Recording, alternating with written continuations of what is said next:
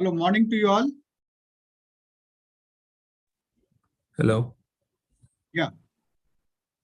Good morning, sir. Shall we start the session, sir? Yeah. Rashekar Reddy, sir.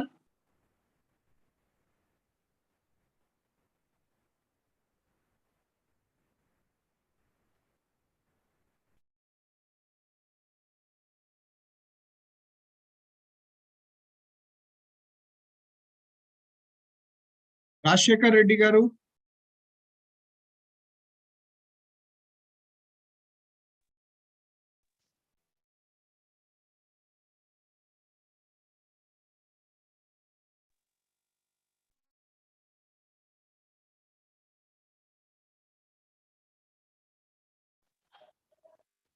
Rashekar Reddy garu. Yeah, I'm here, sir. Yes. So, shall I start? Yes, sir. No, yeah. Okay, please. I Yeah. think somebody, yeah. Okay, you start, sir. Yeah. Now I request Professor Haragopal to introduce about Professor, because this is now the session is Professor S.N. Pandit, S.N. Narahar Pandit, special session which we have organized in honor of his memory. So memorial lecture. So for which there are only 3 lectures. Now, first one, because of Kaudinya, he is going to speak from USA. So now I request Professor Haragopal. He is going to introduce Professor S.N. Pandit, who is a senior professor in operation research and in statistics, and he was also sometimes worked in Usmania University and University of Hyderabad. Many people know that Professor S.N. Pandit. So now I request Professor Haragopal to speak a few words about S.N. Pandit. Then I request Professor Haragopal to introduce Professor Kaudinya. Yeah. Thank you, sir. I mean, everyone knows that here Professor Narahari Pandit. Actually, he was, at the age of 79, he died.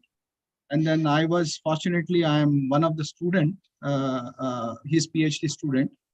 And then he did this, going back towards his education, Professor Narahari Pandit Garu did his MSc Statistics from Mysore University. Then he also did Ayurveda diploma, and then later he joined IIT Kharagpur.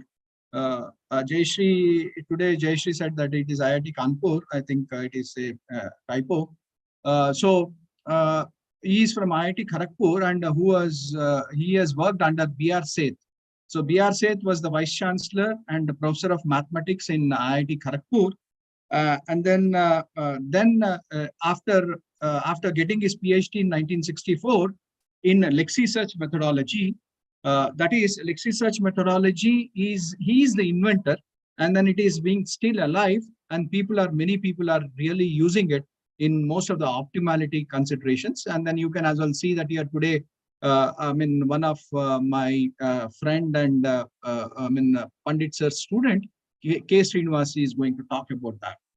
And then he started after serving 3 years in IIT Kharagpur. He started the statistics department in Dibrugarh University as a professor and head. And then he stayed there for around 10 to 12 years, and then produced certain PhD students. And one of them is Gopal Lal Srivastav, Sheila Das. There are many students who he has produced PhDs. And then later he shifted to NIT Warangal. And then from NIT Warangal, he came to Usmania University. Then from Usmania University, he went to start statistics department in HCU, Hyderabad Central University. Then he joined back Usmania and then retired from Usmania during 1995. So I have the fortunate association with Professor Narahari Pandit. In fact, all his 35 PhD students for 46 years. He's a very, he and his wife, are very, very, they don't have children. So they have around 35 children, and beyond the MSc students are many. So that's the, he has got the fortune, we have the fortunate, to have as his students. Then he has published, I mean, if you just talk about his I mean, academic pursuit, he has, I mean, he has produced around 35 PhDs, 16 MPhils. Then he has published some around 270 national and international publications. And then he has also done associated with the MTech dissertations, etc. So, I mean, after retirement also, he was till his death in 2014, he was active, he was guiding students, honorarily, and then as well, he has worked in, once again, Central University after retirement, Hyderabad. Then he went to Tejpur University as a visiting professor. So he is very active. So we as students of Narahari Pandit thought that year when Professor Rajshekar Reddy sir asked us to go for an endowment lecture. So then I just mooted it, and then he has really, we are very thankful that he has allowed us to have an endowment lecture. And then I'm very thankful to him. Yeah. So as a first lecture, so this is Kaundinya. He is also associated with Narahari Pandit as his grandfather. He is actually, as far as his biodata concerned, is that here he is a product of ISI Calcutta. Then later he did his CQF, so that is a certificate in quantitative finance. Very few people have in the world over. So then after finishing his M-Math from ISI Calcutta, B-Math and M-Math from ISI Bangalore and ISI Calcutta, he finished, after finishing the M-Math, he joined the Standard & Poor Company for 1 year. Later he shifted to US, Canada and US. And then now he is actually a PhD student under Tom Hales. So Tom Hales is a well-known figure who has solved the Reinhardt conjecture, a very old Reinhardt conjecture. So he is working under, almost he's finalizing his thesis. He's writing stage. And he is a Andrew W. Mellon postdoctoral fellow from University of Pittsburgh, where C.R. Rao sir has worked too many years. Then he shifted to other place. And then he has got, at a very small age of 17 years, he has published two papers as a distinct. So with so he has become so passionate in mathematics field just because of Professor Narahari Pandit sir. So that's the reason I requested Rajshekar Reddy sir that this guy will be a fit to this particular endowment lecture. So I've requested him, and then he said, okay, he's going to talk today. Then he has, in Journal of Science and Education, he has published one paper, and then also some international publication, and he's working in formalization of formalization theory, which is actually a new topic which deals with math, statistics, and computer science. He has published around 6 publications, and then he has got a very good knowledge of SAS, R, Python, Lean, Coq, Haskell, MATLAB, Octava. So with all these things, by taking the permission from Rajshekar Reddy sir, I invite Kaundinya to deliver his lecture in 20 to 30 minutes. Thank you. Okay, thank you for the introduction. Let me just share my screen. Okay, so thank you again for the introduction, and thank you for giving me the chance to speak today. Tatagaru, as I've known him, Dr. S.N. Narahari Pandit, I've known him for about all my life. I used to go play in his lap as a child, and he was the first person to teach me MATLAB. So it's really an honor to speak at his memorial lecture. I wish that he were here today because he would have really enjoyed this topic, and I never got the chance to explain my research to him. So thank you for the opportunity again. So today I'll be talking about formalization of a stochastic approximation theorem. So what I mean by formal, I mean a formal proof. So what is a formal proof? A formal proof is a mathematical proof in which every logical inference is checked all the way down to the fundamental axioms of mathematics. No appeal to intuition is made, even if the translation from intuition to logic is routine. So what this means is, when you open up a math textbook, you have a bunch of theorems, you have a bunch of lemmas, and each of these lemmas and theorems have proofs associated with them. Now, some of these proofs rely on other theorems which have been proven, and those theorems rely on other theorems, and so on. Eventually, if you keep going down this path, you will hit the axioms of mathematics. In this case, these are Zermelo-Fraenkel set theory axioms. So in theory, it's possible that any textbook you pick up, you should be able to trace this path all the way down to the axioms of mathematics. So if you could write a proof of a mathematical statement or a theorem such that you don't appeal to any intuition, but you figure out all the steps of reasoning until the axioms of mathematics, such a proof is called a formal proof. So here is an example of what this might look like on paper. So this is from Bertrand Russell's Principia Mathematica, which was published in, I think, the 1900s. So this screenshot, which I'm showing you, is from page 379 of this book, and it took them 379 pages to prove that 1 + 1 = 2.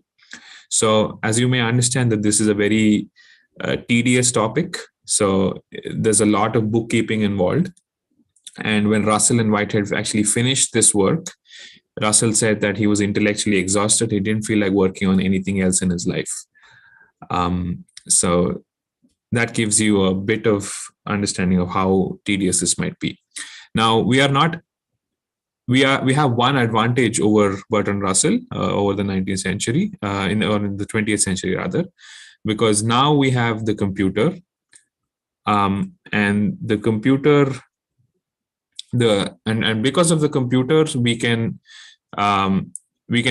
formalize things easier. All of the tedious bookkeeping which Russell had to do on paper can now be automated away with the help of a computer.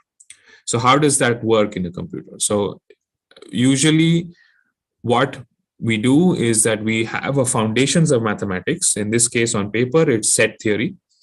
But there are certain foundations which are more suited for computers, and such an example is the calculus of inductive constructions.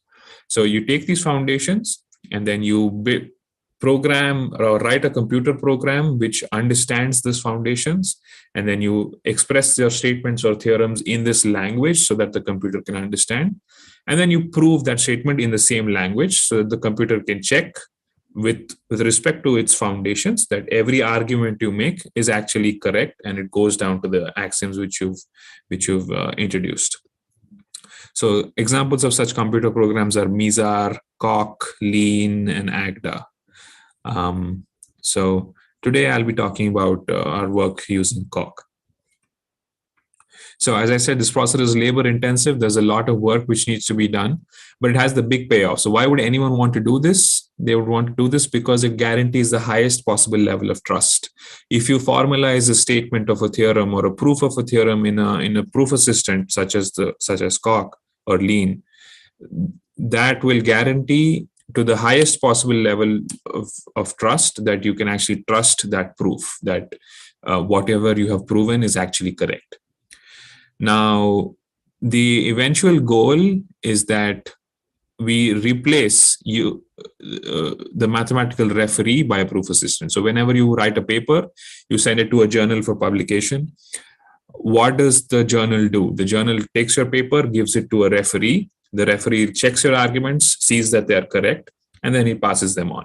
But sometimes it may be possible that the referee has missed a particular step in your proof, right? You may be wrong, not intentionally, but the referee might not pick up that proof. And if that is published, that will be an error which future generations will then use. And if they discover that error, then the theorems which they use will refer back to this theorem which had a flaw in it, and that will be wrong. So mathematics is like a house of cards. So if there's a flaw in one card, the entire structure collapses. So it's very important that we build this trust. So the hope is that for the mathematician of the future, one can verify their own proofs before sending them out to publication. So here are a bunch of examples of formalization projects. There is the Kepler conjecture, which was solved by Tom Hales in 1998. When he solved this Kepler conjecture, there were pieces of computer code which the referees, in this case, the Annals of Mathematics, the most prestigious math journal, they could not verify. And so he launched this project in which he completely formalized the entire proof of this conjecture. And then now we know for certain that it's actually true. And there are other projects which I don't want to go into.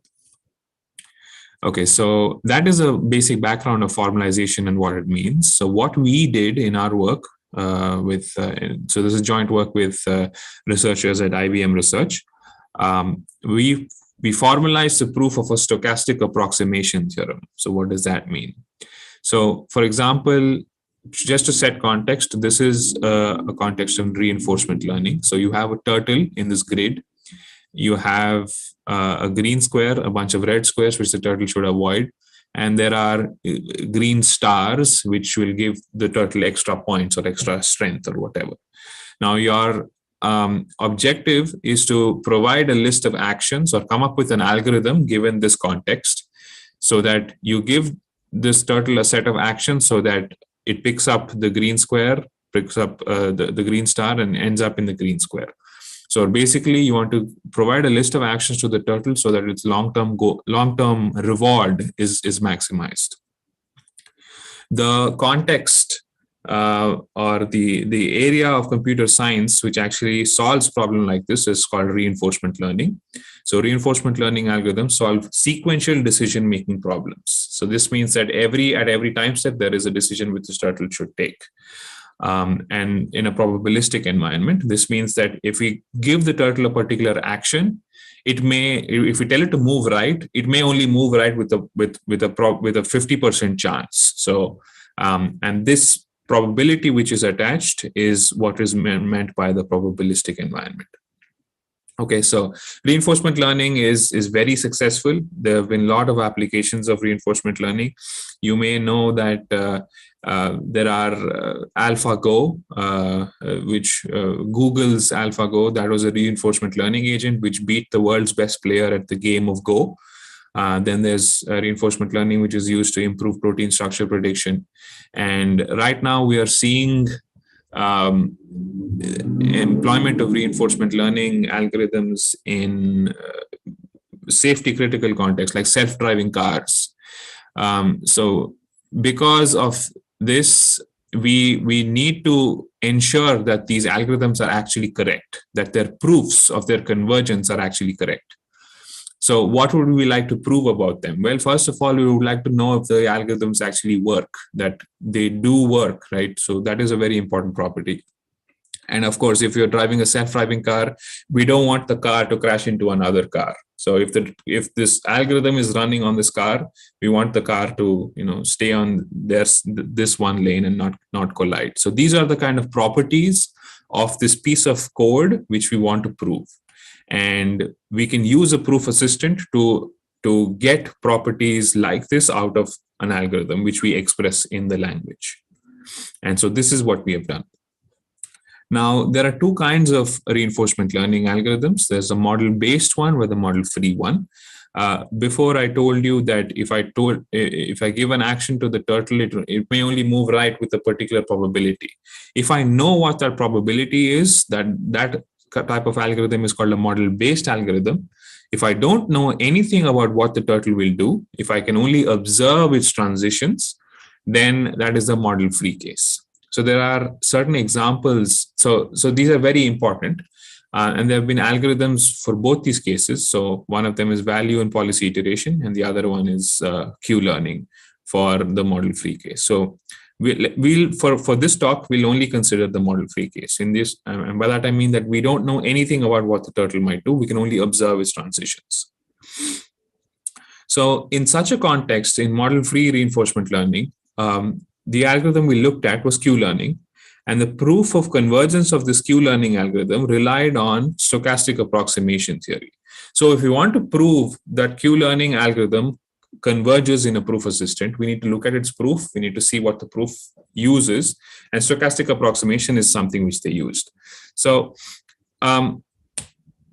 stochastic approximation is one theorem which we proved in order to get to model-free reinforcement learning, and that's what I wanted to talk about today. So stochastic approximation, what does it mean? So here is a general problem. Say you have this equation m of theta equals b, which you want to solve, but you don't know what m is. Okay, so theta star is what you want to approximate, but m of theta is an unknown function. So m of theta is the expected value of a random variable y, and the distribution of y is theta dependent. But one thing you can do is, for any given theta value, you can get an oracle to give you sample values y1, y2, however many you want. Okay, so in this context, how do you estimate what theta is? Now, this is a more generalization, a generalization of the classical parameter estimation model, right? So if you replace y with y minus theta and set b equal to 0, then this problem would be, how would you estimate the mean of a random variable y from samples of y, right? And this is a well-known problem. You just construct the sample mean, and that will be an unbiased estimator of your sample of your expected value of y. So in this sense, this is a more general problem. So let's consider a different example which is probably a bit more motivating. So if theta is your dosage level of a drug, so you're performing an experiment, theta is a dosage level, and m of theta is, say, the probability of success that drug is actually curing the disease, and the probability, and we want to find that dosage level of the drug such that the probability of that drug at that dosage level curing is, say, 95%. So V is 95%. Okay, so we want to find theta star. Now, one thing you might do is naively, so we'll fix a dosage level, repeat the experiment 15 times or 25 times at that particular dosage level, count the number of times that the experiment, that the drug cured the patient, did not cure the patient, right? And then from that, you compute the probability by total number of positives divided by total number of trials, and you call that your estimator. Okay. Now, if that dosage level was nowhere near the optimal value, then you would be repeating a lot of experiments, and they will be wasting a lot of time. So the question is, can you improve on your estimate for the dosage from previously computed experiments? And this is such an experiment, such a more efficient iterative procedure. So at the nth stage, if you start with the dosage level and you receive yn, which is the result of your experiment, you subtract that from V, which is your desired probability, and then multiply that by an AN, and then call this your new dosage level, and then repeat the experiment with this new dosage level. And this guarantees, under certain conditions, that eventually this theta n will converge to the optimal value. So this is proven by Robbins and Monroe in 1951 under these conditions. And this started the field of stochastic approximation. So, another example of this working. See, so if g of x is 1 over 1 plus e to the minus x, we want to find x star such that g of x star is half. Okay, so in this case, x star is actually 0. So if I put e to the 0, that's 1. So that's 1 over 1 plus 1. So that's half. Now, assume that I can't observe g, but I can only observe f, which is g plus some random or uniform standard normal error. Now, if I want to, in this case, if I can only observe f, how do I approximate x star? I use this iteration, and then I repeated this experiment, say, 30 times with different initial start values, and eventually I ended up at 0. So this algorithm actually works. Well, when I say it works, I meant that for these 30 realizations, it works, but this is not a proof. This is not a mathematical proof that it will work for any starting point I want. For that, I'll need to formally verify it in Coq if I want to be 1000% sure that this thing actually works. Okay, so I don't want to go into the history, but what I'm saying in the slide is that Robbins-Monroe is just one stochastic approximation algorithm. There have been many results in the 1950s which extend their result. And the result we chose to formalize was Dvoretsky's 1956 result on the stochastic approximation theorem. We chose this because Dvoretsky's theorem implies Robbins-Monroe and Kiefer-Wolfowitz, which are two very important stochastic approximation results. So here is the theorem we formalized. So this theorem, we formalized its proof. That means we checked the proof of this theorem all the way down to the fundamental axioms of mathematics, and it works. So this theorem is actually true. And this theorem, Dvoretsky's theorem, I don't want to go through all the details, but this implies the convergence of Robbins-Monroe. So we know that this graph is actually speaking the truth. So there's a lot of prerequisites which we needed to develop for this. For example, conditional expectations, and then limits of sequences and random variables and almost everywhere convergence, and filtrations of random variables, measurable functions, and so on. So all of that probability theory library for the Coq proof assistant is now available, is open source. It's available. You can check it out at GitHub. It's IBM/FormalML. And so yeah, so I think I have 10 more minutes, but I want to talk a bit more about future work.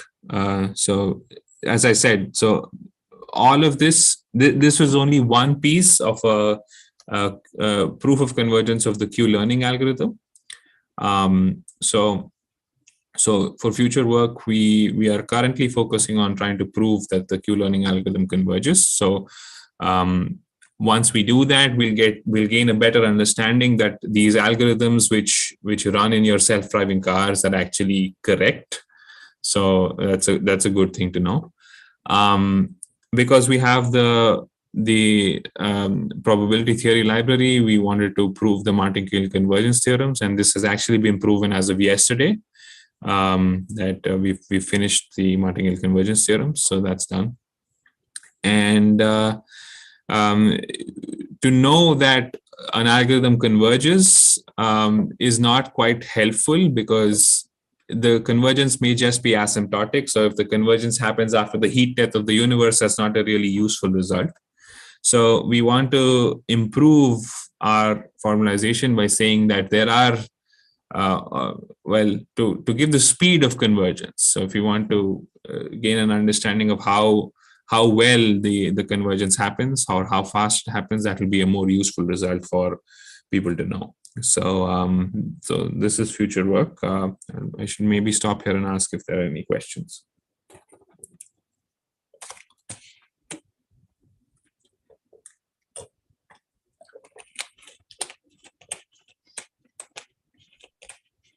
Yeah. Any questions?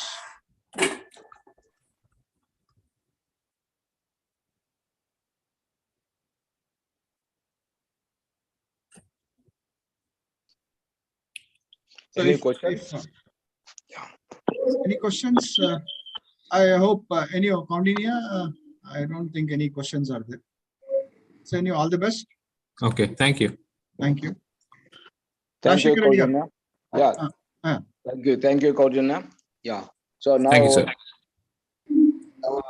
now I request Professor Haragopal to speak about his talk on contrast between simple and complex classification algorithms, music information, data value. So now I'm happy to introduce Professor Haragopal who is the director of Artificial Intelligence and Machine Learning, Asian Algo Limited, Hyderabad. Former professor, Department of Mathematics, BITS Pilani, Hyderabad campus. Principal consultant, Data Science Practices, Envision Enterprise Solution Private Limited, and he was a retired professor of and former head Department of Statistics, Usmania University, Hyderabad. Former director, Center for Quantitative Methods, Usmania University, Hyderabad. Former coordinator, UGC DRS SAP 1 and SAP 2, and he is instrumental in getting 1 crore to the Department of Statistics, Usmania University. Under his supervision, he has produced 25 PhDs and on 4 are on pipeline on the specializations like data science, operation research, image compression, group testing, econometrics, and social statistics. He has also produced 7 MPhil dissertations, around 125 research papers published in national and international journals. He has obtained, so he has put it 37 years of teaching experience in the Department of PG and Statistics and degree colleges. And he is consultant for Aurobindo Pharma, SPSS, former president of AP Society of Mathematical Sciences. And he was also now he's also the editor of International Journal of Agricultural and Statistical Sciences. Involved in the several surveys like in the habitation survey conducted by government of AP, data analyzed for the BC survey handled by ISI Hyderabad, data analyzed for the poverty estimation of Kuppam constituency in Andhra Pradesh, involved in poll analysis of Karnataka state, involved with micro level survey AP government, delivered several invited talks at various conferences. So now I am happy to introduce Professor Harugopal. Now I request Professor Harugopal to give a talk on your choice, that is on contrast between simple and complex classification algorithms. Yeah, thank you, sir. Thank you for the introduction, and I'm really grateful that so we have the journey is very long with us with ISPSS and all also. I really thank the organizers and particularly Rashekar Reddy Garu for inviting me to deliver a lecture on the endowment lecture of late Professor Narahari Pandit.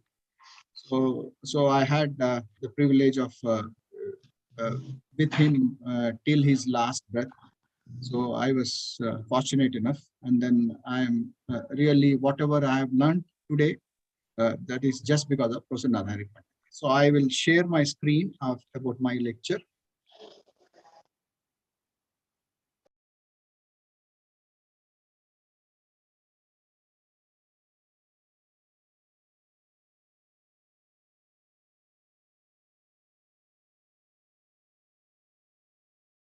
Yeah, so this is actually with my, I mean, one of two of my students with whom I worked in BITS Pilani Hyderabad campus. So actually this is going to be a new technology with which you can as well see that here how the Carnatic music or the rap or the I mean tempo, how it is going it, and then how best we can as well do that here. So this looks very simple, but it is not. While comparing this thing and then bringing it to the efficiency level, that is what actually is really we want to know that here. So for that reason, this is being taken up, and this is being done through the Python aspect here. Like, see, you just see this here. We have many algorithms, classification and audio signals in music information retrieval. And then we have used the feature extraction using Librosa. So this is actually a Python package for music and audio analysis. So and then the features are chroma and then root mean square, and then as well as zero crossing. So zero crossing means that actually when the pitch is very high, it goes up and then comes to zero. So that sort of a thing, features are being taken into consideration for the music data which we have taken. Then the algorithms implemented is that they are k nearest neighbors. then Fisher's linear discriminant function, then quadratic discriminant analysis, and then feed-forward neural networks. So the idea is that here, how do you identify and how do you classify the various aspects of this music here? So that, and then which model fits well, and then what is the efficiency of that particular model? So that is the main intention of this particular study. And this is very, you can as well Google and then see that here, very few people have worked on the music analytics. So, I mean, even in India, sports analytics also is coming up. So I thought, okay, we'll take up this particular thing, and then we were successful. And this particular, I mean, this thing is being accepted in a Springer book. So this work, which we have done it, all me and my two students, so this is being accepted in Springer Verlag book with a good international publication. Right. So music information retrieval is one of the fast developing fields which has many applications in music informatics. So the ultimate this thing is that here the genres which you have in these music, so it has to be what actually it has to be.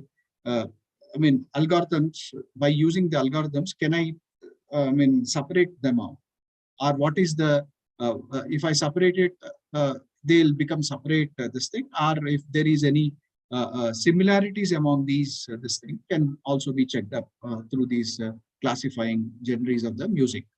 So recommendations of similar music to users. So this is what actually I mean we want to know that, yes, so whether Carnatic music is Carnatic music and as well as rap or any other aspect which you want to take it here.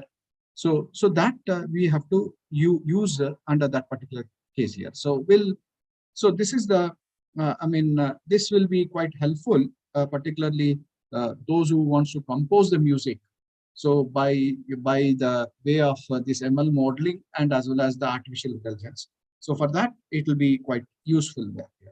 So, and then as you all know that here music test for each individual may vary largely, and then therefore music is divided into many different genres, which further have their subcategories. The challenge here is that here to classify and identify the features based on which one can differentiate a genre of music from another.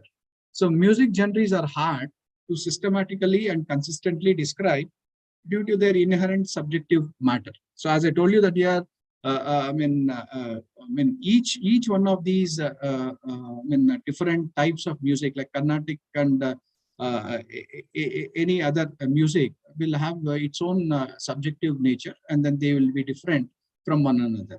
So ultimately, if they are different, you can call that as one particular aspect.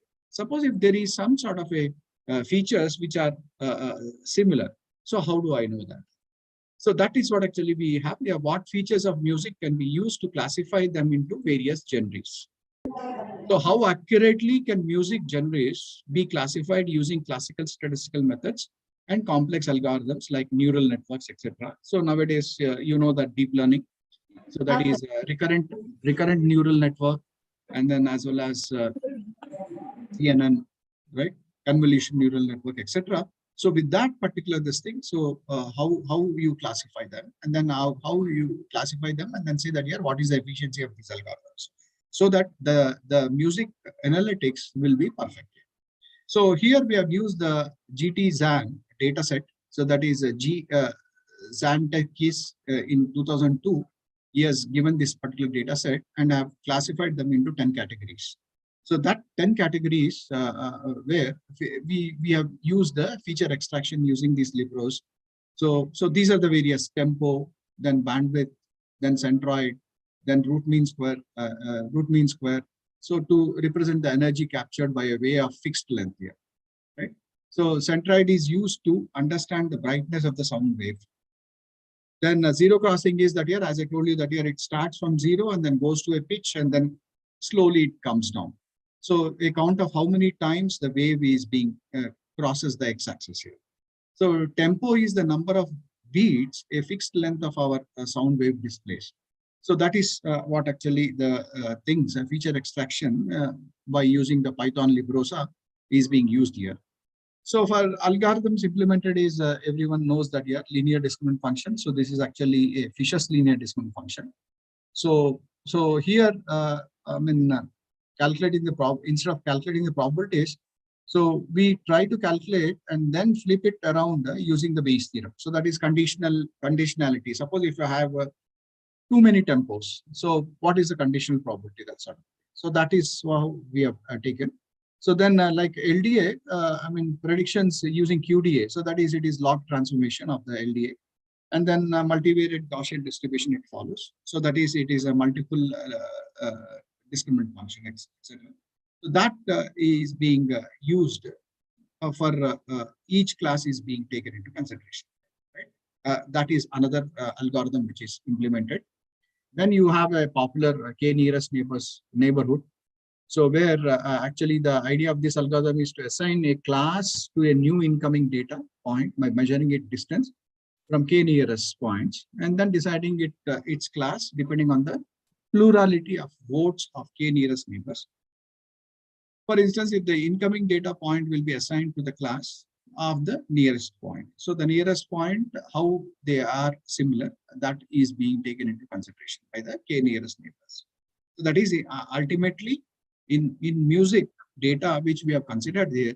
So we want to have these classifications and see that here how far they are similar, how far they are distanced from a particular centroid. So that is being considered here. Then we have the ultimate thing, feed-forward neural networks. So these are actually a culmination of many functions which are stacked together, because music generates consists of a stacked number of various aspects, right? And then, so now this is being arranged into a particular network, and then you see that here how best we can, these four functions, that is, what are the four functions that is? So simple nonlinear functions, you take it and then wrap together. Why it is wrapped together? It is, as I told you, that here the tempo starts from 0th level to the peak and then comes down and then it goes on. It will be actually a, like a sine curve. It sometimes it will be very low and sometimes it will be quite high. So hence, if feed-forward neural network is being considered. So why I'm saying is that here always it is not linear. The music data which you consider, it could be some, it could be some, there could be some sort of a sine and cosine aspects also be taken into consideration. So then we have to consider that also in the data of under this particular music analytics. So for that reason, we have tried these algorithms to see that here which turns out to be the best approach. So for that, this is what actually we have, data modeling has been done by GT Zan. And then we have, as I told you, that your linear discriminant analysis is being fit for the data considered. So this is what actually the below images, the images show how a complex and intertwined data set now becomes easily classifiable with distinct borders.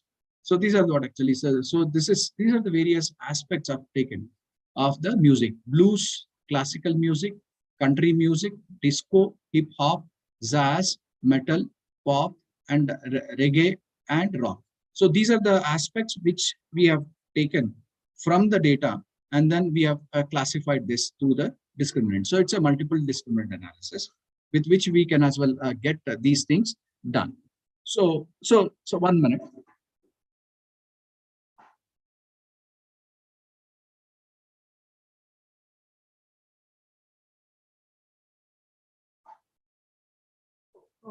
This is what actually we have here.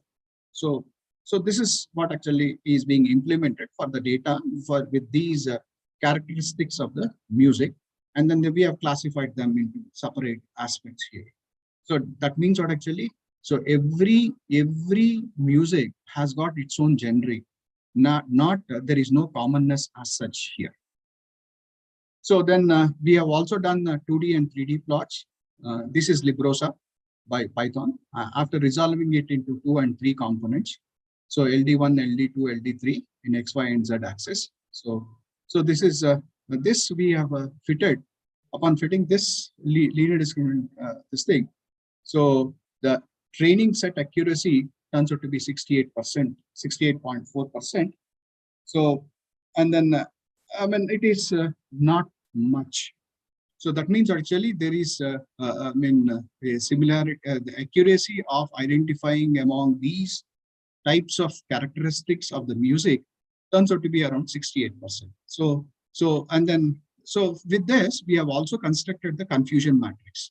So this is the confusion matrix. So from this confusion matrix, you can as well say that here, the classes 0 to 9 represents blues, classical, country, disco, hip hop, jazz, metal, pop, reggae, and rock respectively. So the result can be improved if the cross-validation set is used for the classification. So upon using the cross-validation set, the training set accuracy increases to 77.4%. And the cross-validation set accuracy tends to 68%. So this is what actually the aspect which we can as well do through the Librosa. So the results obtained, LDA can be further improved because it is only a 68% aspect. So you can as well further improve this thing by using the QDF. So that is a quadratic discriminant function. So that's what actually we have done here. So we have performed a similar analysis for QDA as well. So this is the confusion matrix for this here. So here 0 is blues, 1 is classical, 2 is country, and then 3 is disco, and 4 is hip hop, and then 5 is jazz, and 6 is metal, 7 is pop, and 8 is reggae, and 9 is rock. On fitting the data set to the quadratic, so it is training set shot to 81%. So quadratic gives you that of the test set came to 74%. So there is an improvement from LDA to QDA. So thus it is safe to assess that music generate data set does not follow a linear mode. That's what actually it is clear cut in this particular case here.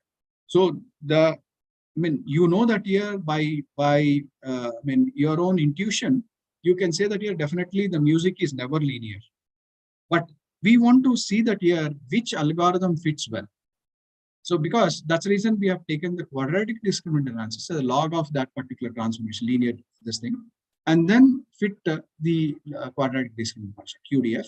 And then, we have seen that here there is an improvement from linear to quadratic. So that is what actually we could say about quadratic discriminant analysis. So then we have gone for a fitting of k nearest neighbors.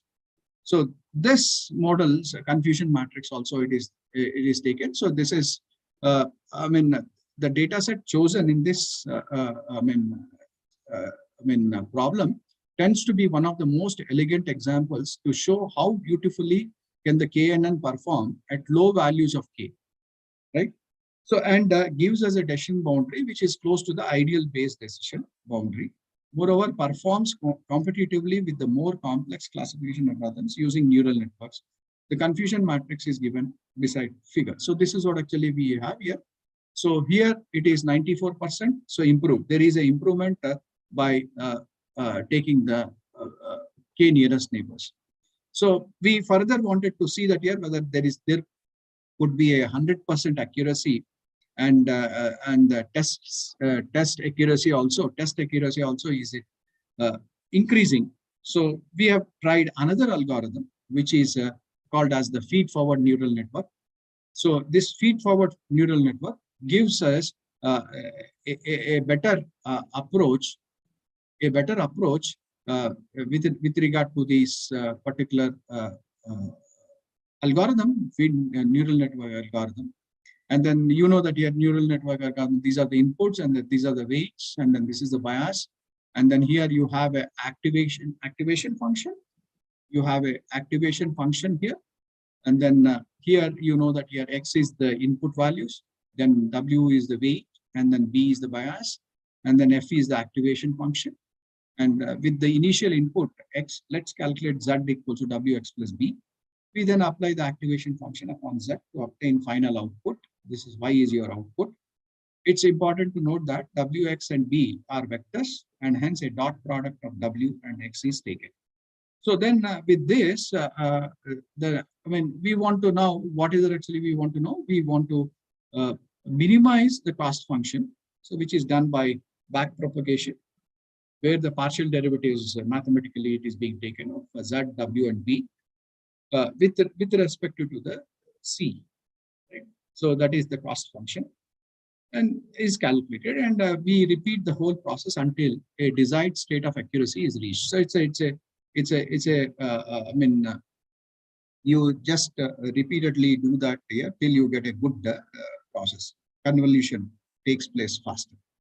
So then after this, we could know that here after doing this neural network approach, so we could three fundamental classification algorithms, that is the authors have very conclusive result. The performance of the algorithm can be arranged in the following order: LDA, QDA, KNN, neural networks. So the neural network gives us the best results, about 93% accuracy, which can be considered very high based on the simplicity of the network. So that is what actually we had. So then we have this here algorithm. So here LDA gives training set accuracy is only 68%, and then test set accuracy is 67%, and then QDA is 84%, and then test set accuracy is 79%. So then KNN, if you just take it here, 91% and 86%. But neural network, if you just take it here, 93 and 90. So that means beyond this, no other algorithm might give you a better this thing here. So therefore, definitely, even in regression aspects also, when you compare regression, multiple linear regression with neural networks or RNN or CNN or whatever it is, feed forward or feed backward, forward or backward, it is so obvious that here the standard procedures which was invented ages ago are definitely not going to give in most of the data sciences problems, and then hence the thing which you get it is definitely these neural network approaches, and then particularly LSTM methodologies, and then as well as many other new RNN and CNN approaches might give you a better picture, and then identification of that, and then classification aspects can be seen a better approach for this sort of a data. And then here the data which is available is not in it is not in the Haragopal, last 5 minutes. Yeah, Haragopal. yeah, I'm fine doing it, sir. Finishing it. So actually the data which we have taken is not actually in terms of what actually it is numeric data. It is only a wave data. So that wave data has to be converted into data and then apply these algorithms. So that is what actually our interest in this particular approach. So thank you for giving me any questions. If it is in permissible, 2-3 minutes is there as per Professor Rajshekhar Reddy garu. Any questions?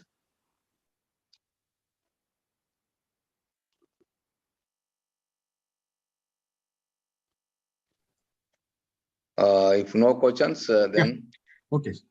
Okay. So thank you, Haragopal, for your nice and very informative about this music performance. So nice presentation. This will be the future, sir. This will be the future. Yeah. So it will be very much benefited to all youngsters for doing research in this novel area.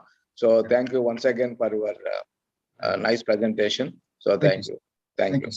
So our next one is Professor M. Vishnuvardhan Rao garu. Now I request Haragopal to chair this session and introduce Vishnuvardhan Rao garu.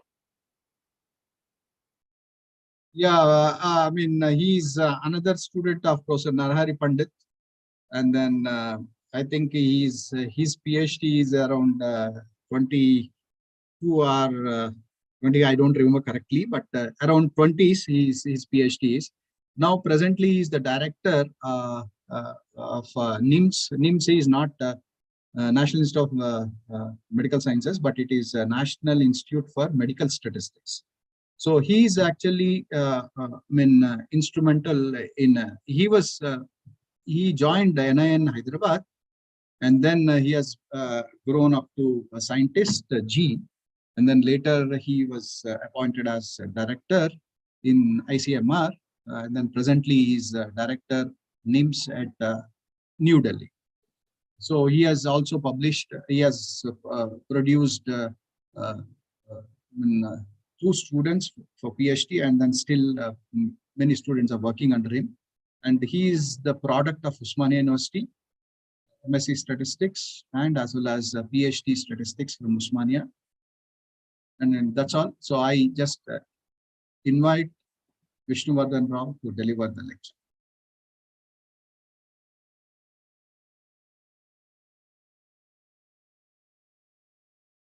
Yeah, Vishnuvardhan Rao. It's muted. Okay. So thank you very much, Professor Rajsekhar Garu, and the organizers were inviting me for this topic. And unlike, I think I'm also thankful to the organizers. I think Dr. Bhattacharya, Dr. Jayasri, they are all in constant touch with me. Professor Argopal, I'm pleased to have him here. A long time I'm seeing. And I'm also pleased to see the boy who has grown in front of our eyes. He's doing extraordinary good work, Kaundinya, and I congratulate him. And I heard his talk is fantastic. Probably my talk would be more of a application point, less of a theoretical one. And I'll try to finish it up. I have given a very less time. Shall I share, sir, to Professor Rajsekhar Garu? Yes. Argopal, shall I? Yeah. Is it visible, sir? Yes. Sorry. So thank you very much for inviting me, especially for this Professor SNN Pandit's, and then on the name of Professor Pandit, which gives me a lot of respect, and I am here because of him. So I learned many multivariate statistics whom I did not do in MSc, but he made me to do. Because of that, I am in this position. I always remember him. I always remember him whenever I find time, whenever I've been meeting. So this is a tribute to him. And I'm also happens to be the head of the artificial intelligence cell of ICMR, which is an apex medical body of this country. And you all know that ICMR has COVID time, ICMR has done a lot of work and presently also doing. I just quickly go through. If you can stop me if I am exceeding the time, sir. So I just want to give the developments of the AI and big data, especially even ICMR also taken up the job. So just for the information, a physicist, an engineer, and a statistician are on a hunting trip. They are walking through the woods. When they spot a deer in the clearing, the physicist calculated the distance to the target, the velocity, dropped the bullet, adjusts and fires, missing the deer by 5 feet to the left. Then engineer also frustrated, and he took the gun, and he, after licking a finger to determine the wind speed, and he fired a gun, and it missed the deer by 5 feet to the right. Then suddenly, without firing a shot, the statistician cheers, and woo, we got it, because we always think that left by average of left and right is center. So that is the error which we do always in the statistics. For example, if you take this, the average men having an average meal. If you see this, the weight if you take, that is exactly the weight of which IR we have. And if you also take the amount of food they are taking, also average, it is the same what we are taking, but the two are two outliers. So the difference between the statistics and artificial intelligence is it also identifies the what you call the outliers and the quality of data also. So over a period of time, when we were studying, we were doing the hypothesis testing, and we have grown to evidence-based medicine and meta-analysis. Conventional statistics have been transformed to advanced modeling and multivariate statistics. Small computations have become now artificial intelligence and big data analytics. This is the change. This is a transition the statistics have taken place. Therefore, the statistical theory, tabulation of the averages, Bayesian methods, etc., it is on the top now, AI and big data.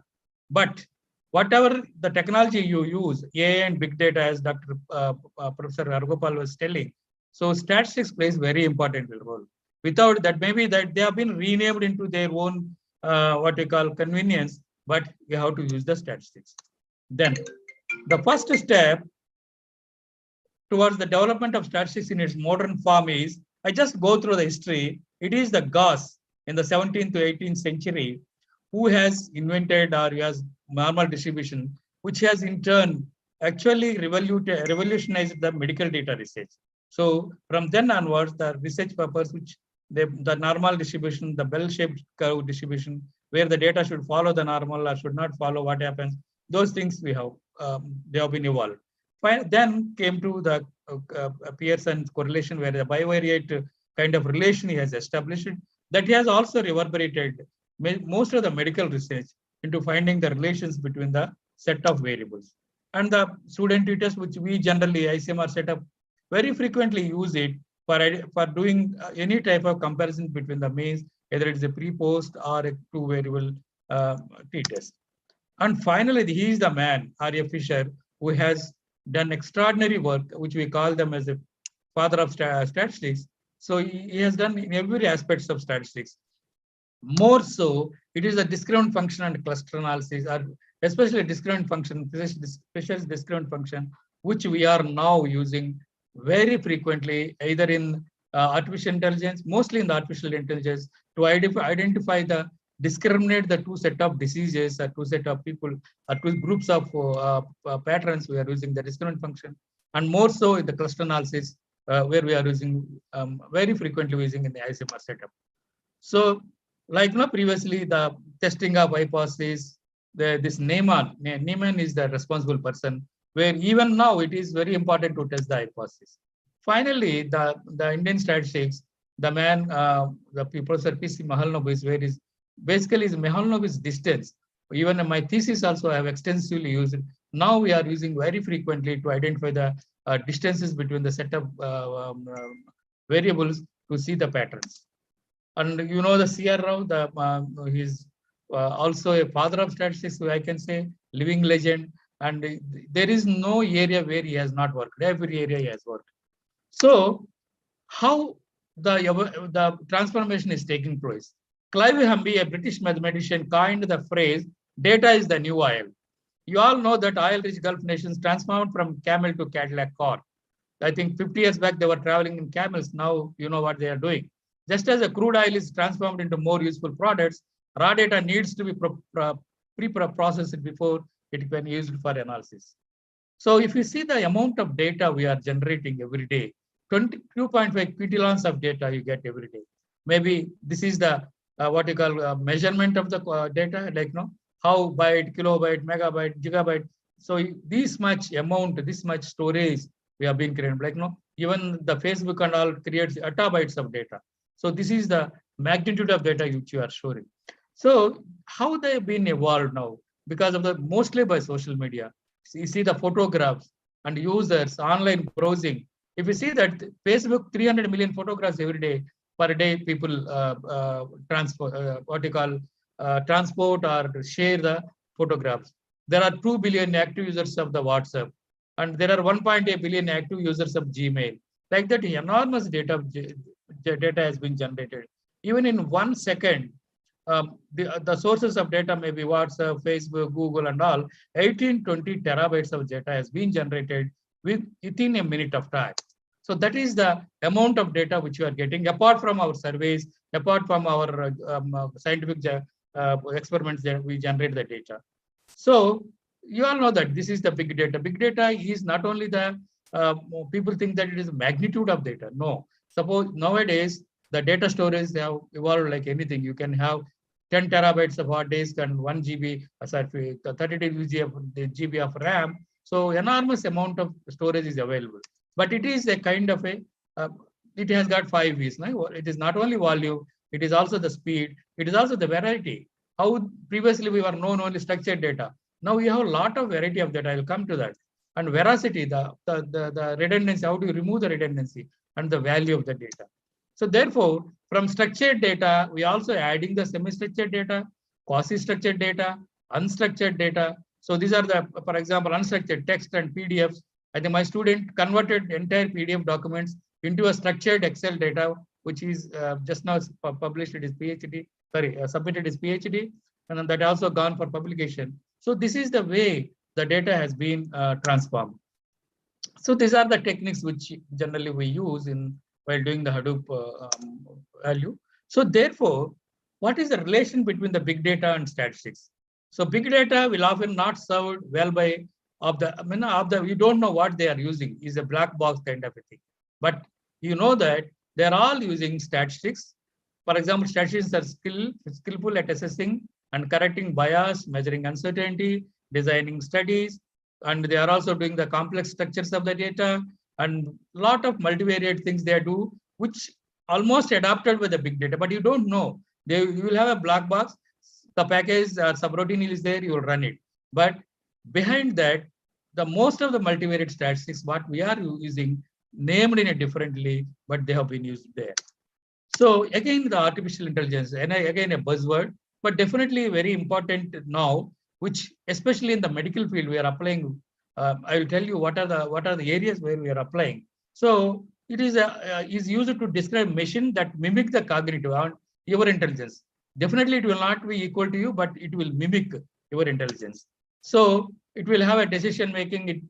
It will also solve the complex problems and the high level computations. So these are the I think one who knows the artificial intelligence and its technologies, they are in a better position to do this. Therefore, the difference is statistics emphasizes on averages, articulation of hypothesis, whereas the goal is the operational effectiveness, less need to specify what need to go into the model. So they will not specify what else. They always test and train and leave it on you. So you have to use that. Fine. So the different terminologies we use in statistics and machine learning, we call it estimation, they call it learning. We call it a classifier, they call it a hypothesis. We call it a regression, they call it a supervised learning. We call it a classification, they call it a supervised. Like that. Covariates, they call it a features. We call it a responses, they call it label. But whatever they name it, they are using statistics only. So this is the kind of a Venn diagram where the statistics has been very importantly used in pattern recognition and also machine learning and neurocomputing. Therefore, the critical component of AI is prediction and is a central input to a decision making. Always prediction takes information which you have called data and uses it to generate information you don't have. That's all it does. Therefore, according to the former secretary of USA, there are three types of predictions. One is known knowns, which it is a kind of a rich machine prediction can work well. Known unknowns, we know our predictions will be relatively poor in situation where we don't have much data. Unknown unknowns, if something has never happened before, a machine cannot predict it, at least without human careful judgment. So this is the way we have to classify them. Okay, it's not moving. Yeah. So therefore, in the ICMR setup, we also call for proposals. We have been using in all aspects of the training. That is generally people do early detection of the diseases and research what would happen to the diseases. And we also take the decision makings, especially the diagnostics. Suppose you have the X-rays where the doctor or a radiologist can assess that, but with the artificial intelligence algorithm, we are able to identify whether the person has a TB or not.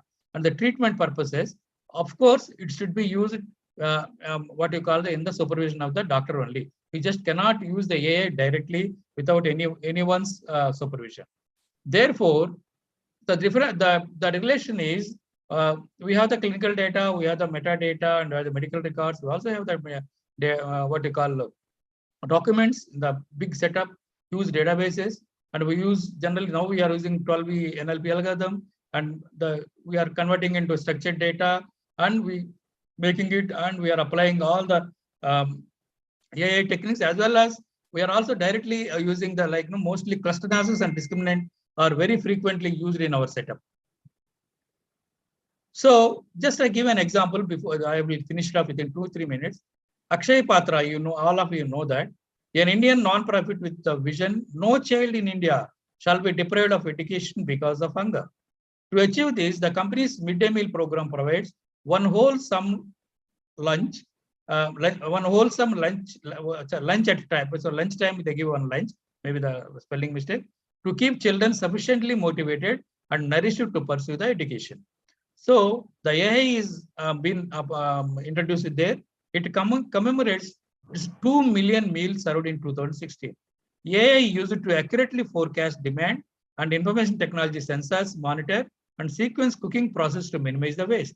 AI in combination with these other technologies expands its operation efficiently, meaning more children fed and kept in school. So nothing, you will not find any waste in the Akshay Patra setup. I think many people know about this. So these are the skills for the youngsters. I am telling where data scientist is a buzzword now. Everyone, no one is to be like to be called statistician. Unfortunately, they want to be called as data scientist. But I am telling you, statistics is the backbone for this. If you are a good statistician, you are also a good data scientist. If you are not a good statistician, you may not be a good data scientist. But for a data scientist, you should also be a good statistician. So the biggest impact of AI, I think this everyone knows that Google cars, trains already rules the rails of European cities, Boeing is built. So these are all so many things are available. This is a literature. So if implemented responsibly, AI can benefit society. However, as is the case with most emerging technologies, there is a real risk that commercial and state use has a detrimental impact on human rights. That's why we in the ICMR, we are going for ethical guidelines for artificial intelligence. If at all you want to use the AI in health, the guidelines which ICMR is going to release, you have to follow those guidelines. Though it is a data, you have to follow the ethical guidelines. Okay. So this is the, and for everything we need the data. Quality of the data is very important. People think that otherwise it will become a garbage in, garbage out. Therefore, in that aspect, ICMR NIMS has released the National Data Quality Guidelines. We have worked for 2 years to release this document, and this has been released by our Secretary, Professor Dr. Balram Bhargava. You know him during COVID, he is very popular, and even now he is popular. And we kept all member Niti Ayog, they released the book. This book is available online freely, and you can download it, or else I will also send to the society some 30-40 books so that Professor Rajsekhar Reddy and Bhargopal can distribute that. So therefore, my vision towards, my advice towards the what you call the youngsters, but not to the professors who are sitting, they already had their achievements, is that you should have an idea. So how idea changes a man, or how idea changes a woman. So therefore, I just give an example before I finish up my talk. With only one idea, how 3 people became billionaires. It is amazing. You can see this. One person by writing books became a billionaire, J.K. Rowling, Harry Potter book. Another person he's a bookworm. He's a Warren Buffett, became a big businessman by reading books. And Jeffrey Bezos, you know him, very popular now, your household name. Amazon, initially it was by selling books, he became billionaire. Amazon was initially established to sell the books. See, idea is 3 billionaires. Therefore, finally, the idea that makes you big. So that's why the idea, you should have an idea. Implementation, you can do many ways. Many people will help you how to implement, but you should have the idea. So you can see that how with one book is the common, how 3 people became billionaires. Thank you very much for your patient hearing, and thank you very much for giving me this opportunity. Thank you, sir. Yeah, thank you, sir. Thank you, Vishnuvartan Rao garu. Yeah, Hargopal. Yeah.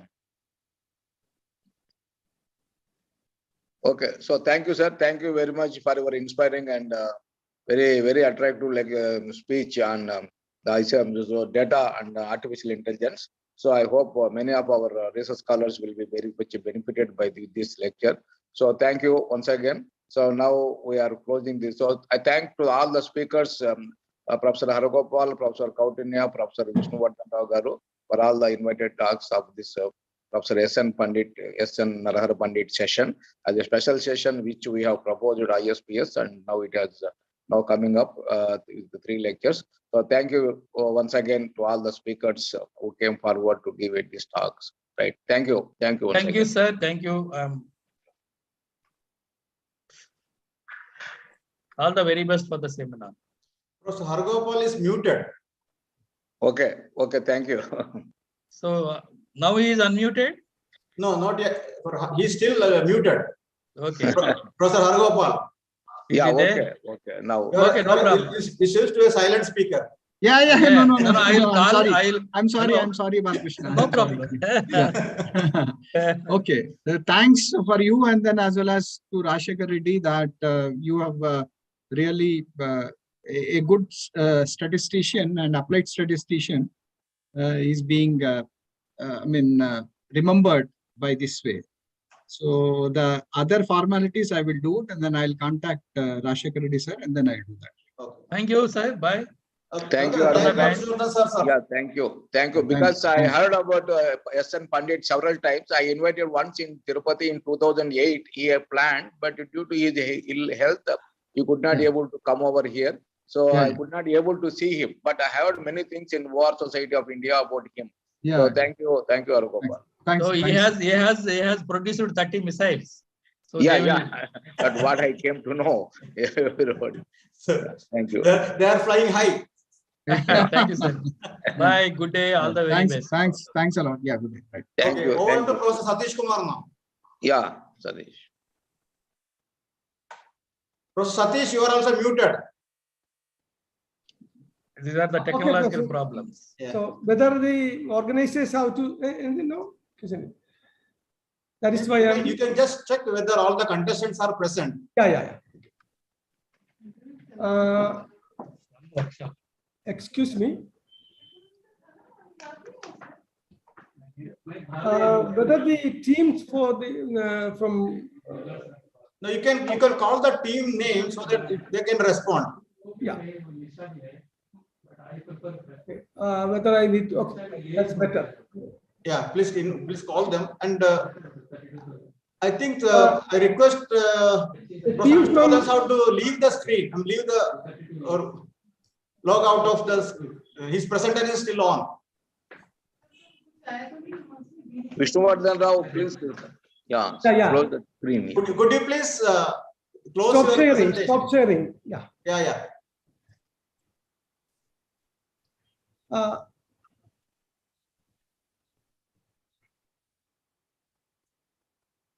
Good afternoon to all.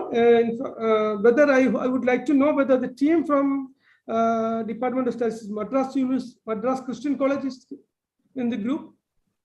Sir, we are there, sir. Yes. Okay. Similarly, other people.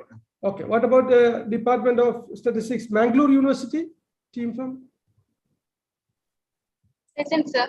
Okay. Okay. Good. What about Department of Statistics? Yenipaya deemed to be the. Yenapoya University. Yes, sir. We are present. Yeah, that means all the teams are there, so you can start. But also find out the presence of judges. Yeah. I would like to know whether Professor Jitendra Kumar is here in the group.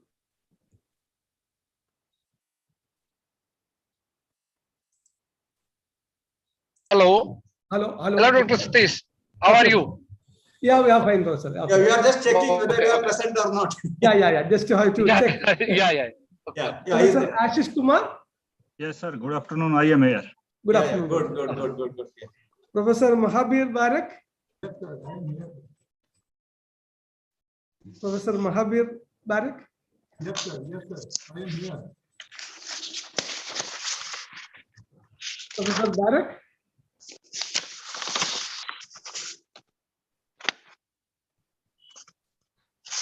Yes, sir.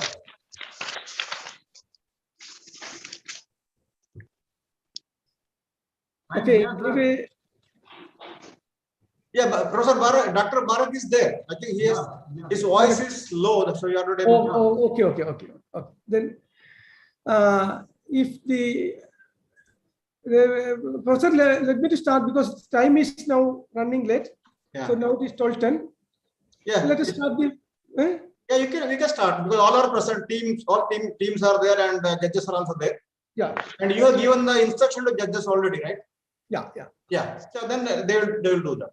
So the team members. So we have just an introduction. We have received several entries, and when we shortlisted, three shortlisted teams are here to compete for the MSc Best Project Award of ISPS. And team one is Department of Statistics, Madras Christian College. the first team, team number 1. Second team is Department of Statistics, Bangalore University. And third team is Department of Statistics, team from Department of Statistics, Yenipaya, deemed to be the university.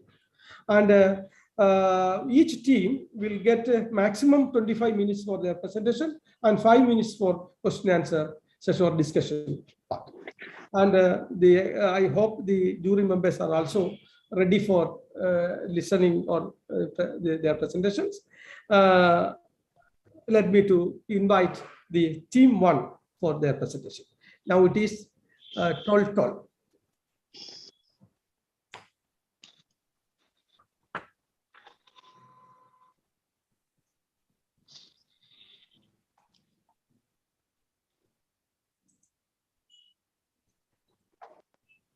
Madras Christian College, Department of Statistics. You can share the screen and start presentation. Yes, sir. Sure. Just a second, sir. Yeah. Okay.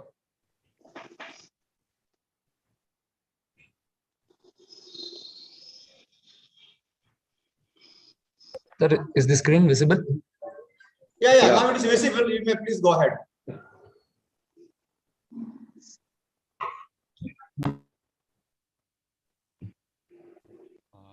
Good afternoon, everyone. So, myself, Rajesh. My team members are Malolan, Ashwini, and we are from Madras Christian College, first MSc. So, our paper presentation is about prediction of outcome of T20 cricket using classification techniques. So, first of all, cricket is a bat and ball game played between two teams of 11 players on a field, and a field at a center, which is rectangular 22 yards, called as pitch. One team bats attempt to score as many as runs as possible, whereas the opponent team fields and try to cut short on the runs of the first team. We have taken 14 teams consider for the analysis. Afghanistan and up to Zimbabwe. These teams are the highest ranking rated by International Cricket Council, that is ICC. When coming to the T20 is a shortened game of a cricket. In T20 game, each team has innings, and the overs are restricted to 20 overs per innings, where each over consists of only 6 balls. It was introduced to cricket a fast-paced game that would be attractive to spectators at the ground and viewers on television. T20 cricket is played both in international and domestic, like IPL, CPL, and BPL. So it was introduced during 2003 with rules changes that put a premium on hitting and scoring, gaining a new audience for cricket.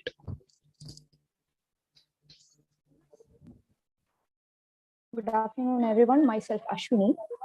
This project actually is about cricket, and we all know that it's a popular sport and a relevant economic venture, and has currently gained a huge space in academic realm. One of the main recurring objective has been observantly the win prediction of teams or players. Here, we enlist a few such papers that has aided us to complete this paper. Campbell et al. Discusses the win percentage prediction of 50-over matches based on players alone.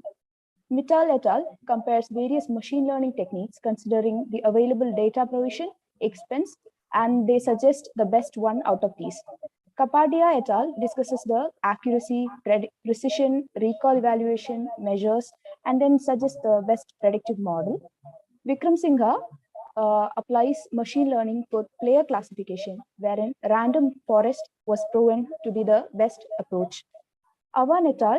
Uses linear regression for score analysis, Spark framework for the quantitative approach in ML. Here too, they tries to perform a comparative analysis. Raja et al. Compares KNN or K nearest neighbors, random forest, gradient boosting, and decision tree classifiers to compare the accuracy as well as error. Sudhamadi and Meenakshi consider the data set for the past 10 years of IPL and performs 4 different machine learning algorithms in R software. Singh et al. Has utilized structured data to predict the outcome of 2020 matches and compares the accuracy of various ML algorithms. Raju et al. Approaches to this based on the features like ground as well as month.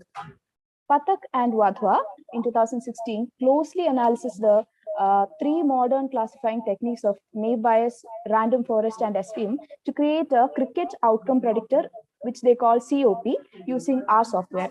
They predicted the outcome of ODI matches and compared the balanced accuracy and kappa statistics of different classifying methods. Singhvi et al. Approaches the player performance orientation, and the factors they considered are strike rate, not outs, economy, maiden overs, no ball, and wides to rate the players. From these papers, we could find a number of objectives to be included in our paper. These objectives are to be detailed in the next video.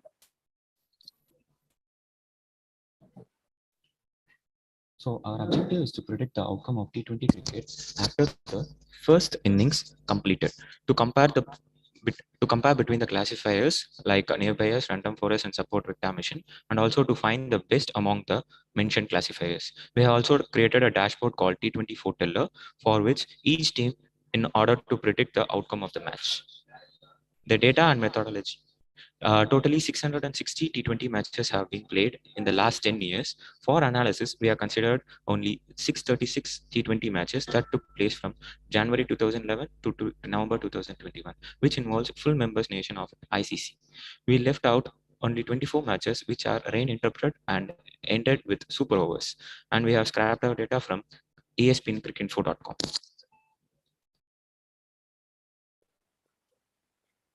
This project actually revolves around three important ML algorithms, namely naive Bayes, random forest, and support vector machines to predict the outcome of T20 cricket matches. The naive Bayes algorithm theoretically assumes independence of events. It's strongly based on the Bayes theorem and utilizes the concept of conditional probability. The method is more efficient when we use it in categorical variables over numerical variables. The random forest algorithm is a collection of decision tree algorithms. They are highly efficient since they combine multiple classifiers to solve a single problem. The more number of decision tree we use, the better outcome we get. The support vector machine, shortly called SVM, are algorithms used in regression as well as classification, but they are more popular in classification. The system tries to reimagine the whole data in the form of data points and uses the hyperplane to make a division between multiple categories. The objective of algorithm is to maximize the distance between data points and margin. So if the problem provides multiple hyperplanes, we shall accept the one provided by maximum length in the number of support vectors. These classifiers have made their prediction based on some relevant factors, which are to be discussed next. Good afternoon, everyone. My name is Mologan. I'm from Madras Christian College. The data script description is like we have considered 14 international teams which are ranked by the International Cricket Council, which is shortly known as ICSDS, from Afghanistan, Australia, Bangladesh to Zimbabwe. So we have considered certain factors such as venue of the match, mode of the match, toss outcome, partnership score, and total score. So let us discuss briefly about what these factors know. So venue of the match is the ground can be classified into home, away, and neutral, like based on the team which plays in the first innings. According to them, the grounds are classified as home, away, and neutral. And the mode of the match, the time during the match is being played, that is it's a day match or night match. And the toss outcome, the toss is the first event which starts before the match. So it has a great advantage of choosing batting and bowling, which helps the players in getting their winning. So the partnership score refers to the score which is accounted after the fall of first wicket, and the total score is the total score scored by each team at the end of the certain overs. So next is analysis and interpretation. Here we analyzed and interpreted the certain things. Factors like venue of the match, day night mode, toss outcome, partnership score have been considered, and the total score of the first innings are utilized to predict the outcome of win or loss after the first innings. So here we have made our analysis based on the first innings. To predict the outcome of the match after the first innings, we have used the three machine learning algorithms, namely random forest, naive Bayes, and support vector machine. And also we have developed a T20 Foreteller dashboard using R Shiny to predict the outcome of the match after the first innings are completed. So this is the result table which we got after our analysis. The accuracy and the kappa value of 3 models are mentioned here for each of the teams, and their average is calculated for name. The averages are calculated for naive Bayes, random forest, and support vector machines. And similarly, the kappa values are calculated for the 3 classification techniques, namely naive Bayes, random forest, and support vector machines, and their averages have been listed below. Through this, we infer the accuracy can be defined as a matrix used to evaluate the goodness of the binary classifiers. So from the above table, we infer that the mean value of accuracy of naive Bayes, random forest, and support vector machines are 0.6167, 0.5716, and 0.5973 respectively. The kappa value represents how well various independent predictors agree with each other about their predictions. That is, the higher kappa value implies better prediction models, and the negative kappa value implies a worse agreement in case of predictions, and it's a disagreement with the predictions. The mean kappa value statistics is 0.22083 and 0.1550 and 0.1228 for naive Bayes, random forest, and support vector respectively. The accuracy ranges from 0.2 to 0.9091, and whereas the kappa mean values ranges from minus 0.1408 to 0.6207. This is about our T24 teller dashboard. Using R Shiny and using the 3 classification techniques, we have predicted the outcome of the match via dashboard, and we have attached a snapshot of a match which has been played on November 21, 2020 between India and New Zealand, and we have considered a bilateral series between India and New Zealand and Sri Lanka and South Africa in September 2021. So here is the snapshot of the dashboard which we have predicted. And here we have taken the team as India, opposition as New Zealand, and the factors are considered. And we have used a naive Bayes model to predict its outcome. And similarly, we have used the random forest technique to predict the outcome using our dashboard for the same data. And the next is we have predicted using the support vector machine model to predict the outcome of the match for the respective data which we have used before. This is the table 2, which explains about the bilateral series between Sri Lanka and South Africa and New Zealand and India, which we have considered to test our accuracy of the model. So here we have got the probability values of the models comparatively with the actual outcome. Here for naive Bayes, it has predicted all the matches lost, but when we compare with the actual outcome, it has a misclassification. And for the random forest, it has predicted exactly as the actual outcome. In case of support vector machine, there is a slight misclassification in the outcome. So from the above table represents the successful outcome of the predicted classifiers. We can infer that the random forest pose in predicting the outcome when the variables are categorical and continuous. Hence, we conclude random forest is the best fit in such case scenarios. And the conclusion is the kappa statistics are 0.22083, 0.1550 and 0.1228. Among the 3 classifiers, random forest performs best, although the variance between the mean kappa value is very small. This algorithm exhibits a best performance. Below table shows the mean of all classifiers listed. So the table 3 consists of mean of all classifiers, namely naive Bayes, random forest, and support vector machines has been enlisted. So from the above 3, we have got the maximum accuracy is 91, which can be seen in the case of random forest and support vector machine for the team Afghanistan, and the maximum level of disagreement on the prediction occurs in case of Scotland for the naive Bayes classification technique. These are the reference articles which helped us in formulating this paper, and it has been listed. Thank you all for this opportunity.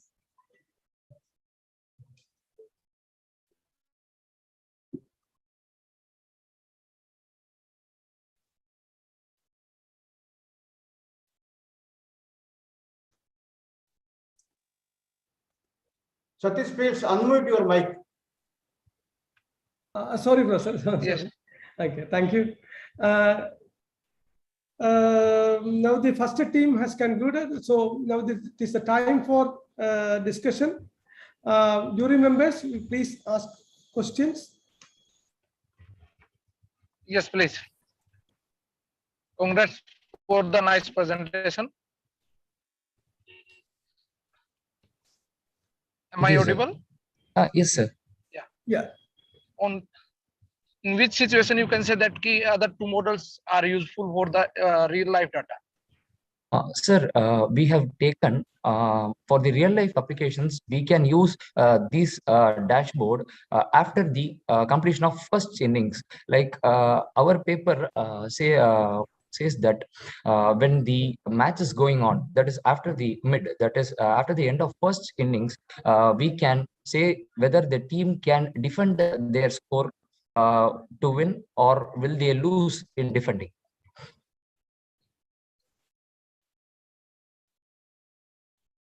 Okay. Okay, good.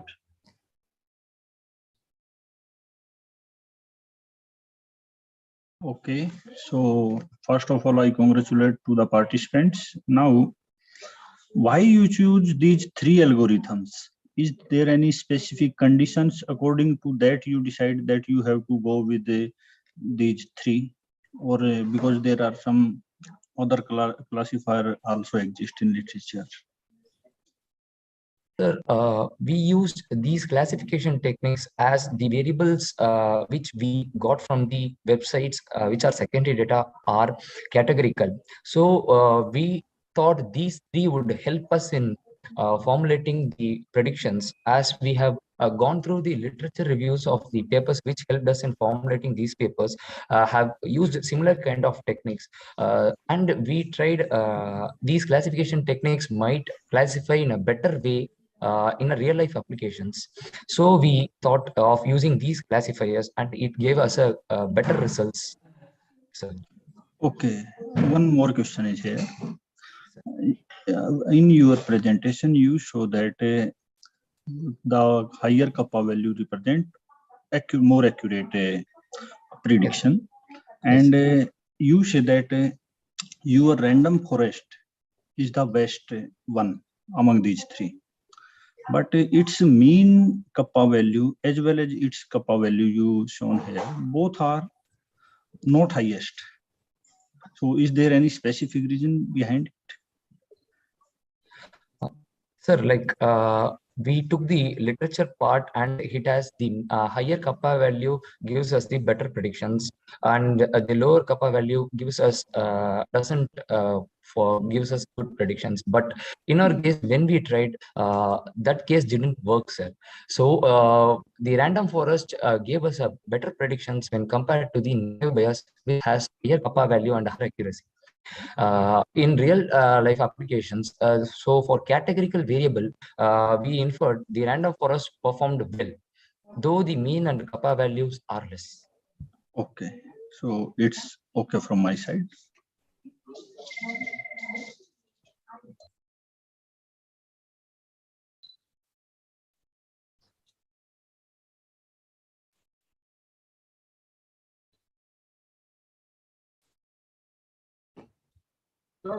Professor Satish, please invite next team.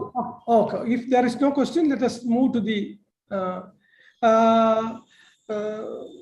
team. Can we stop We sharing, can sir? stop sharing, and now we can let us invite the next team. The second team is Department of Statistics, Bangalore University. Please, you can also take maximum 25 minutes and other 5 minutes for discussion. Thank you for the team members of the Madras Christian College for your nice presentation. I'm trying to invite the team from Bangalore University, please. Okay, very good, very good.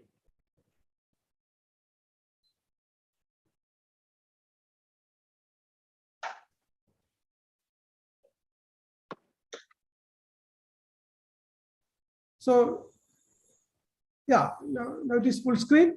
It is visible to us. And you have to unmute.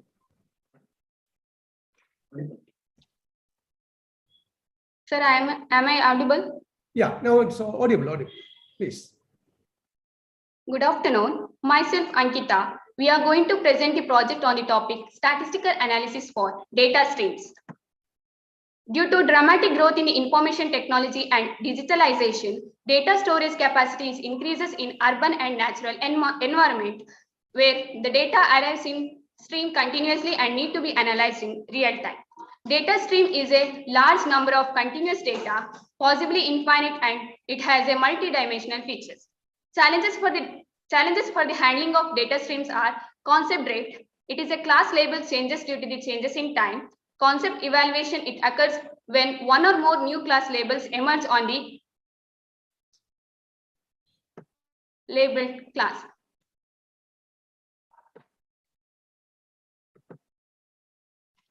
Predictive models on data streams differ from standard predictive modeling. The major differences are we have a continuous data. The constructed models need to be updated, fit into a limited memory, and use fixed processing time.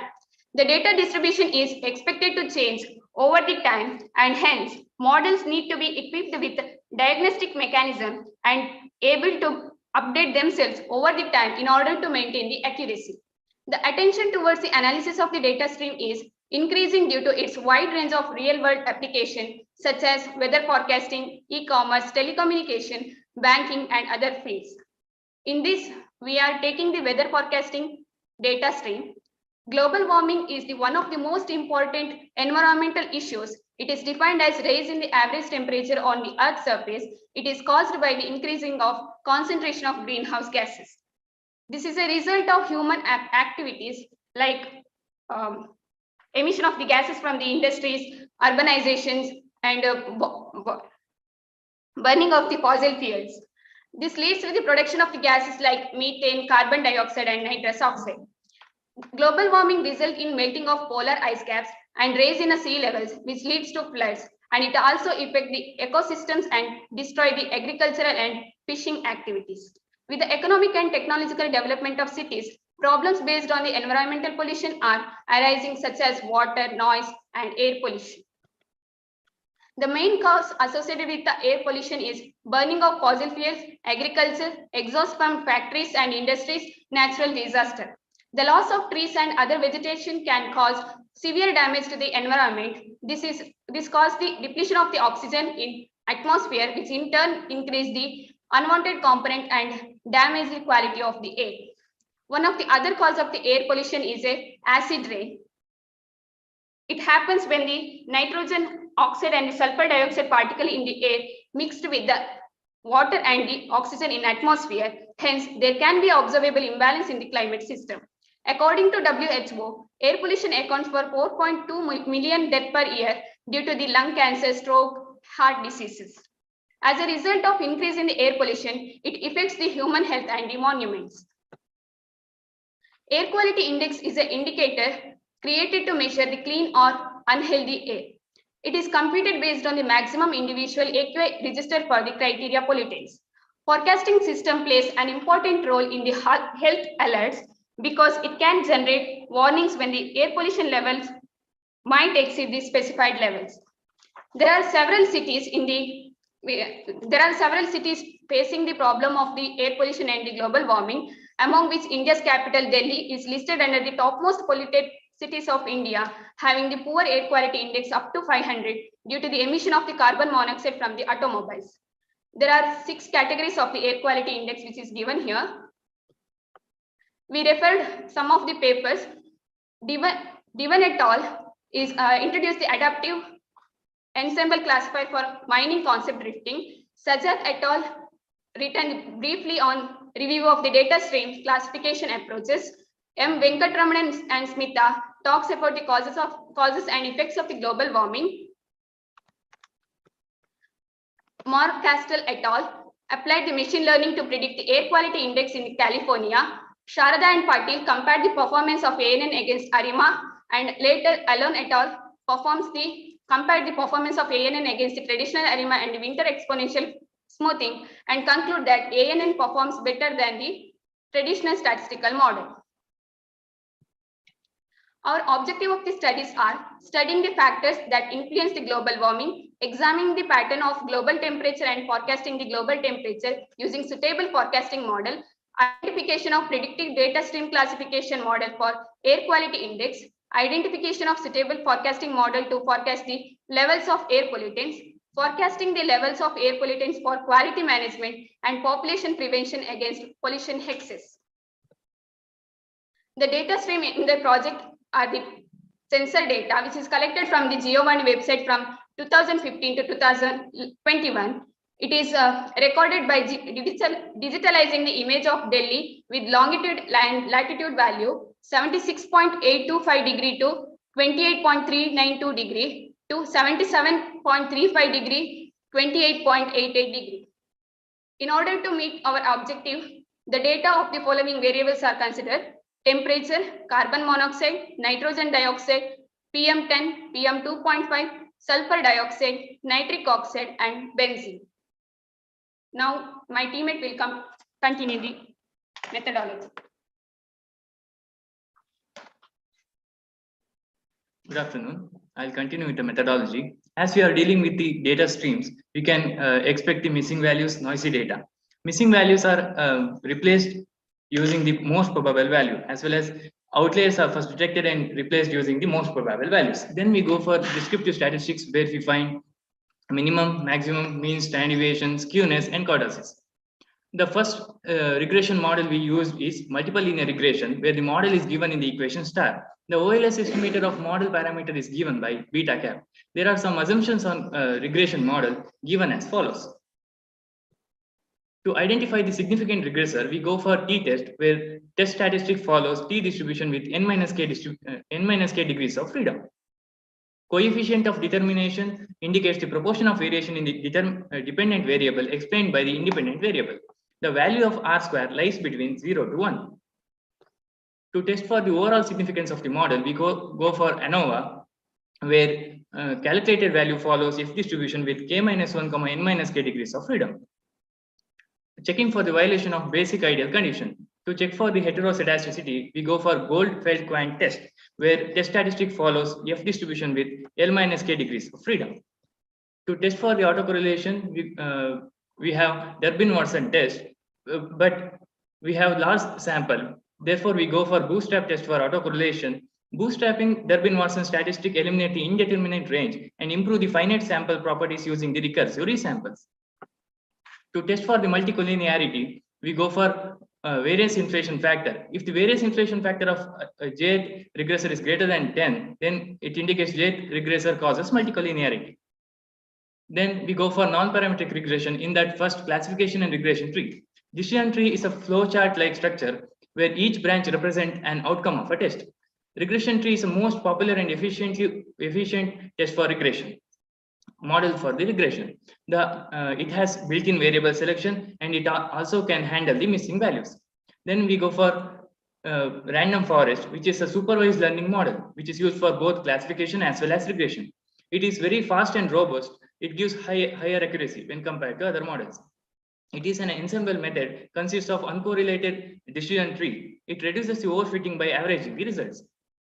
Next, we go for extreme gradient boosting. It is an ensembling method which is constructed from decision tree models.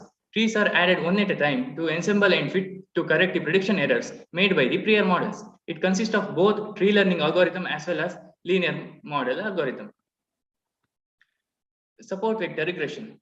The main objective is to look for the optimal separating hyperplane between the classes. First, we find the points lying on the class boundaries known as support vectors. SVR aims at maximizing the margin between the support vectors and the hyperplane. The model is given in the equation 1, where W is weight vector and B is bias. The solution that minimizes the error function is given in equation 2. The model is extended to nonlinear case through the concept of kernel. It is given in the equation star. The very commonly used kernel function is Gaussian kernel. Next, we go for K nearest neighbor. It works based on the learning by analogy. It takes longer time for computations. It is simple and gives reasonable accuracy. KNN algorithm searches the pattern space for K training tuple that are closest to unknown tuple. Closeness is defined in terms of distance metric. The most commonly used distance metric is Euclidean distance. Half-linked tree. It is a very fast decision tree algorithm for data streams. And the main advantage is instead of reusing the instances, it waits for new instance to arrive. It is capable of learning from the massive data streams with assumption that distribution do not change over the time. Next, we go for artificial neural network. It is an information processing paradigm. It is inspired by biological nervous system. It consists of large number of highly interconnected neurons needed to carry the information. Your time is up.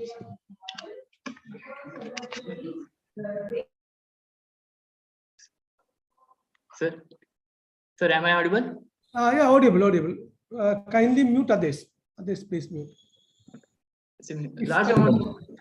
You can continue. Yeah.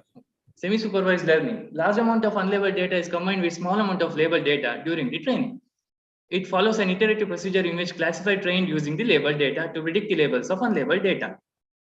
Evaluation matrices are recall, precision, and accuracy. Statistical significance is known using kappa statistics. It is given by k is equal to p0 minus pc divided by 1 minus pc, where p0 is classifier's frequential accuracy and pc is a probability of chance classifier predicting the correct prediction. Next, we go for time series analysis. Time series is sequence of observation ordered in equally spaced discrete time intervals. The main assumption is some aspects of past patterns will remain same in the future. Analysis of time series is done in 5 steps, given as follows. To test for the presence of trend component, we go for Mann-Candle trend test. The first model we use for time series is traditional ARIMA model, where ARMA model representation is given in the equation 1, and ARIMA model representation is given in the equation 2. Next, we go for artificial neural network, specifically multi-layer perceptron. It consists of nursing input layer and one or more hidden layers and also an output layer. It is associated interconnections of perceptron during which knowledge and calculation flow in exceedingly single directions. Hello, sir. Hello. This is Vishnuvardan Rao, sir. Audible? Kindly mute. Presently sharing the PPT. Support vector machines. Can you say your name? Sir, can you say your name, please? Sukesh. Okay, sir. Sorry. Yes, you please continue. Others, please mute. Yes, sir. Please continue, sir. We got some. Okay. Support vector machines. It is a promising method for time series because it has smaller number of free parameters and better forecasting ability.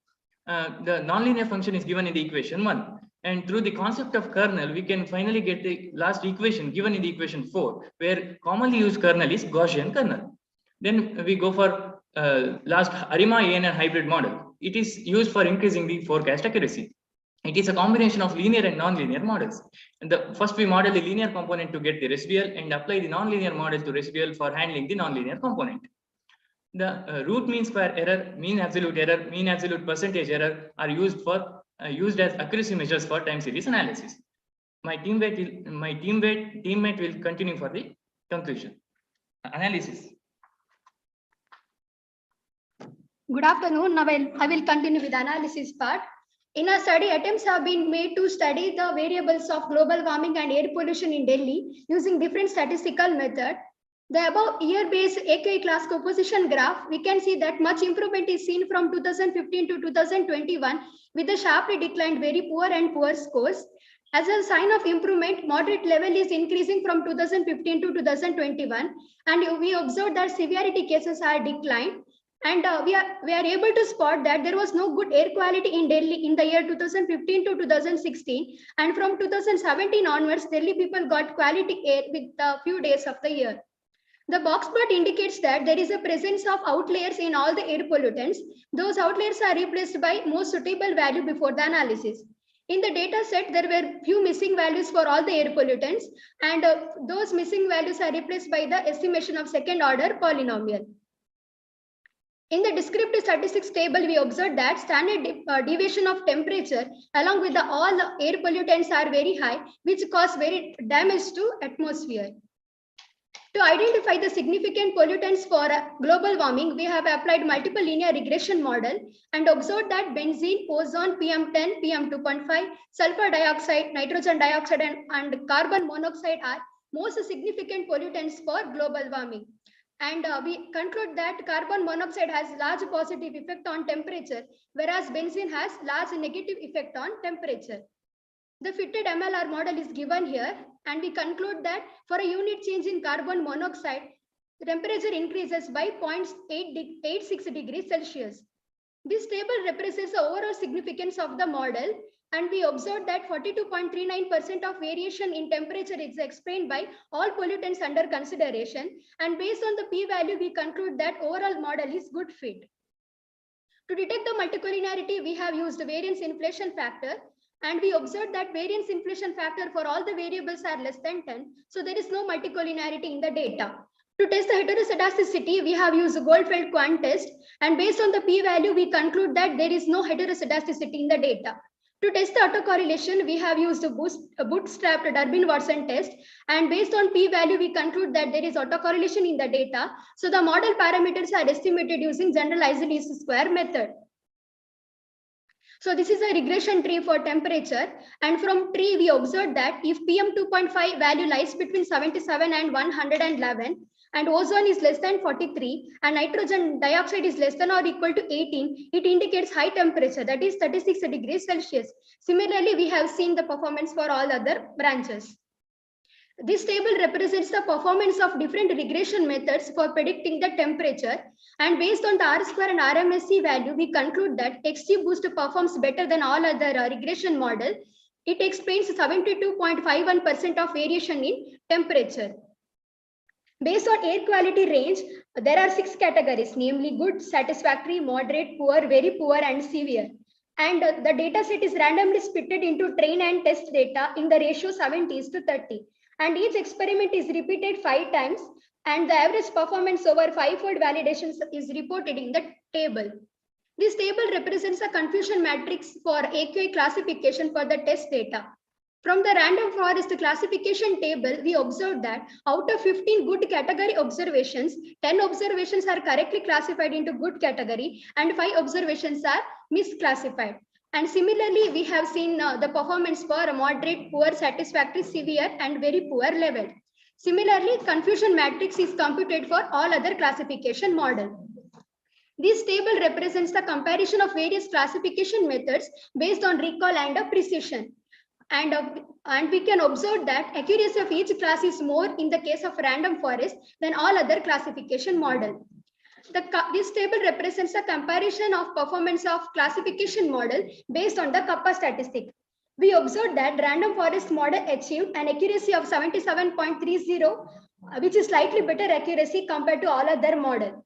Based on the kappa statistic, we can conclude that there is a statistical significance to claim that predictive performance of random forest is better compared to all other classification model. We have done time series analysis for forecasting the global temperature along with all the significant air pollutants. And this plot represents that the data is not stationary because there is a presence of trend. So test for trend is applied to confirm the same. So we have used Mankind trend test. And based on the p-value, we conclude that there is a monotonic trend in the temperature of Delhi. To make the data stationary, we used a varied differencing method, and we observed that first difference series is stationary. From ACF plot, we observed that maximum possible order of Q is 4, and from PACF plot, the maximum order of P is 5. The most appropriate model of ARIMA for our observed series is ARIMA 412 model with minimum AIC and maximum LG box test p-value. And this represents a forecast value of next 365 days using ARIMA 412 model, that is from November 2021 to November 2022. This represents a forecast graph from a MLP model. This represents a forecast graph from SVM model. This is from hybrid model. So this table represents the performance of different models for forecasting the temperature. So based on the accuracy measures, we observed that MLP model is better compared to all other model for forecasting the temperature. So for this model can be used to forecast the temperature for next 365 days. Similarly, we have checked the performance of all other significant air pollutants, and this graph represents a forecasted graph from PM2.5, which is decreasing in upcoming days, and this graph represents PM10, which is stable in upcoming days, and this represents SO2, which is increasing in upcoming days. So finally, we conclude that knowledge-based discovery in data stream plays an important role in many real-time applications. The data streams are real-time, continuous, ever-changing with time, massive and unlimited. We know that global warming and air pollution are the two major important environmental issues that most of the people are unaware of its causes and effects. These two problems cause not only effect to human beings, but also to plants and animals. The global warming results in increase in sea level, which leads to floods. Air pollution has a direct impact on human health through the release of pollutants and particulates. So appropriate measures are need to be taken to tackle these two hazards. On the basis of results from following conclusions were drawn, the yearly AQI composition graph shows much improvement in air quality with a sharply declined very poor and poor scores. All air pollutants along with the temperature cause more danger to the atmosphere.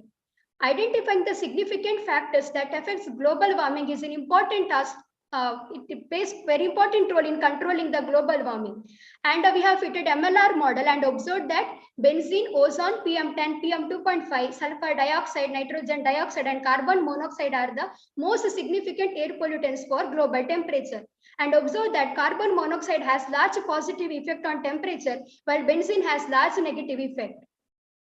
Various regression models are applied to select most predictive model for predicting the temperature. So based on R-square and RMSE value, we conclude that XGBoost performs better than all other regression model. So ensemble model is an effective approach to deal with the data stream prediction. For the prediction of air quality level, various single model incremental and ensemble data stream classification models are applied, and we arrive at a conclusion that random forest outperforms all other classification methods based on accuracy. So ensemble learning model is an effective approach to deal with the data stream classification.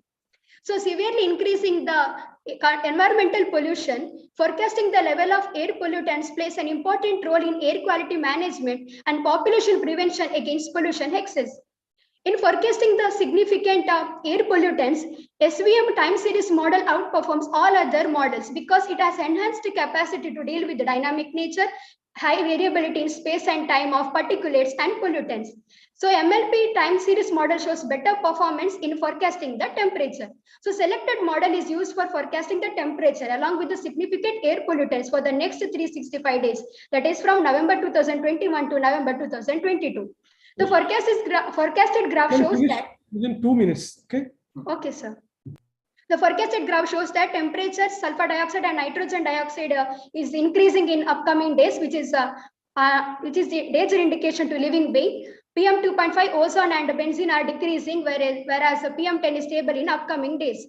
On the basis of results obtained from statistical techniques to embark upon global warming and air pollution problem, we advocate the following policy measure to the administrator. The administrator should divert the attention for curbing sulfur dioxide and nitrogen dioxide level. Importance must be given to the use of appropriate combustion technique and emission control techniques such as sorbent injection and flue gas desulfurization. Importance must be given to the use of alternative energy sources like solar, wind, hydro, geothermal to avoid continuous burning of coal, which in turn reduces the production of carbon dioxide, methane, and nitrogen oxide. Awareness must be given to the use of recycled items to reduce deforestation. Administrators need to focus on the emission of PM10, which is stable. If stringent measures are not taken at present, PM10 may increase in the future. Government should divert the attention to reduce emission of gases from vehicle by giving more privilege to increase fuel efficiency, continuous monitoring of vehicle emissions, and encouraging the use of electronic vehicles. The administrator ought to undertake more schemes to provide different stubble removing machines to small and marginal farmers for free to reduce air pollution due to stubble burning. And projects have to undertake to improve the efficiency of conversion of fuel to electricity and to purify the emission of gases from thermal industry. Importance must be given to grow house plants which remove pollutant and gases like dracena plant, spider plant, snake plant, and aloe vera plant. So these are the papers we have referred. Thank you for the opportunity. Thank you. Thank you so much. Now it's the time for the discussion. Yeah. Yes, please. Yeah. Congrats for the nice presentation. You have considered the data of Delhi in the case of AQI. Is there any main reason behind it? So Delhi is the topmost cities in India, sir. So we have considered that. It is the Okay. most polluted city, sir. Okay.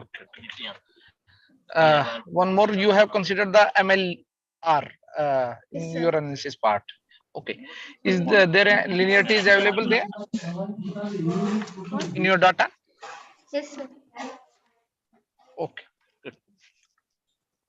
Okay, so now I congratulate all the participants. Now my question is, you consider the data of Delhi from 2017 to 2021, but COVID came in 2019, and it also affect on the decrease of the pollution. We observe it through data and all other things. So that variable also you also include in your data or not in your investigation? No, sir. Okay. We have not considered. Okay. So second question is, in your multiple linear regression model, have you checked that which variables are statistically significant and which are not? Yes, sir. We have checked. What is the level of significance for that? 5% level of significance. 5% level of significance. Okay. And what is the motivation behind to choose so many algorithms to investigate this? So it was to check whether traditional statistic model works for the data streams, or ensembling models or machine learning models works for the data streams. Okay.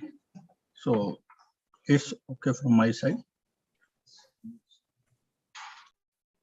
Thank you. No question from my side, please. Carry on. Thank Sir? you, sir. Okay.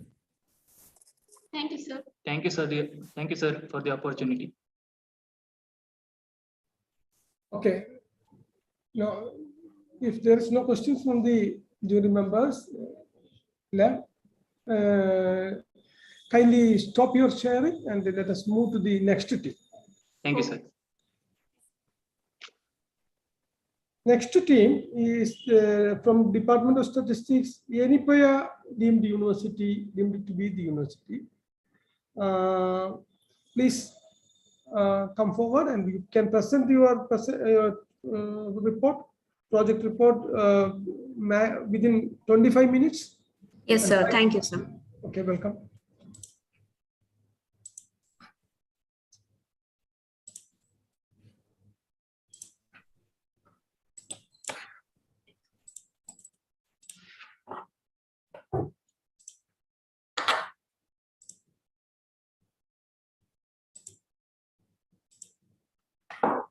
It's fine. Good afternoon. Sorry, sir. Yeah, you can, fine. You can, slides are fine, visible. Good afternoon. I'm Sanjana from Yenapoya University, presenting before all the respected jury members and the dignitaries.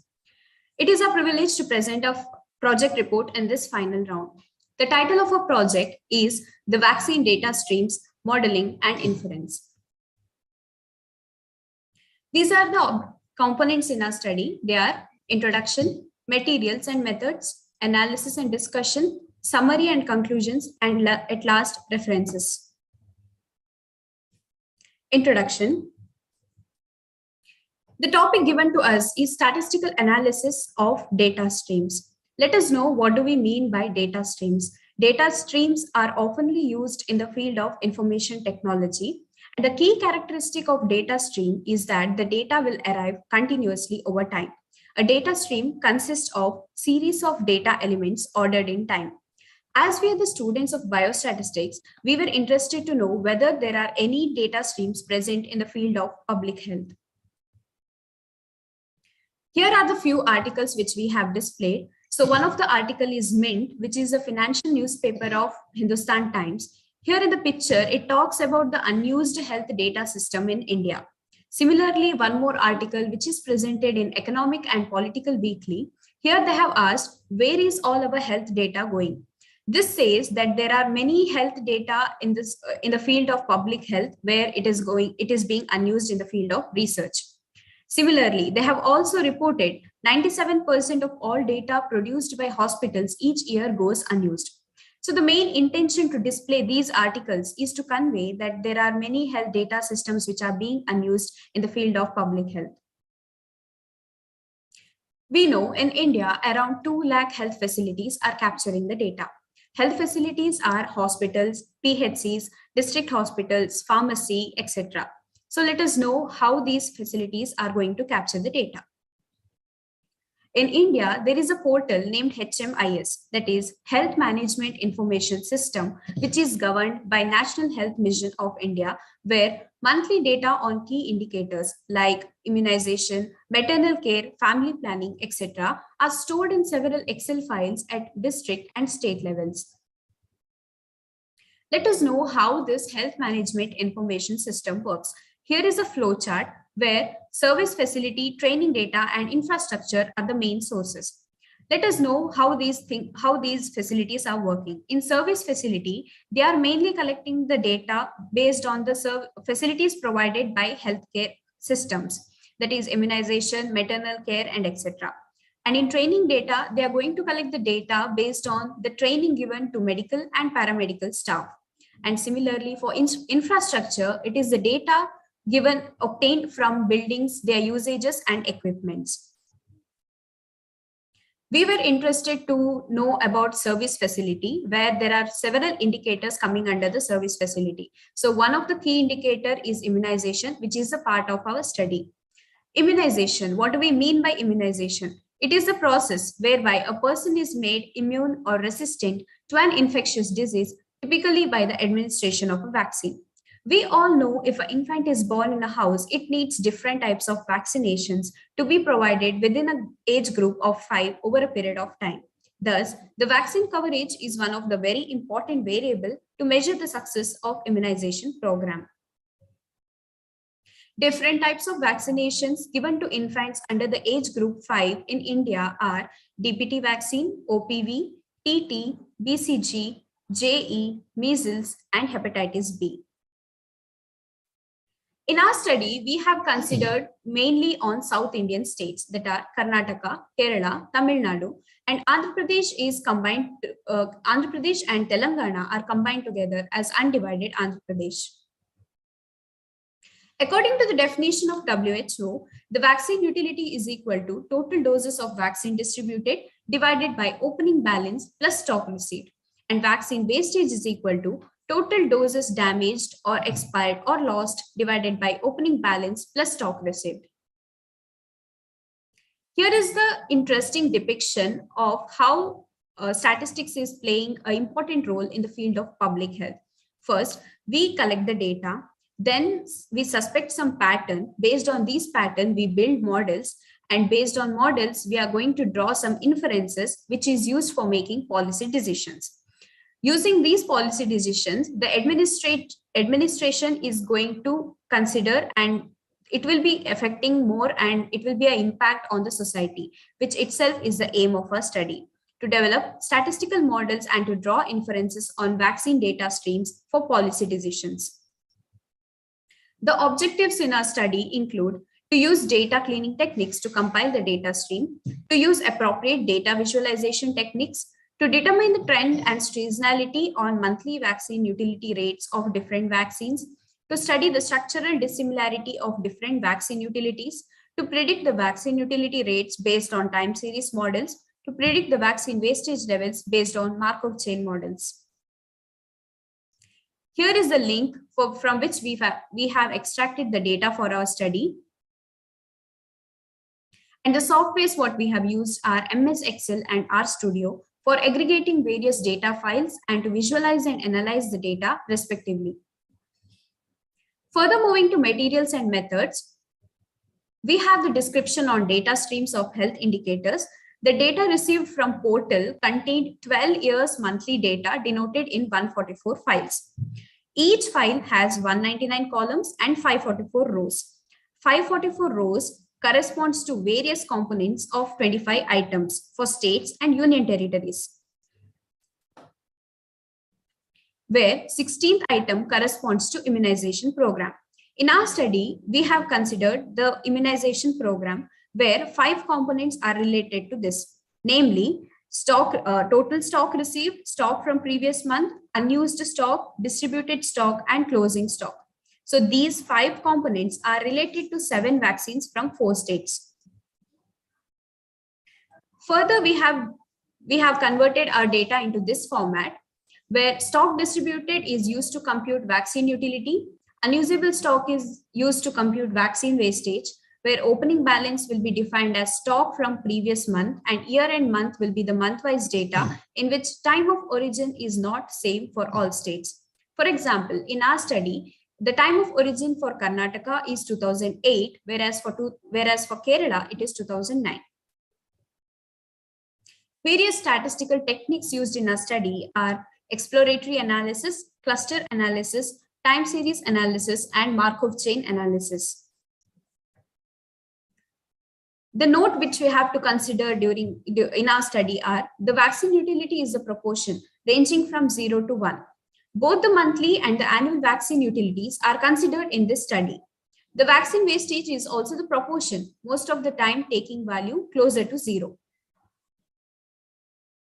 We have considered vaccine wastage also as a categorical variable. The WHO guidelines on unusable vaccine stocks are made using categorization, where level 1 represents no wastage, where 0 wastage is reported in the data.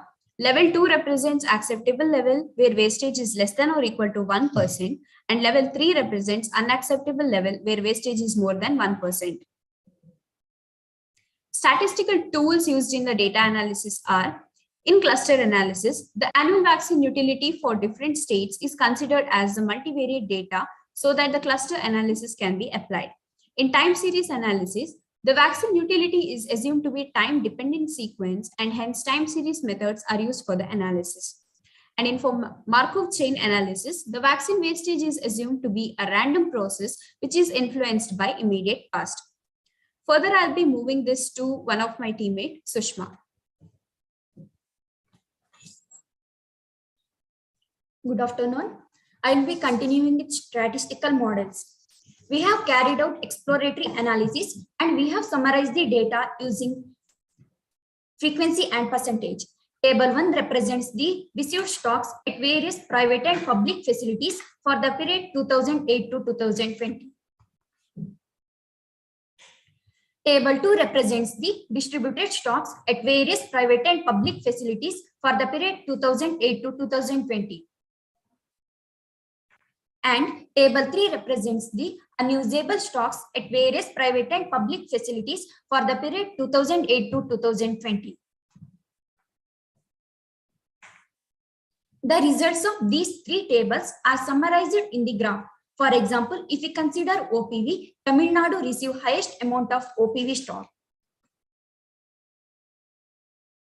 This graph is about vaccine wastage. If we consider OPV, Tamil Nadu has highest contribution to vaccine wastage. And if we consider BCG, undivided Andhra Pradesh has highest contribution to vaccine wastage.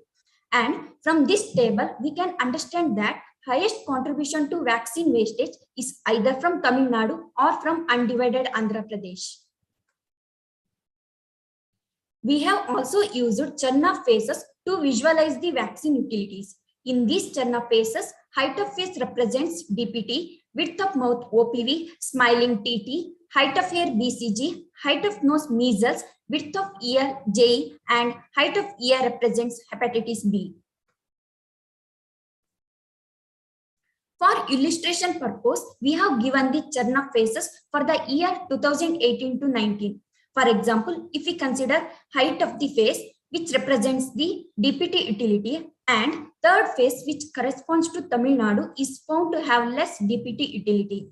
And if we consider height of ear, which represents the hepatitis B, and third phase, which corresponds to Tamil Nadu, is found to have less hepatitis B utility.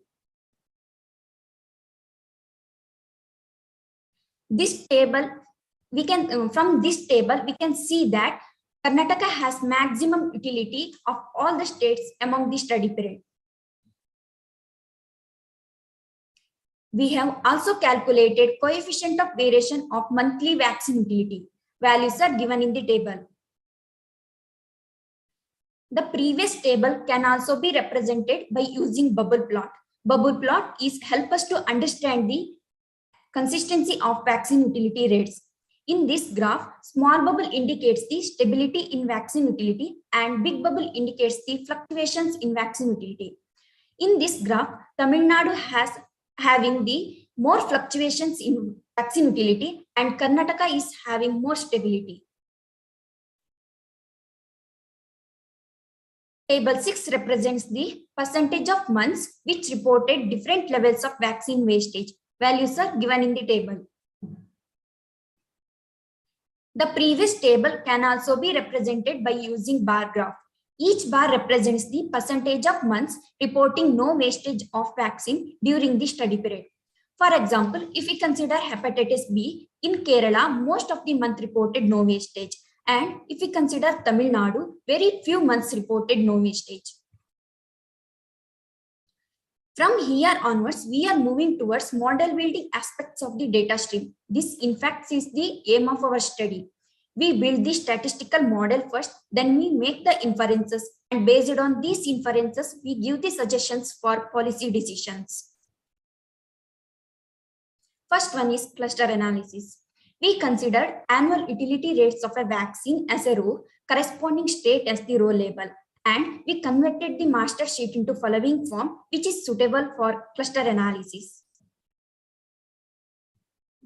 We were interested to know whether the particular vaccine utility of different states have same pattern. We started the cluster analysis as an exploratory technique with no specific objectives in the mind. When started to explore the patterns, the cluster analysis of DPT, OPV, and TT rendered really useful information. The cluster analysis of DPT gave us 3 clusters. In cluster 1, we have Karnataka and undivided Andhra Pradesh. In cluster 2, we have Kerala. And in cluster 3, we have Tamil Nadu. We plotted the annual vaccine utility of all the states and we observed that curves corresponding to states in cluster 1 are always above the remaining curves. And also we observed that annual vaccine utility of states in cluster 1 are range between 40% to 60%, whereas annual DPT utility of Kerala is range between 20% to 40%. This slide gives the results of annual cluster analysis of annual OPV utility rates. From this graph, we can observe that annual utility of states in cluster 1 range between 70% to 90% and in cluster 2 range between 20% to 60%. This slide gives the result of cluster analysis of TT utility rates. Similar interpretation can be given for TT utility rates. Inference. The states in cluster 1 have similar pattern of annual vaccine utility rates. The states in cluster 1 are found to have comparatively high vaccine utility rates. The cluster 1 for different vaccines have different states. Policy suggestions. Cluster 1 in each case is termed as model cluster. The 100% of vaccine utility is practically impossible. However, the vaccine utility rates of states in model clusters can be set as a benchmark for the states which are outside the model clusters. From here onwards, one of my teammate Lahari will continue the topic. Good afternoon, everyone. The next technique we have used is time series analysis. The nature of the monthly vaccine utility sequence is assumed to be time dependent and log transformation is taken. Appropriate time series models are used after adjusting for trend and seasonal effects for predictions. The presence of trend and seasonality were verified and are quantified so that the comparison was possible. The best model according to AIC and LGEM box criteria were selected for utility rates of each vaccine and the predictions were generated. This graph gives the time profile of DPT, OPV, TT, and measles vaccine utility in all 4 states. For example, if you consider DPT, Karnataka is represented by blue line,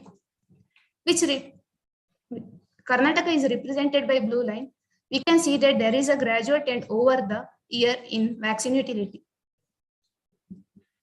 Similarly, this graph gives the time profile of BCG, JE, and hepatitis B vaccine utility in all 4 states. Magnitude of trend and seasonality. The following table gives the state with highest magnitude of trend and seasonality. For example, if you consider DPT, Karnataka has strongest trend over the year, and Tamil Nadu is found to have strongly impacted by season. Time series model. The following table gives the details on the best model fitted for monthly vaccine utility for Karnataka and Kerala with the ICSDS information criteria, mean error, root mean square error, and mean absolute error. Similarly for Tamil Nadu and undivided Andhra Pradesh. Policy suggestions. The models in previous tables are used to generate predictions from April 2020 to March 2021. The data related to lockdown period was not available in HMIS portal. Since the pandemic struck the world, the interest of the government and the public has shifted to managing the crisis of COVID-19.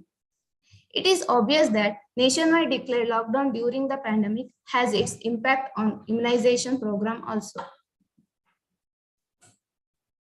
Using the time series model, we have obtained the predictions for vaccine utilities for the lockdown period. Even the actual utility is not at given public access. Once it is made available, we can estimate the lag between the projected and actual utilities. This lag between the actual and project utility can also be used in the estimation of loss due to lockdown. The next technique is Markov chain analysis. The vaccine wastage is assumed to be Markov chain with 3 levels are described as follows. Level 1, no wastage. This is the time point where 0 wastage is reported. Level 2, acceptable level. This is the level which is less than or equal to 1%. Level 3, unacceptable level. The wastage rate more than 1% is taken as an acceptable level of vaccine wastage. The Markov property is verified by using the chi-square test suggested by Anderson and Goodman. The transition probability matrices were estimated along with the stationary probabilities. The predictions were generated using the transition probability matrix. Markov chain analysis of DPT and OPV. The following table gives the detail on stationary probability on DPT and OPV. For example, if you consider DPT, Karnataka in the long run, 6 months are expected to report no wastage. In Kerala, 10 months. In undivided Andhra Pradesh, 4 months. And in Tamil Nadu, 1 month. Similarly, we can interpret for OPV. Here, if you consider TT, Karnataka in the long run, 7 months are expected to report no wastage. In Kerala, 11 months. In undivided Andhra Pradesh, 5 months. And in Tamil Nadu, 1 month. Similarly, we can interpret for measles, JE, and hepatitis B. Predictions are generated by using the transition probability matrix for Karnataka can be represented using diagram as follows. Here, OPV, BCG, measles, and JE are more likely to report no wastage in a year. The pictorial representation for prediction for Kerala, where all the vaccines are more likely to report no wastage in a year. Excuse me, in 15 minutes the break will start. With respect to Tamil Nadu, all the vaccines except measles are more likely to report unacceptable in a year. With respect to undivided Andhra Pradesh, here DPT, OPV, BCG, and hepatitis B are more likely to report unacceptable in a year. Policy suggestions. The two states, namely Kerala and Tamil Nadu, represent the two extremes of vaccine wastage.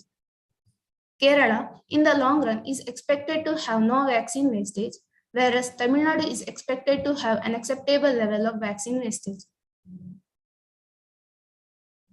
Kerala can be taken as the model state for minimum vaccine wastage. The interviews on health officials of Kerala, survey reports, documentaries on functioning of health facilities can be promoted in the remaining South Indian states. Next part will be continued by Sanjana. Before moving to the conclusion part, I would like to highlight an article which talks about disruption in India's vaccine immunization during first COVID-19 wave. In the report, it is given that there is a significant shortfall during the lockdown. Under normal condition, we have predicted the vaccine utility in this period. From this knowledge, we can determine the magnitude of shortfall due to COVID.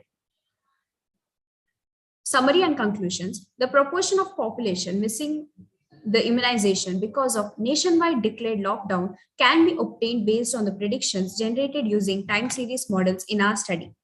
The model clusters are formed for DPT, OPV, and TT. The utility rates of states belonging to these model clusters can be set as benchmarks. The states which have low vaccine utility rates can be encouraged to reach the vaccine utility rates of the states in the model cluster. A detailed field survey can be conducted in the states belonging to the model clusters of each vaccine to identify the reasons behind the good performance. Kerala in the long run is expected to have no vaccine wastage, whereas in Tamil Nadu is expected to have unacceptable level of vaccine wastage. Kerala can be taken as a model state for minimum vaccine wastage. The interviews of health officials of Kerala, survey reports, documentaries on functioning of health facilities can be promoted in remaining South Indian states. Scope for further study. The study can be extended to all the states and union territories in India. It can also be conducted at district levels. It is also useful for public health researchers to formulate the hypothesis which is specific to a particular vaccine or to a state. The figures of the present study can also be taken as prior knowledge of vaccine utility rate for other studies.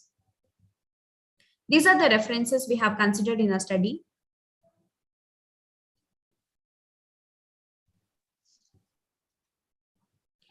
Before we conclude, we would like to thank the organizing committee for the opportunity and all the dignitaries gathered. Thank you one and all. Thank you. Now the time for questions. Yes, please. Congratulations for the nice presentation. You have considered only the 4 states. Yes, sir. Is there any main reason behind it, if any?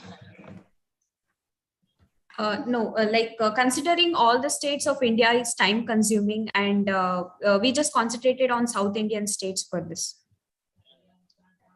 But conditions are different in the other regions also. North India, South India, West India, Central. Yes, sir. The conditions will be different for other states, but in our study, we have considered South Indian states so that it can be considered as a model for other states also in further studies. One more question. What is the utility of your study in real life? What you suggest to the Indian government on the basis of your study? Since we have even calculated vaccine wastage and all, we can see how we can, based on that, we can suggest the government how we can reduce the wastage and more utility can be done. Okay. Have a good day. Thank you. Okay, so congratulations to all the participants. So my question is, what is the motivation behind this study?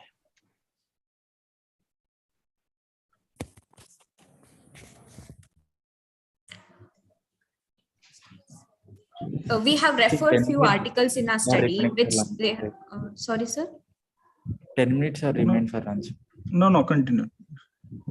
Continue. Yes. Yes, sir. In our study, in the beginning, I have displayed few articles. In that, for articles, they have it is continuously they have reported that there are wastages. There are more wastage in the vaccines and in the The wastage is more, and there are unused health data system also in India. So this motivated us to continue the study so that we can reduce the wastage. Okay. So my second question is, you have considered 4 South Indian states under investigation. Yes, sir. And each state have some different aspects like in education level and availability of health workers, training of health workers also. So are those concepts also included here, or just on the availability of the vaccines and wastage of vaccines, only data is considered? No, training programs are not having any Education level. that impact in our. Okay, thank you. Okay, it's okay from my side.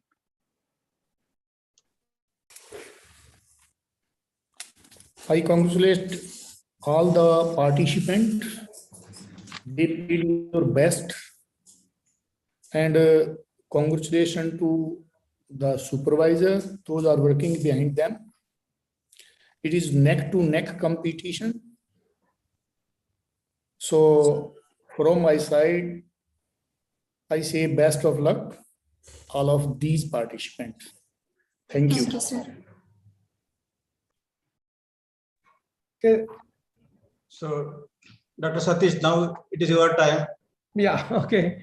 In fact, we have as mentioned by Professor Barrett, we have a neck-to-neck competition, and I utilize this occasion to congratulate all the 3 teams for their participation in this competition, and also would like to extend our gratitude on behalf of the ISPS to the jury members for your support to conclude this session in a successful way.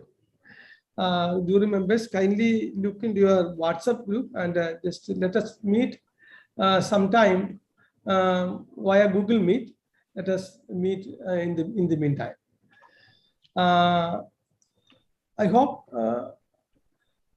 you can stop your sharing, and the results will be announced during the 3rd day.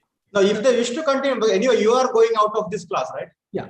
So it is up to them now. If they want to continue, then let them. Anyway, we will move. So first, I also thank Professor Satish and for sharing and coordinating this work, as well as our jury members, Professor Jitendra Kumar, Professor Ashish Kumar, and Professor Muhadir Barak, for your kind cooperation and help. Thank you, sirs. Thank you, sir. Thank you, sir. Thank you, sir.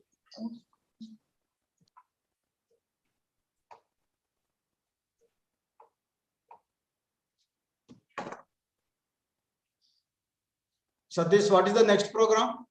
So Victor Bam sir is there. So yeah, I am here. Next year there are a lot of we can sit in other. Hey, did you send the link to your Google link? Yeah. I already send a link. To me, did you include me also in that? Yeah. Okay, then we will join, because whether you can just talk to our other team members, and you can conclude soon. There is no problem. Okay. See you. So Victor Bam sir, see you later. Okay. Now let us leave from this hall. Okay. Yeah.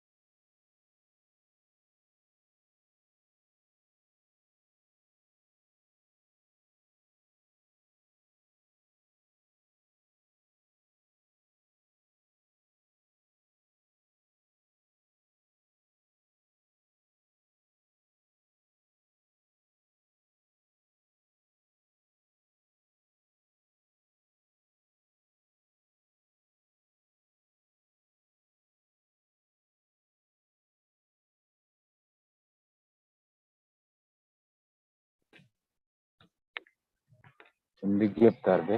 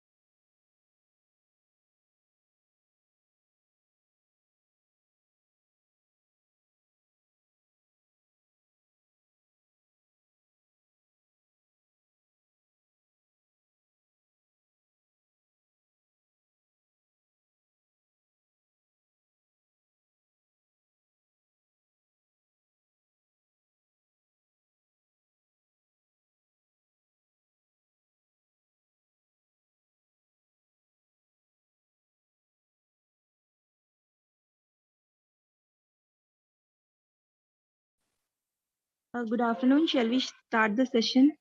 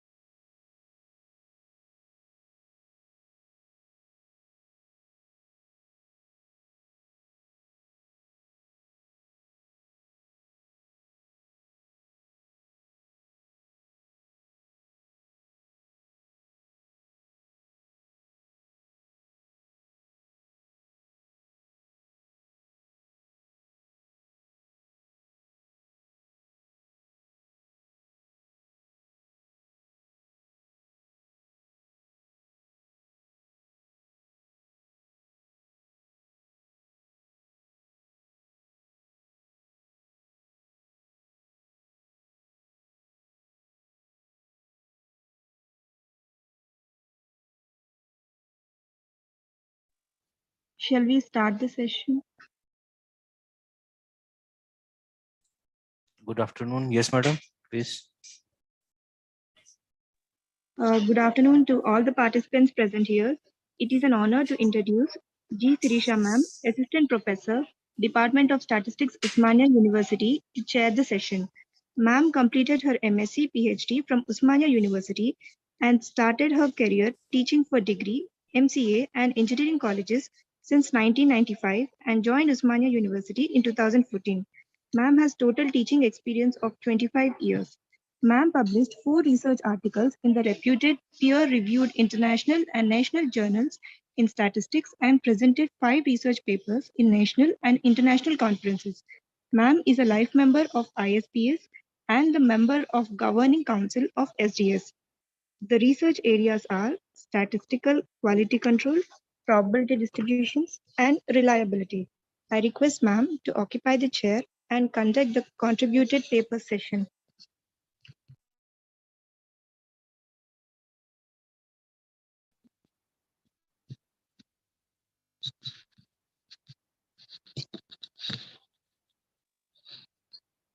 Thank you. Now, shall we start the presentations? Yes, madam, please. I think all the 3 participants are there, have joined the link. Chetan Malgavi, then Yes, ma'am. Ankita Kalaivani. Sushil Sarkar, madam. Ankita is not there. I have applied for that. Okay, okay. And the other one, last participant, Kalaivani, is she there? Kalaivani? Anyhow, we'll start the session. Each participant has to present within 10 minutes. Within 10 minutes time strictly. We'll start. The first participant is Chetan Malgavi. Yes, ma'am. Shall I share? Yes, Shall I? you start presenting.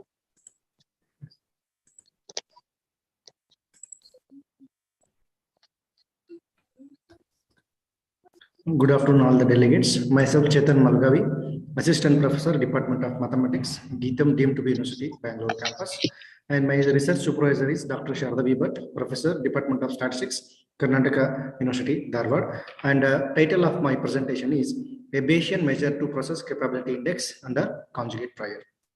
And this is the abstract of my paper. So the process capability index, CP, it is instrumental in deciding the quality of a process exhibition, and the process capability, it is estimated by the ratio of natural spread to the specification spread to the natural spread. And we note specification spread as USL and LSL, and natural spread we'll capture it in terms of sigma. And if the sigma or the variance is unknown, so we estimate by using sample observations, and we note CP cap, so that is CP cap. And since my study is based on Bayesian measure, so prior information, this reveals the process characteristics, means it reveals the nature of the process characteristics. So So Bayesian techniques to estimate CP, so these are desirable. In this paper, we derive the posterior distribution of CP cap when random sample are from normal distribution and process conjugates have conjugate prior alpha. So these are the some quick light on abstract, and this is the outline of my presentation. So to begin with the introduction, so quality is it is distinguishable character of a manufacturing process. Hence, monitoring quality is a prime requisite for industries. So we maybe we monitor the quality by using process capability indices. So there are many indices. So first of all, to begin with, we are interested in CP. So that is given in one, that is USL minus LSL divided by 6 sigma. And if this sigma, the standard deviation is unknown and the process standard deviation is unknown, we will estimate it by using sample standard deviation. Yes, and we denote that estimated values CP cap. So that is given in equation number 2. And Sheng and Spiring 1989. So they have established the posterior distribution of CP cap under normal model. So they have considered the normal distribution. The data follows normal distribution, and the prior they have taken is non-informative prior, and they have given the distribution of CP cap. It is given in equation number 3, and we realize this CP cap by Y. And they investigated the properties of the proposed measure along with the illustration in terms of CP cap, and the probability that process achieves the desired specification. In terms of that, they have investigated the properties, and these are literature review of some other authors. And to start with my research, the proposed Bayesian measure to CP, we have taken the data follows normal distribution, so which is given in equation number 4, and we assume that that whatever the scale parameter is there, that sigma square is there, pi of sigma square. So we have taken conjugate prior that follows inverse gamma distribution with shape parameter eta and scale parameter delta. So that is given here, and here equation number 5, it is a likelihood of the normal variable, and here we consider z is equals to n minus 1 into s square divided by sigma square, and we know that this follows chi-square with n minus 1 degrees of freedom, and where s square is, it is sample variance. And if we express this z n minus 1 into s square by sigma square in terms of CP cap using these two equations, that is given in equation number 1 and 2, here you can eliminate for sigma, and here we can eliminate for s. Okay, so we can use 1 and 2, and we are expressing that z in terms of CP cap and CP. So that is given in equation number 7. Now we use this equation, that is, we know that this follows chi-square with n minus 1 degrees of freedom, and since we are expressing s and sigma in terms of CP and CP cap, now I find the distribution of this one using chi-square distribution, and we have, thus we can get the posterior distribution of y square. So that is posterior distribution of y square is given by equation number 8.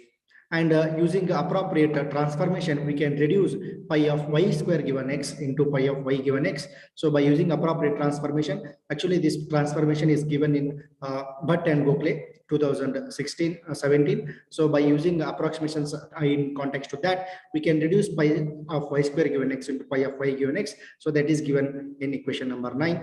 And one more thing to note is here that here the prior parameters eta and delta, they are expressing themselves, and when you take eta and delta is equals to 0 in equation number 9, so whatever the equation we have maybe deduced or got here, so that will be reduced into this equation, that is, it is given by Sheng and Spiring. So it resembles equation number 3 when you put eta and delta is equals to 0 in equation number 9. So that's why we can just say that this equation number 9, it is a or else you can say that Sheng and Spiring 1989, it is a particular case of equation number 9. And we also note equation number 10 that pi of y square given x, and that is equals to pi of sigma square given x, and pi of y given x is equals to pi of sigma given x. And now whatever the measure we have developed, so the analysis, the performance analysis is done in this measure, that is, we denote a notation called as tau, wherein tau denotes it is the minimum value of CP cap required to ensure the probability that, so P of CP cap is greater than C, where C is some desired level. If you want to achieve some 100% whatever you can say that process capability, so we take C is equals to 1. If you want to have more than that, we take C is equals to 1.33, 1.66 like that. So we want to take that minimum value of CP cap to ensure this probability, that is probability of CP cap greater than C, given the sample, and we take this probability P as 0.95, 0.99, and 0.90. For different values of P and for different values of C, we calculate the minimum value of CP cap, and that is carried out here. That is P is equals to CP cap greater than C. So what is CP is USL minus LSL divided by 6 sigma. Now we eliminate for sigma. We eliminate for sigma using this equation, and by using this equation, you can say that, so this is the distribution function of f of sigma under this quantile. So that is USL minus LSL by 6C. So now we take the integration of 0 to, that is lower limit is 0 and upper limit is this, of f of y given x dy. And then we find the integration of this. Now this, whatever the value of P we have got, so this is incomplete gamma distribution, and with some transformation, so T is equals to this. Please and conclude. Yes, madam. Yes, madam. So B is equals to this. By using Wilson-Hilbert transformation, we have reduced this incomplete gamma into normal distribution, and this is the minimum value of CP cap. And then, so this is the plot I have plotted for different values of P, and for different values of C, eta and delta we have evaluated. So that is put in this figure, and the corresponding table is there. So due to times constraint, I have taken only one table, because actually there are many tables. So these are the things, and I have illustrated it using the same example as that of Schengen spiring.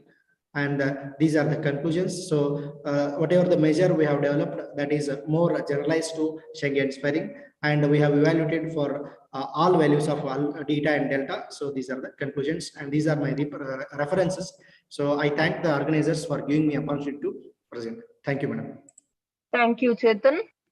Thank you. Now the next presentation by Ankita, not Ankita, Sushil Sarkar. Next presentation, 10 minutes, Sushil Sarkar. Yes, ma'am.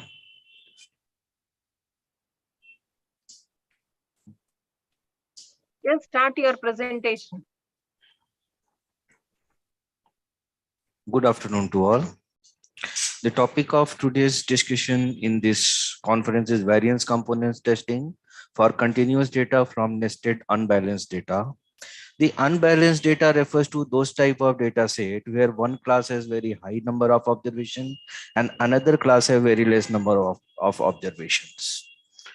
So in this case, the random effect models are employed, and if they are balanced set data, it is very simple ANOVA, no problem.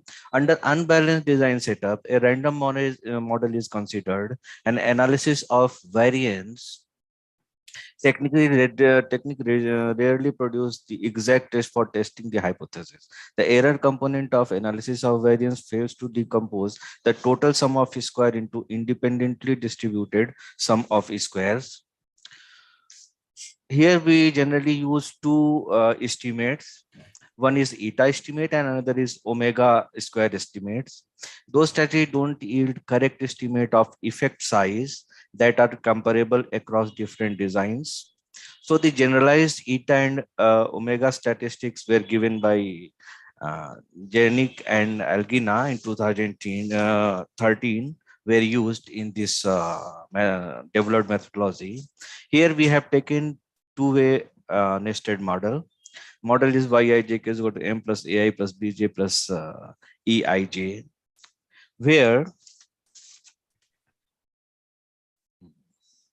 yijk is the kth observation of jth subclass within the ith main class. M is the overall mean. Ai is the random effect due to ith main effect. Bi is the effect due to jth subclass within ith main class, and eijk is the error variable associated with yijk.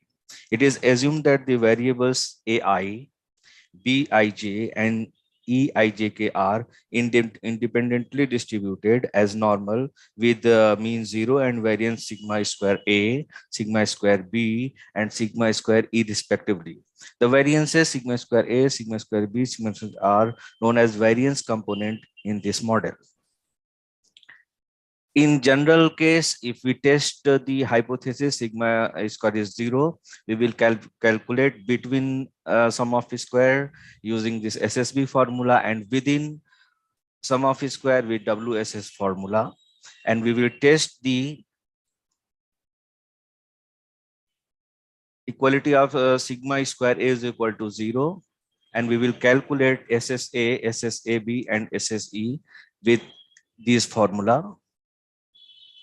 The expected value of sum of square are obtained under the unbalanced situation. The sum of the squares are obtained using this formula, where SSE is A minus 1 sigma square E plus K2 sigma square B plus K1 sigma square A, and likewise, where K1 is N minus summation Ni square divided by N A minus to A minus 1, and K2, K3 like this formula. Now, when under imbalanced condition, when sigma square B is 0, testing for sigma square A is straightforward. But in those cases where sigma square B is not 0, the mean square are no longer independent and do not exist a constant time chi square. Hence, in this case, an intervention is required from this point. And the reported size of alpha in these works are appropriated by the size of test using expected mean square, which is not the actual size but expected size. We obtained the expected size of approximate test F1, F2, and F3, which I will be showing after this slide, as well the actual size of both conventional and approximate test F1, F2, F3. The effect of unbalanced data and actual and expected size have been investigated. The F1, F2, and F3 tests are given by Tirzen, Cumming, and 10 in these respective years, and the given degrees of freedom are A minus 1 and Fi, where Fi's are to be calculated under unbalanced setup like this. We can calculate in 4 types: F1, F2, and F3 and F4. Now let us take one case where we have considered alpha is equal to 5%, sigma square A is 0, and tau is the ratio of sigma square B divided by sigma square E. When sigma square B is 0, there is no problem. When sigma square the ratio of sigma square B and sigma square A increases, then there is problem, which is called problem due to unbalanced data. The numerical result revealed that when tau is greater than 0, the actual size of conventional test overestimated and stated size for unbalanced situation having R1 is equal to 0. Last 3 minutes. Yes, madam. Under unbalanced situation having R1 is less than 1, this over and underestimates the variance. It increases the value of tau and the ratio of subclass to error variance components. So here we have come out with some decision rules. The null hypothesis H02, that is sigma square B, is tested by comparing sigma square A with the upper value of alpha percent for F distribution with B minus A and N minus B degrees of freedom. If H02 is not rejected, H01 is tested by comparing FA with upper alpha tabulated value for F distribution with A minus 1 and N minus A degrees of freedom. If H02 is rejected, then H01 is tested with comparing F2 or F1 with upper alpha percent tabulated value with the F distribution. Here it is changed that N A minus 1 F2 or A minus 1 F1, and these give you good value for critical values. Thank you, madam. Thank you, sir. These are some references. Thank you, sir. Yes, madam. Now I'll request Kalaivani to to give her presentation. Any question?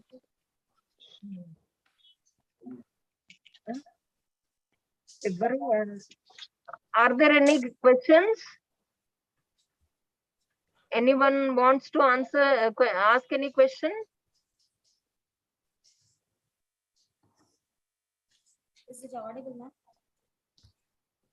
Thank you. Kalaivani can start the presentation now. Is it audible? Kalaivani, Yes, ma'am. title predictive modeling approach in support vector regression. Yes, ma'am. Is it audible, ma'am? No. Is it audible? Is it audible, ma'am?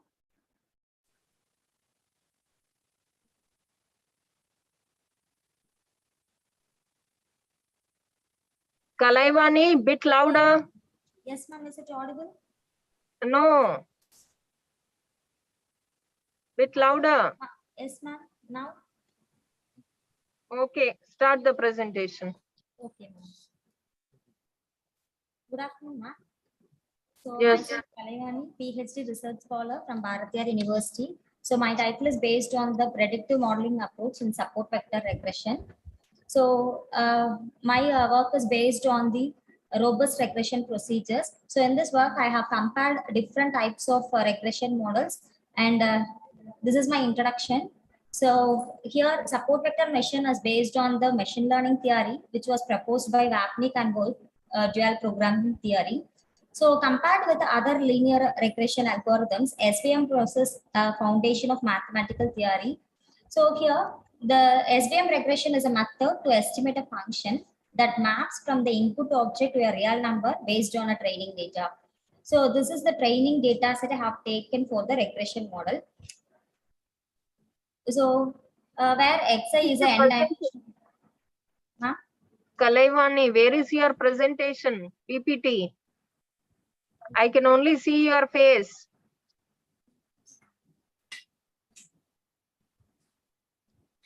Where is your PPT? Yeah, 1 second, ma'am.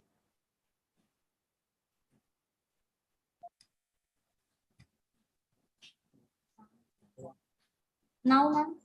No, you didn't share the content or share the screen. Your screen is not visible. 1 second, ma'am. 1 second.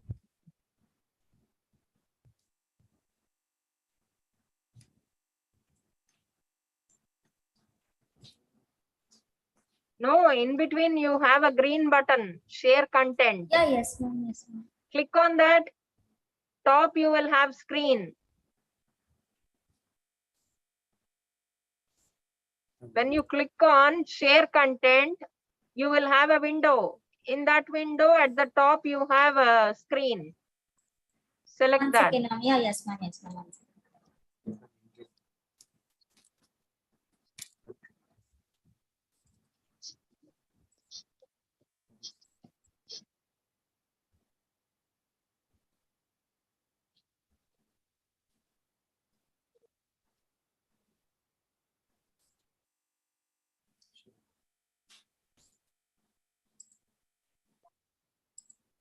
Ma'am, now is it visible? Yes, now it is visible. Yeah. Okay. You can start. You can enlarge it.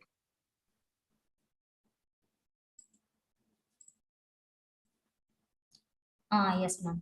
So this is my work based Yes, upon the. good. Now start. Yes, ma'am. So this is my work based upon the predictive modeling approach in support vector regression. So my work is the comparison between the other robust regression procedures with the support vector regression. So this is the introduction. So now the new machine learning algorithms are there. So SVM is based upon the machine learning theory, so which was proposed by Vapnik and Wolf dual programming theory. So comparing with other linear regression algorithms, SVM process a foundation for the mathematical theory. So here, SVR support vector regression is a method to estimate a function that maps from an input data to a real number based on a training set data. So this is the training set for regression. So presented in the formula D is equal to the values x1, y1 and x2, y2, etc. So where xi is an n-dimensional vector and y is a real number for each xi. So here the SVR function f of x approximate all pairs of xi and yi. So here in this work, so there are so many regression procedures are there. So I have taken the classical method and also the robust procedure methods. So here the classical method is the least square method, and the robust regression procedures that I have taken for this work is least median squares, S estimator, MM estimator, and the support vector regression. So we all know that the least square method is nothing but, so we have to minimize the error sum of squares. So here I have taken the simple linear regression model, so which is written as y is equal to beta naught x plus beta 1 plus epsilon, where beta naught is the slope and beta 1 is the intercept. So here in least squares, we have to estimate the beta naught and beta 1. So in terms of minimizing the error sum of squares. So in this least, what is the difference between the classical method and the robust regression procedure is that, so here in the least square method, it is very sensitive as we have taken from the mean. So, but in the robust procedures, it is non-sensitive. So if you have outliers in the data set also, so in robust procedures gives the most reliable results. But as compared to least squares, it is not better as compared to the regression procedures. So the second method is least median squares method. So this least median square method was first proposed by Rousseau. So this method is a non-sensitive to the outliers. So in the data set, if we have outlier also, this method will give accurate results. So the least median square regression method allows the breakdown of 50%, but in least squares, it only allows, it is not allowing a 0%. If you are changing any one value, so it will more sensitive as compared to the least median squares. So next is S estimator. So this S estimator is nothing but the generalized M estimators. So in this function also, this S estimator is also a down weighting, giving a down weighting value to the extreme points. So this estimator is also giving a best results when we have the outliers in the data. So this S estimator was proposed by Rousseau and Yohai in 1984 to minimize the errors. So next is MM method. So this MM estimator was introduced by Yohai in 1987. So it is for linear regression. The combination of S estimator and the M estimator is the MM estimator. So this is also free from the, it is also non-sensitive. It has also a 50% of breakdown points. So next one is support vector regression. It is also a robust method. So it is an extended development of the support vector classification result by enlarging the feature space in the specific way with the kernels. So here in this work, I have compared with the least squares with all other robust regression procedures. So in SVR, we have to tune the epsilon values to gain the desirable accuracy in the model. So here the SVR is an advanced technique of regression which performs well with a large number of data with the help of the concept of hyperplane. So this is the data set I have taken from the OR software in the package of robust base. So my data set is star CYG. It contains 47 stars.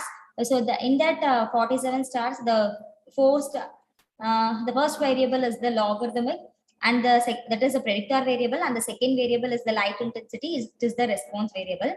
So here I have computed the various measures, that is measures of errors, and the R-square values have been calculated for the least squares and also the robust vector procedures, regression procedures. In this within bracket, it is noticing that without outliers. So in that with outliers also, the least square is giving a very less value as compared to the other methods. That is, this and all median absolute error, mean square error, root mean square error. So this error values are getting increased in least squares when we have outliers. So when we removing the outliers, so we have a minimum value. But all the robust regression procedures, so with outliers and without outliers also, it is giving an accurable results.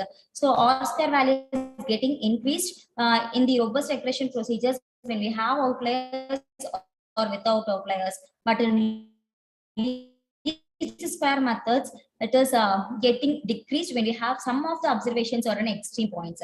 So I can conclude that in this more number of regression procedures, SVR is performing very good as compared to the other regression procedures.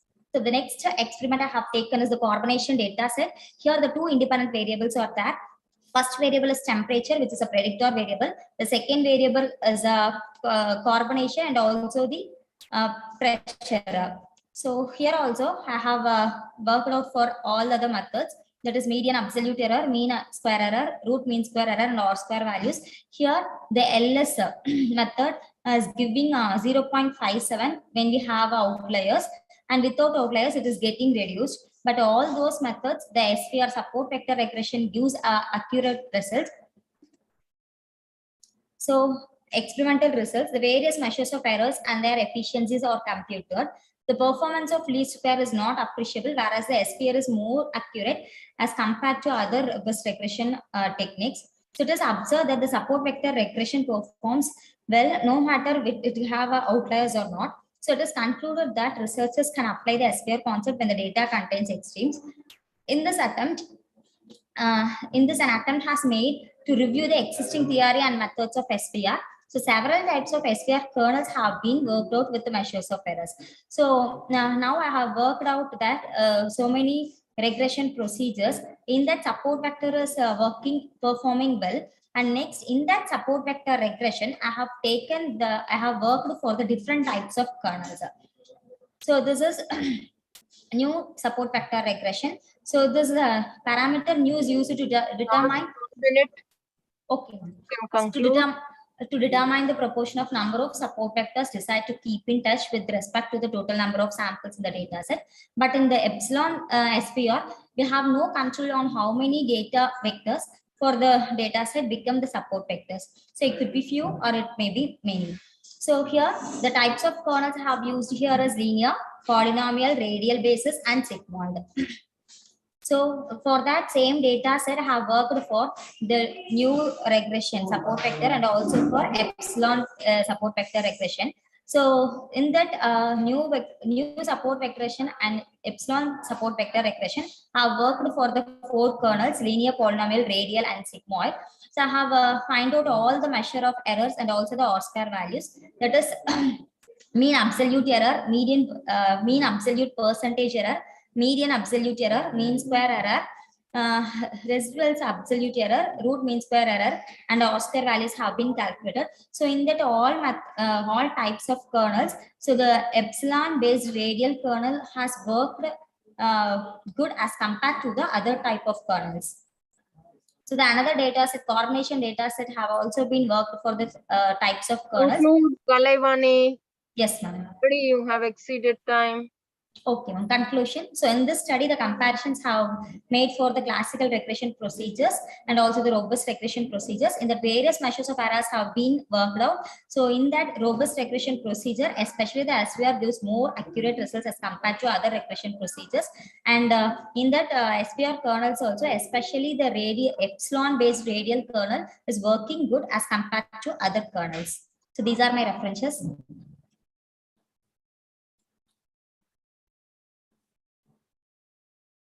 Thank you, ma'am. Any queries? Any questions? Any questions?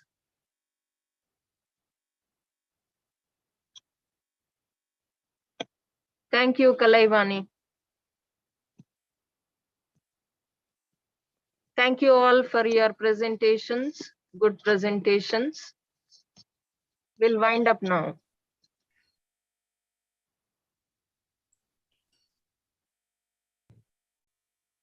So the speaker may please close the this one slides.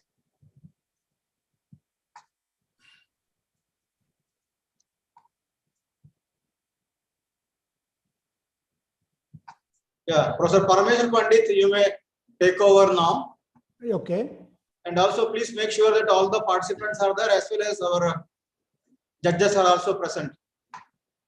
I have to just check that. So this is Manjunath. Yeah, Manjunath is there. That Anup. Professor Anup sir has not joined. I think he has not joined. You just find out whether the participants are there. I will just try to contact him. Yeah. So this is open. I just call the participants' names. Girish Aradhya. Good afternoon, sir. I am present, sir. Yeah, okay. Dilip Kumar. Yes, sir. I'm here. Satintar? Yes, sir. I am present. Okay. Shilpa, Subhash. Yes, sir, I'm here. Okay. All the participants are there. Yeah. Only we have to wait for Professor Anup. Hello. Hello. This is balance snapshot. I hope you remember that result paper presentation. Okay, you please join hall D. Okay, then, yeah. So Is there he has joined, but he's in a different class. Oh, okay. But he will come here now. Okay. No problem. Sir, namaste, Pandit sir. I am Chetan. Yeah, hello.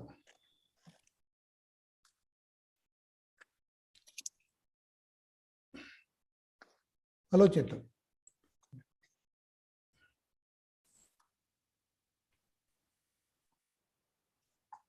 Yeah, now he has joined. Okay. So, Just I introduce to judges actually. Yeah, please. This is a research paper competition to choose the best papers presented for 4 awards, which I think everybody knows. I have requested Professor Pandit to chair the session, and also Professor Anup Chaturvedi from Anova University and Dr. B.G. Manjunath from Central University of Hyderabad to help him in judging the presentation. So, welcome all of you to this session. Professor Pandit, you may take over now. Okay. So, I welcome all the Professor Balakrishna and all the other judges, Professor Anup Chaturvedi and Dr. Manjunath B.G. To this session. And also I welcome all the participants for this selection. And we have 4 different awards that is to be judged. First is the ISDS Young Statistician Best Research Paper Award. The second is Dr. A.M. Mathai Cash Prize. Third is Dr. M.N. Gopalan Prize. And fourth is the B.K. Kale Prize. So this now for every participant, 20 minutes for presentation and 5 minutes for discussion will be given. So please restrict yourself to 20 minutes, your presentation to 20 minutes, and leave 5 minutes for judges and others to interact. So I call alphabetically. The first speaker is Girish Ramachandra Aradhye from Central Institute of Rajasthan. His title of the paper is Regression Model and its Application to Motor Vehicle Insurance Claim Data. You may start now. Good afternoon, sir. I hope, am I audible to Yeah, you all? are audible. Oh yeah, you are audible, yes. Thank you. So first of all, at the outset, I would like to thank organizers for giving me this opportunity, and the respected chair and the judges. I am Girish Aradhye from Department of Statistics, Central University of Rajasthan. Today, I am going to present my work on a new mode matching composite regression model and its application to motor vehicle claim insurance dataset. So this is the outline of my presentation. I will start with the challenges and I will end with the application. So throughout this, I will take you to the journey of composite models and composite regression model. So to start with, I will just give a graphical view of one of the celebrated Danish fire loss data set, which tells about the characteristics of an usual insurance claim data set. So we can see the present data is highly positively skewed, which has a thicker upper tail, which means one can easily see that the many of the observations are lying in 20 to 60 interval. There are large number of losses present over there, and also there are few extreme losses present into the data set, and which need to be tackled by a probabilistic model. These data sets are unimodal, and these data sets are hump-shaped data. So these are the usual characteristics of any claim severity data set.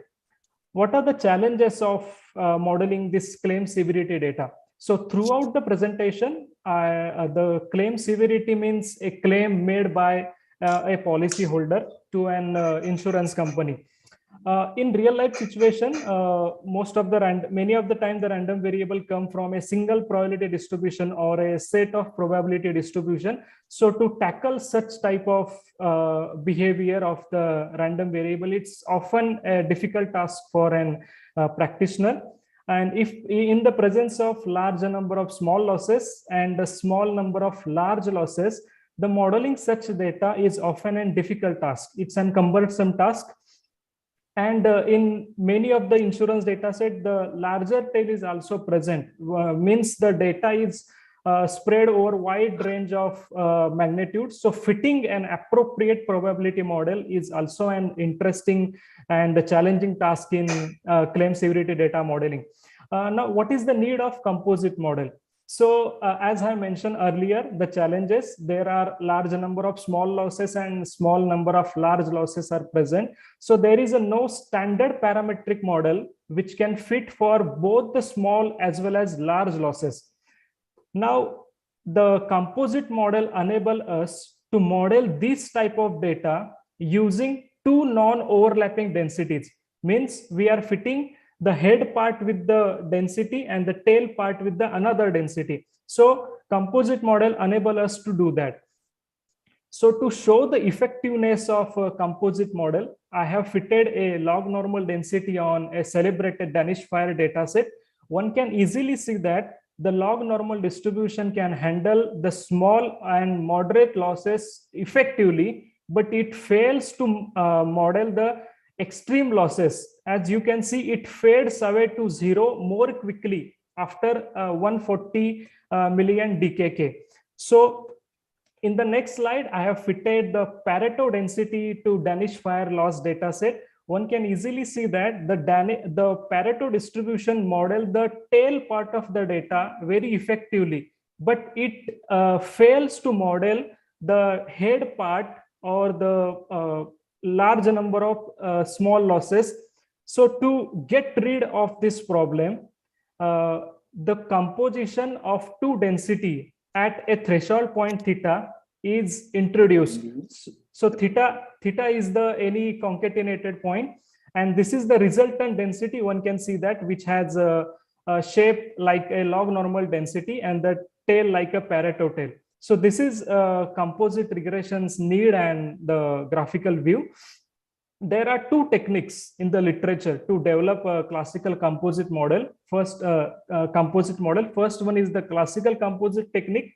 Here we are using composite model given by Bakker in 2015. As you can see in the equation, this is the density for a composite model. One can easily see that theta is the threshold from which these two non-overlapping densities separate.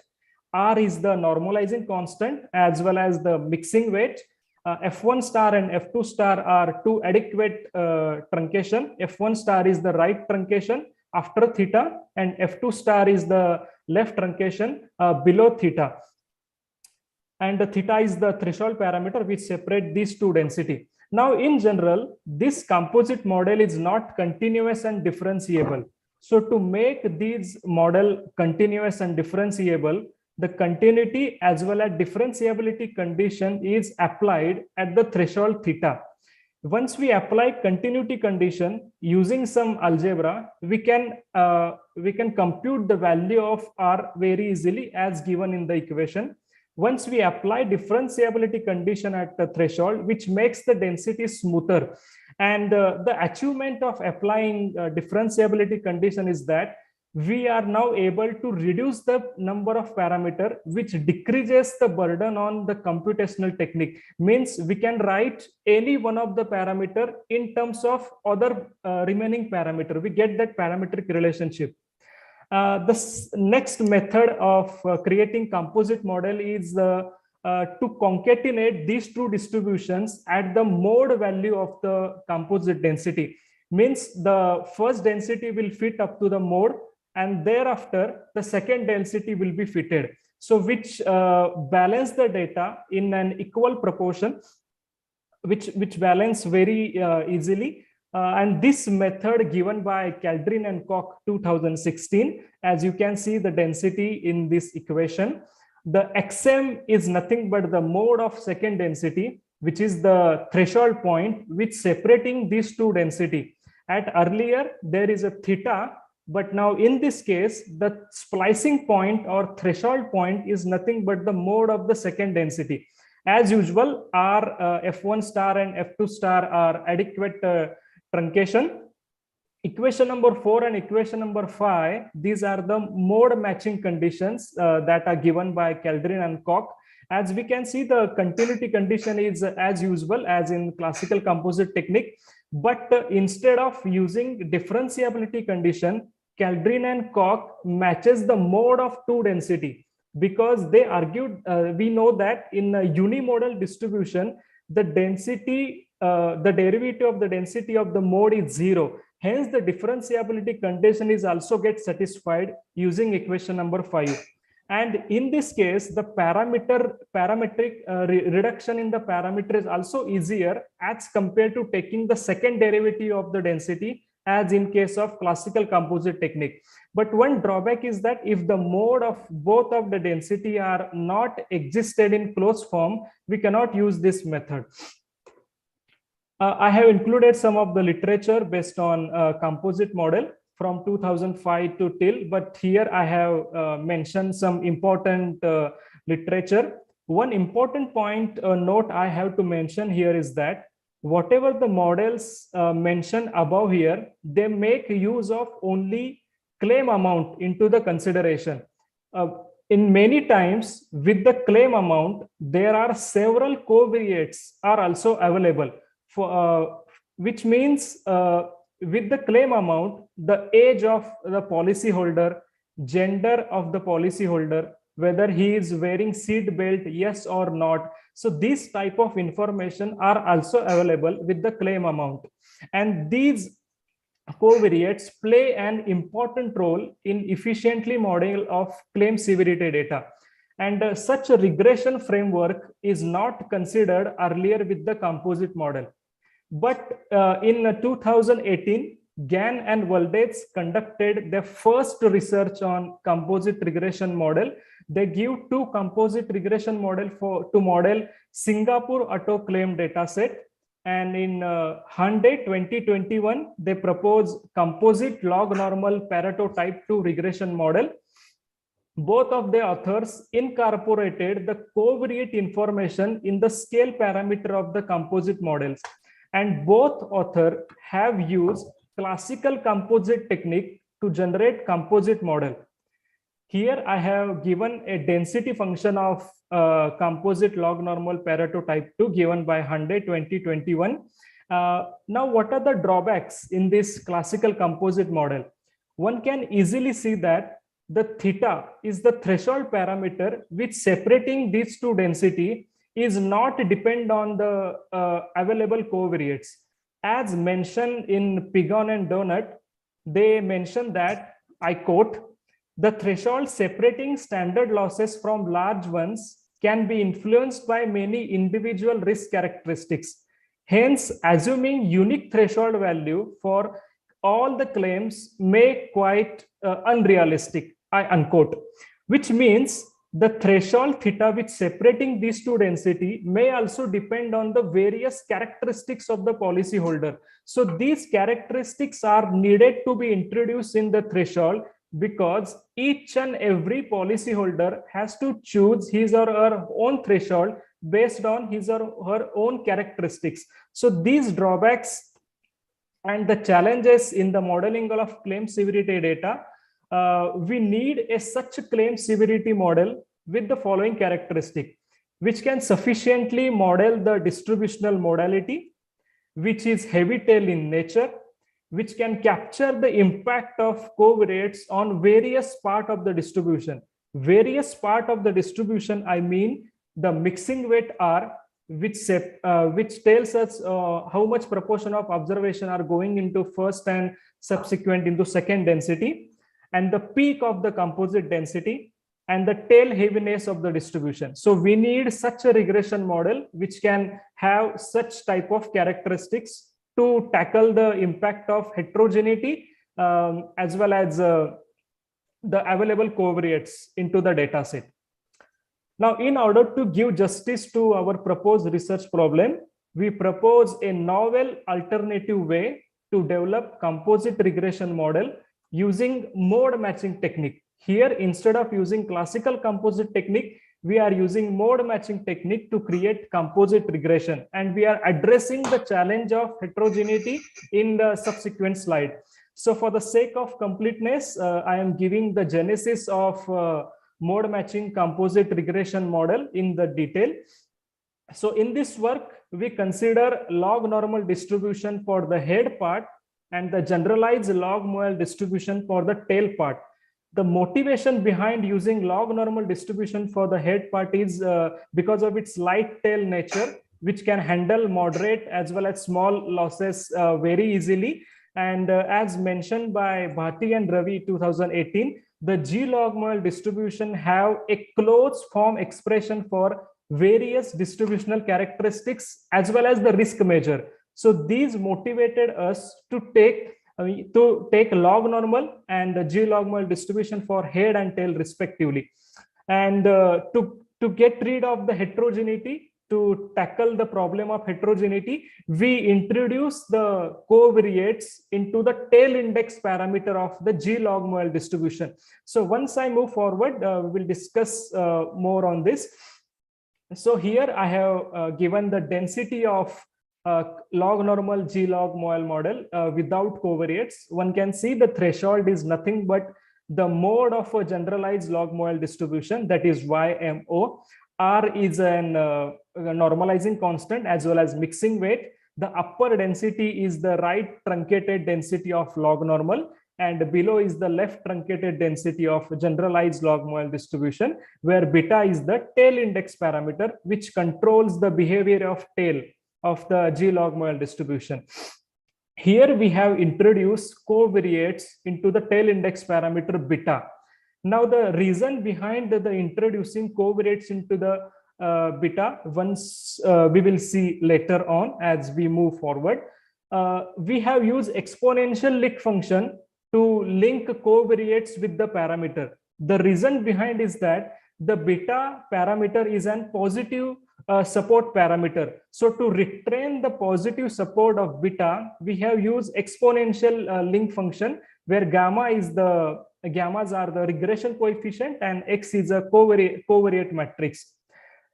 Here I have provided the density of log normal G log model composite regression model, where one can see the available covariates are also get introduced in the density of our proposed model. So I would like to take a few minutes to explain this slide. What does it means? So we have introduced covariates into the tail index parameter beta of G log model distribution. One can easily see that in the mixing weight R, the equation, beta is also present in the equation of R as given in equation number 9, which means we are introducing covariates into the mixture, into the mixing weight also, which is not the case of the earlier one. And here I have to mention that the threshold is nothing but the mode of the generalized log model distribution, which separates the two density. And here the threshold is nothing but the mode. So once we introduce covariates into the beta, we are able to introduce covariates into the threshold also, which separates the two density. And using this, we are introducing the covariates into the mode of the density also through beta. And once we introduce covariates into the beta, and once we match the mode of the two distribution, one can reduce the parameter sigma very easily in the form of other remaining parameter. So once we estimate the remaining parameter, the sigma is also get estimated without considering sigma into the estimation procedure. So this reduces the burden on the estimation procedure. So through introducing covariates into the beta, we have able to introduce covariates into the mixing weight, into the threshold, into the mode, and which these are the characteristics that I have mentioned. So we are achieving this type of characteristic by introducing covariates into the tail index parameter of the G log model distribution. Now, another challenge is in front of us is to estimate the unknown parameter, because the density is not a straightforward density that we usually encounter. This is the splice density. So before YMO, there is a density, and after YMO, there is a density. So to accept the challenge of estimation procedure, we have followed the following numerical computational procedure algorithm to get the estimates of unknown parameter. So we will start with the entering of the data. We will select the head and tail part of the density, and we gave their PDF and CDF into the algorithm. We apply regression structure to the tail index parameter beta using available covariates and available link function. We impose mode matching condition to get rid of a continuity and differentiability part, and to reduce the number of parameter as well. We provide a function which returns us the value of R and the threshold value, because these two values play important role into the log likelihood function, the maximization of log likelihood function. So we provide a log likelihood function, we initialize the parameter, and we maximize the log likelihood function with respect to the parameter. So here we have make use of a general purpose numerical optimizer known as Optim, which is available in stat package of R programming language. For the general purpose optimizer to start the algorithm, it needs a valid initial to start the algorithm. So to choose the valid initials, we follow the following initialization strategy. As mentioned by Bhatti and Ravi in their paper, the G log model distribution follow Pareto law with tail index parameter beta. And therefore we fit generalized additive model for Pareto regression to get valid initials for regression coefficient.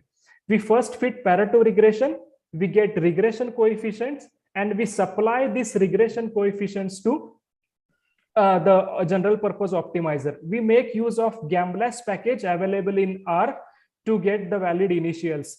And the remaining parameters we get by fitting it the corresponding non-covariate model. We get the model very easily. So this is the real data application. You have 1 minute more.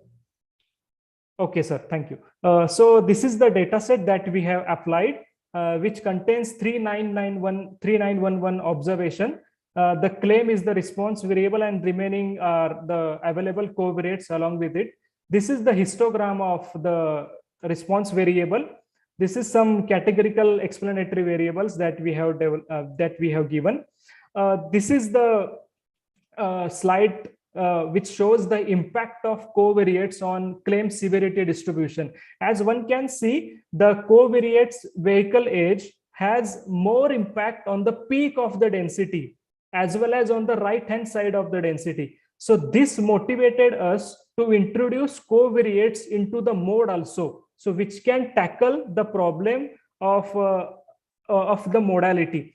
But this is not in case of the gender. The male and female, they have no severe impact. So this is the visual proof of that, and we expect that our tabular and our result will ensure the same as we move forward. So this is again age category covariates, which also show an impact on the peak of the density. So this is the table for the parameter estimation. We fit G log MOL regression as well as a log normal Stoppa regression to support the versatility of our proposed model. This is the T ratio and the P value corresponding to the covariates available. One can see that the G log MOL is not showing that the gender is not significant. In fact, gender has no effect on the claim severity amount, which is shown by our model as well as a log normal Stoppa model, as you can see in front of you.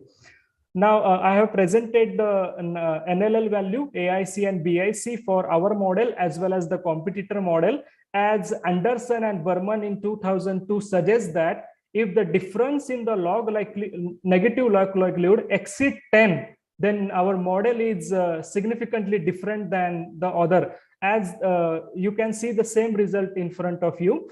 So generalized log model, G log model perform best than any other than two heavy tail regression model.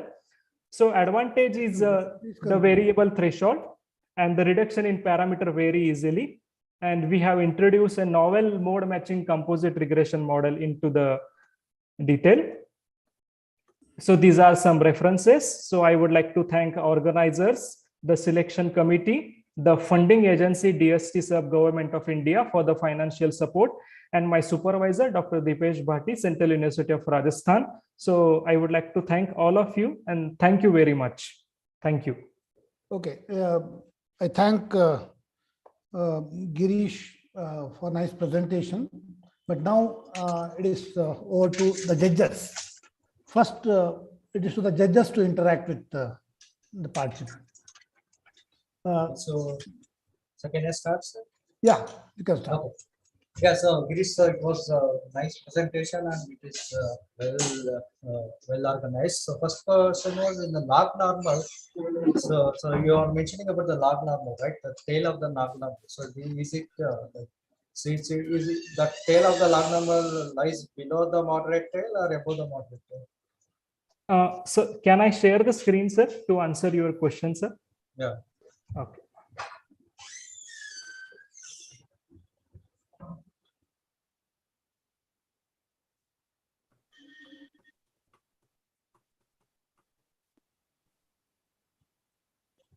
Yes, sir. So we are taking threshold point as the mode of the tail density, tail part of the density. And before that point, and this point is estimated from the data.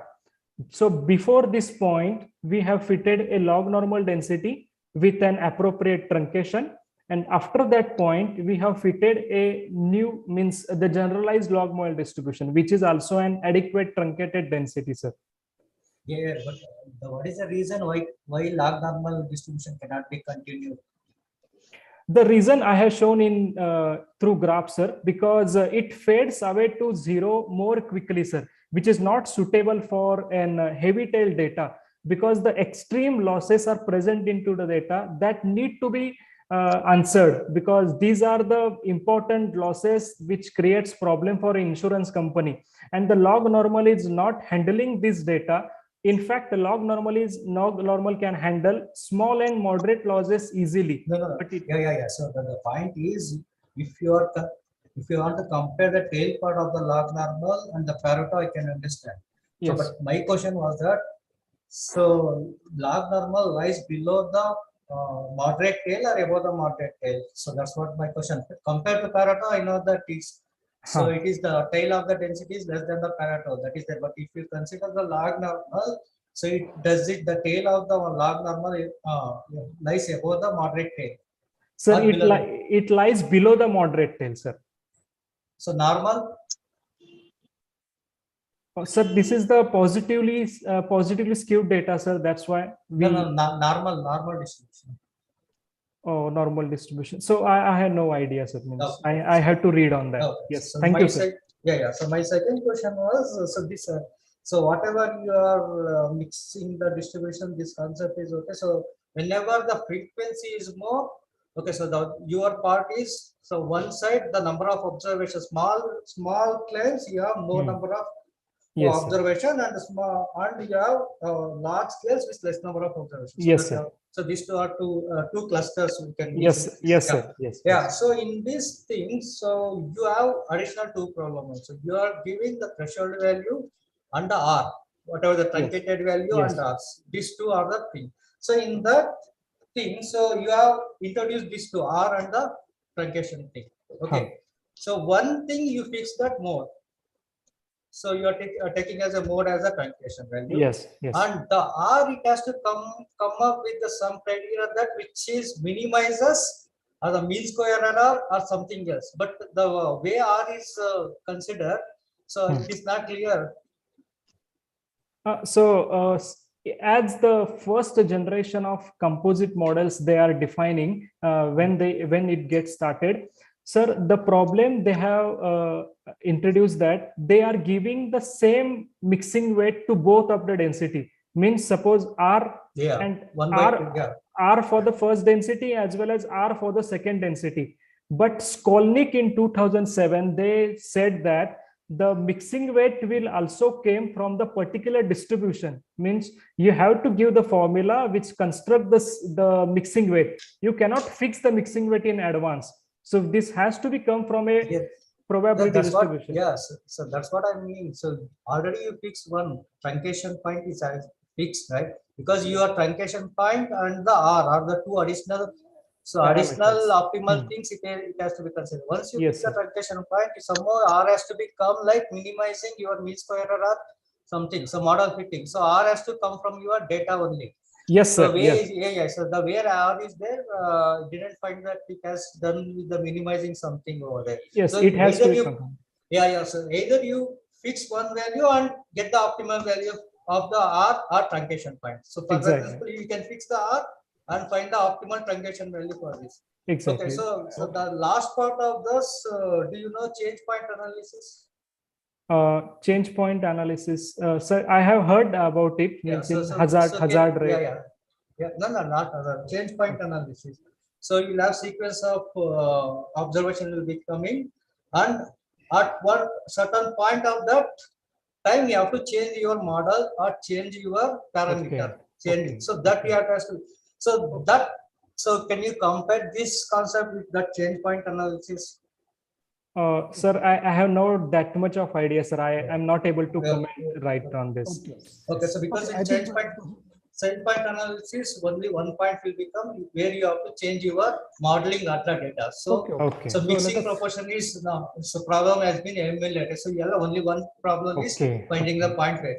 So another finally that so whatever you have the initial distribution, right? There are so many machine learning distributions which have been introduced, but you have issue only with the tail part of the so large observation with less number of frequencies. There you cannot apply the machine learning technique or anything. So there you have to be X value technique only generalized. Yes. So So thank you, sir. I think. Thank you, sir. I am done, sir. Professor Anup. I have just a very small question. Normally, whenever we fit a regression model, we also define some measures of goodness of fit like R square. Now, just tell me how to define R square for your case for composite regression model. Sir, means so we are I'm reading on that, sir, more. I have not came across, so I will read on this, sir. Means I will surely consider this point. Right. At this point, I'm not able to recall, sir. Okay. Yes. So I think let us leave 1 minute time for others to interact. Professor Balkrishna, sir.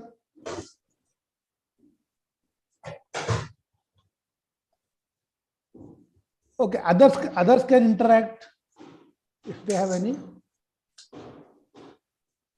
Okay.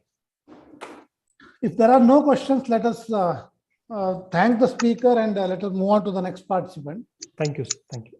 Okay. The next participant is Dilip Kumar from University of Calicut. He will be speaking on proportional odds, relevation transform and its application. Dilip Kumar, please restrict yourself to exactly 20 minutes, okay? Yes, sure. Okay. We can start now. Okay. Is it visible, sir? Can I start? Yeah, visible. Okay. So the title of my presentation is Proportional Odds Relevation Transform and its Applications in Reliability Theory. So this is a brief outline of my presentation. So the concept of a relevation transform, it was introduced by Krakowski in the year 1973. So let capital X be a random variable denoting the lifetime of a component in a system. suppose which is when it is failed, we replace it with another component of the same age x, whose lifetime denoted by capital Y, and let f bar and r be the survival functions of x and y respectively. Then in this setup, the total lifetime be denoted by capital y of x, and the survival function of this random variable is of the form equation 1, and which is called the relevation transform of x and y. And the corresponding probability density function is obtained as an equation number 2. And Krakowski 1973 introduced this concept, and later several researchers studied various properties and applications of this concept. And recently, some researchers such as Sarakos and De Crescenzo 2017, 18, etc. Studied its importance in the context of information theory as well. Now, for a random variable x with the distribution function capital F of x, the odds function is defined as a ratio of survival by distribution function as in equation number 3. And the proportional odds model, say let capital X and Y be two non-negative independent random variables with survival functions f bar and g bar respectively. Then Y is said to be the proportional odds model of x with a proportionality constant alpha if their odds functions are proportional. And an equivalent definition in terms of survival probabilities are given in equation 4 and 5. And the concept of POM was actually developed by Bennett 1983 as an alternative to the well-known THM of Cox, proposed by Cox. So the assumption of constant hazard rate ratio in proportional hazards model is unreasonable in several situations, as pointed out by Bennett and other researchers. Now, when the random variable y is the proportional odds model of x, we call the transformation, relevation transformation between x and y as the proportional odds relevation transform, which has the survival function 6. We aim to study various aging, ordering, and reliability properties of this special transform. And we can interpret this survival function in the same manner, but with the difference that the replacement of the item is done by another whose odds function is proportional to that of the original item. And when the proportionality constant is equal to 1, this will reduce to the well-known auto-relevation transform. And Kabodistri and Sarakos 2012 studied various properties of this transform, and me, Shankaran, and Unikrishna studied various reliability properties of this special case. And we now present certain characterizing results of this transform. So when y is the proportional odds model of x, then the relevation survival function is connected with the baseline survival function through the identity 8, and an equivalent form is also given in remark 3.1 in terms of survival functions of baseline survival functions. And another characterization in terms of the odds functions of relevation random variable and the baseline random variable x is given in proportion 3.2, which is presented in identity identity 10, where hx denotes the cumulative hazard function. Now we present some interesting results based on certain information measures. First one, we consider the CRI, cumulative residual inequality measure, proposed by Taneja and Kumar 2012, which is defined as an equation number 12. And so in proportion 3.3, we present an interesting connection between CRI and expected values of y of x and y under the assumption of proportional odds, under the proportional odds assumption, which is given in equation 12. So using this proposition, using this identity, we can easily propose a non-parametric estimate for CRI between x and y by substituting the non-parametric estimates for expectations of y of x and y. And an illustrative example is given here by taking the exponential distribution as the baseline model. Then the CRI between y and x is of the form 13. And from that, we can directly find the expected value of the proportional odds relevation random variable using the last proposition, and which is obtained as in equation number 14. Now we consider the dynamic CRI proposed by Taneja and Kumar, and later studied by Kundu and Longobardi 2016, and it is defined as an equation number 15. And when y is the proportional odds model of x, then there exists an interesting relationship between mean residual lives of proportional loads, relevation random variable, and the baseline random variable y with the dynamic CARI between y and x, which is given in equation number 16 of proposition 3.4. And these identities we can use to use these identities to derive various reliability measures of the proportional loads relevation random variable from those of baseline random variable. And in example 3.1, we consider the exponential baseline, and the corresponding dynamic CRI is given in equation number 17, and the mean residual life of the random variable y, proportional random variable y, is obtained as in equation number 18. And using these two measures, with the help of last proposition, we can find the mean residual life of proportional relevation random variable, which is obtained as in equation number 90. Now, the relevation inaccuracy measure, which was proposed by Sarakos and De Crescenzo 2018, which is defined as in equation number 20, and in the context of proportional loads relevation transform, RYX of x is connected with dynamic CRI to the identity 21, which is given in proposition 3.5. And also we have proved that the random variable t bar star of x divided by g bar of x minus 1, that means the ratio of survival functions of proportional loads relevation random variable with the baseline survival function of y minus 1 follows an exponential distribution with the mean 1 by alpha, where alpha is the proportionality constant. And also in proposition 3.1, 3.7, we present an interesting connection between expectations of x of y, y of x with cumulative residual entropy of x and y and x. So here we need to note that this relevation transform does not possess commutative property in general. So x of y and y of x are not identical, and they are identical under the assumption of proportional hazards model only, which was pointed out by Krakowski in that paper. Now, distorted random variable. So suppose x and y be two random variables having survival functions f bar and g bar respectively.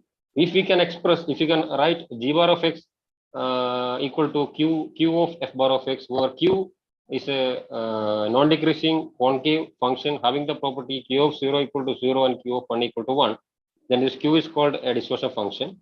And if we can represent g bar of x equal to q of f bar of x, the random variable y is said to be the distorted random variable obtained from x by the distortion of q of. So these distorted random variables have several properties in the context of reliability analysis, as pointed out by Navarro et al. 2014 and 2013 in the context of coherent systems. So the importance of this distorted representation in our context is that we can express the proportional loads relevation survival function t bar star of x in the form q of f bar of x, where f bar of x is the baseline survival function of random variable x, where q of u is of the form given in equation number 23, and it satisfies all the properties for a distortion function. So we can say that y of x is a distorted random variable of x, which is given in proposition 3.8. And now the density function of this proportional relevation random y of x is of the form 24, and from that we get the expression for hazard rate of y of x in terms of the baseline hazard rate as in equation number 25. And note that the first term in the RHS has a positive first order derivative, and this shows that the first term in the RHS is positive. So if the baseline hazard rate baseline random variable x is also IFR, then the resulting hazard rate of y of x is also increasing. But when the baseline hazard rate hx is decreasing or constant, it may give different options for the hazard rate of y of x, which will be useful for constructing flexible lifetime models. And so here we list out those properties. This IHR, y of x is IHR, and when y of x is DHR, then x is DHR. But when x is DHR or constant, it may give several different options for the hazard rate of y of x. And here we present certain preservation of certain aging properties in proposition 3.9. We have showed that NBU IHRA properties are preserved under this proportional Code's relevation transform. And also in remark 3.3, we point out that NBU HR and the NVUHR property is also preserved under this transform. And consider this example. We take Weevil distribution as the baseline model here.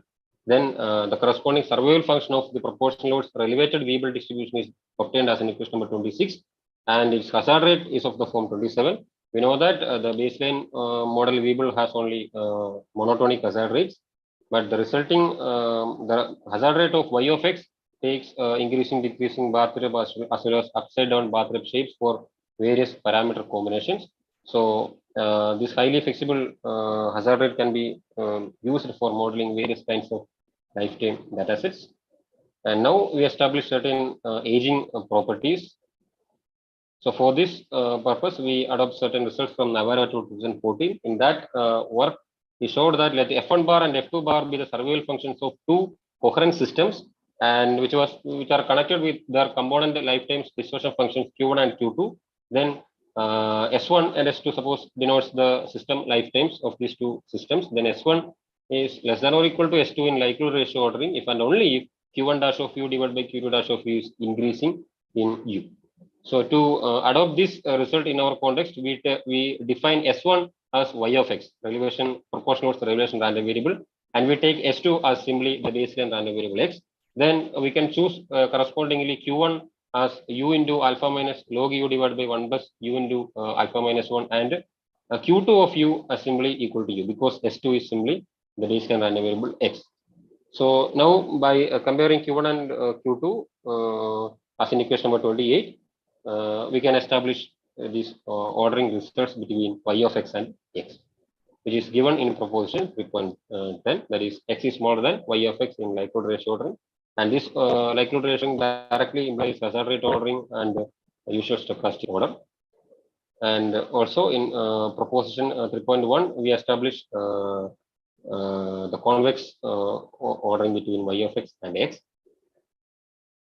And the implications of this ordering, this convex ordering are given in this picture. And in proposition 3.12, we consider two random variables x1 and x2, and let y1 and y2 be their corresponding proportional random variables. And then if x1 is smaller than x2 in usual stochastic order, then y1 of x1, the proportional elevation random variable of x1, y1 of x1 is smaller than y2 of x2 in usual stochastic order. And the same will be true for hazard rate ordering and increasing convex function ordering. Now, here we present the quantile-based definition for this proportional loads elevation transform. And this definition will be useful when the baseline model does not have a closed form expression for its distribution function. That means it is defined in terms of its quantile function, having no closed form expression for its distribution function. Me, Shankaran, and Unikishan Nair 2018 defined a quantile-based definition for the general elevation transform as in equation number 30. Now, a quantile-based form for this proportional elevation transform is derived and is given in equation number 31. And Nair and Shankaran developed various quantile-based reliability measures for the analysis of lifetime data through quantile function models. So one of them is the hazard quantile function, which is nothing but the quantile version of the well-known hazard rate, which is defined as in equation number 32. Proposition 4.1 gives an interesting connection between the hazard quantile functions of the relevation random variable y of x and the baseline random variable x, which is given in equation 33. And in similar way, we can establish various interesting connections between various quantile reliability measures of y of x and x. And one thing to note here is that this relevation quantile function under proportional loads assumption can be used for modeling purpose also. So here we note that the lower support, q star of 0 is 0 and q star yx of 1 is 1. That means support of that quantile function is between 0 and 1. So with an additional scale parameter, say beta, we can efficiently use this quantile function for modeling purpose also. So we just define that quantile function as in equation number 34. In that we incorporate the case of auto elevation case also. That means for alpha equal to, and the corresponding hazard quantile function is obtained as an equation number 35. And the interesting property of this model is that this hazard rate is bathtub shaped for all choice of its parameters. So this quantile function will be a good choice for modeling various kinds of lifetime datasets having bathtub shaped hazard rate.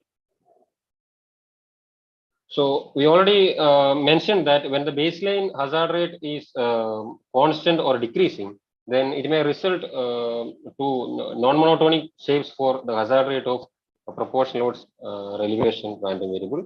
So to show this, we consider a very simple case that that is when the baseline random variable has a constant hazard rate, that means baseline distribution is exponential. So we took the baseline hazard rate as simply equal to lambda constant. So the resulting survival function of the proportional odds relevation random variable is of the form 36, and corresponding density is given in question number 37. And shapes for density function for various parameter combinations given in figure 3. We can see that it accommodates increasing, decreasing, positively skewed, negatively skewed, and symmetric members are special cases. And the corresponding hazard rate is always increasing, IFR. So the baseline hazard rate is constant, and this can be used for modeling various kinds of lifetime data sets also. So to illustrate this, we first consider a data set from Zimmer et al. 1998, and the data consists of time to failure of 20 electric cards, and we estimate the parameters using a maximum likelihood method, and the parameters given in question number 39. And the adequacy of the proposed model is illustrated, is checked with two goodness of fit tests. First one is a graphical procedure QQ plot, and next is a case test. And figure 5 gives plots of observed histogram with estimated density of the proposed model, and also QQ plot for the fitted density is given in 5b. And this shows the physical closeness of the proposed model to the data. And also case test with p-value 0.97 ensures the adequacy of the proposed model for the data considered. And also this model can be used for used in other contexts also other than lifetime situations. So to illustrate this, we consider another data set from Baumik et al. 2009, and it represents the vinyl chloride data obtained from cleanup gradient monitoring wells. The parameter estimates are given here, and the case test has a p-value 0.463, and the estimated density with the observed histogram and the QQ plot are obtained like this. And all the aging properties and ordering relations of this proposed lifetime model can be established from those of the baseline exponential model by using we have developed in the last section. So this can be viewed as an application of this proposed. Dilip Kumar, you have 1 more minute. Okay. So let me conclude. So in this work, we have presented the proportional odds relevation transform, which is useful in the context of lifetime studies. And we have presented various aging and ordering properties of the proposed model, and also presented several interesting connections between information measures and the proposed model. And a quantile-based definition model has been presented. And finally, we introduced a new lifetime model as a generalization of this exponential distribution using the proposed transfer. And these are the references. Thank you. Thank you both. Okay, I thank Dilip Kumar for good presentation. Now it's the time for a discussion. So I over to the judges.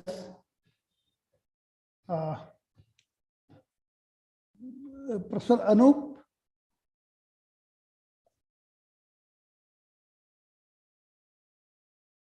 Professor Anup. Or Professor Manjunath. Yeah. So Dilip Kumar sir, thank you for your presentation. Yeah, Manjunath may start. Yes, sir. So thank you for your presentation, and it's well presented. Okay, so my first question is that, so you're mentioning that the quantile of a random variable will give a random variable is modeled by another random variable, right? Yes, yes. Yes. So that comes as the quantile part. So you are making an estimation or whatever the inference is. So you are the given data set, it will be behind of that, right? So whatever the estimation is concerned. So number of observation will fit for the quantile of random variable with the other random variable into very less. So do you have an so data size problem over here? See that part is, yeah, that part is not clear.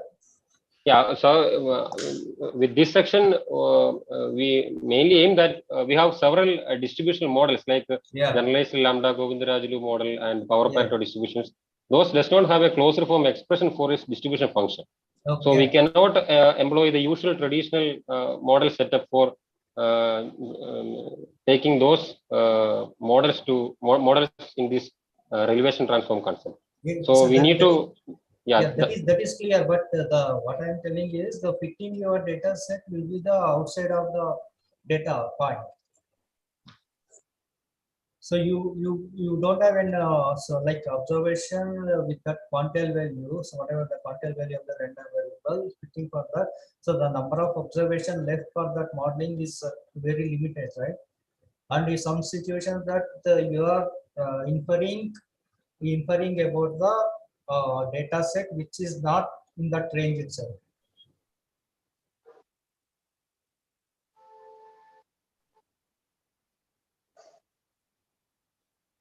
So is it clear? Not fully clear, sir. Actually, my aim is to derive the function of the proportional relevation random variable y of x, and to establish a connection between baseline quantile function and the quantile function of y of x. That is With that, I think we can establish various quantile-based reliability concepts. That was my focus. Yes, so that's what actually. So whatever the thing is, if you have real data set and if you try to model it, then this situation you can understand. Right? Okay. Because whatever that done is, you assume some simulation method and present it, right? Sure, sir. We'll consider. Yeah. Okay. Thank you. Yeah, sir. I am done, sir. Please, sir.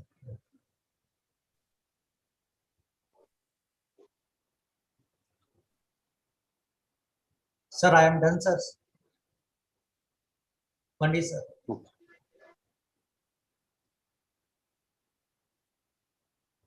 Anu Chaturvedi sir is online or? Yeah, I am online. Yeah, I can see your name. Bala, I don't have any particular question. Okay, that's fine. Yeah, sir. So one thing is a lot of so definitions and proportions was there, right? So application was very limited for us to make any. So that's what Anup was also is. What, Manjunath? Yeah. So the definition and propositions are way too much in the presentation. So and application was very limited. So that's what it is very difficult for us to find what real life application of this. So that's what sir is also. Okay, sir. Okay. Yeah, thank you, Dilip, for a nice presentation. Thank you, sir. So we are done next, sir. Can you hear me? Yes, sir. Okay, Dilip. Yes, sir. So you have talked about distorted random variable, right? Can you give me an application of that? One situation where this can happen. Yes. I actually in Navarro's work, actually those are the main works point out in the application of these distorted random variables. So Navarro 2014 showed that in the context of coherent systems, the component survival function is connected to the system survival function through a distortion function. So using that result, in 2013 paper, he established various preservation of various aging concepts from the component lifetime to system lifetime. And in 2014 paper, he established various ordering properties between this component and system lifetimes using the properties of this distorted function. Okay. And recently they have developed it for a dependent situation also. Okay. If any other question from the audience, others? If there are no questions, let me thank again the speaker, Dilip. Thank you. So I just Thank you. move on to the next speaker. Thank Please, you. Thank you. please, remove the sharing screen. Okay. Yes, sir. Okay. The next speaker is Sathinta from University of Kerala. His topic is Rayleigh hyperboson distribution, properties and applications. Sathinta? Yes, thank you. Thank you, sir. I'm here. Am I audible? Yeah, you are audible.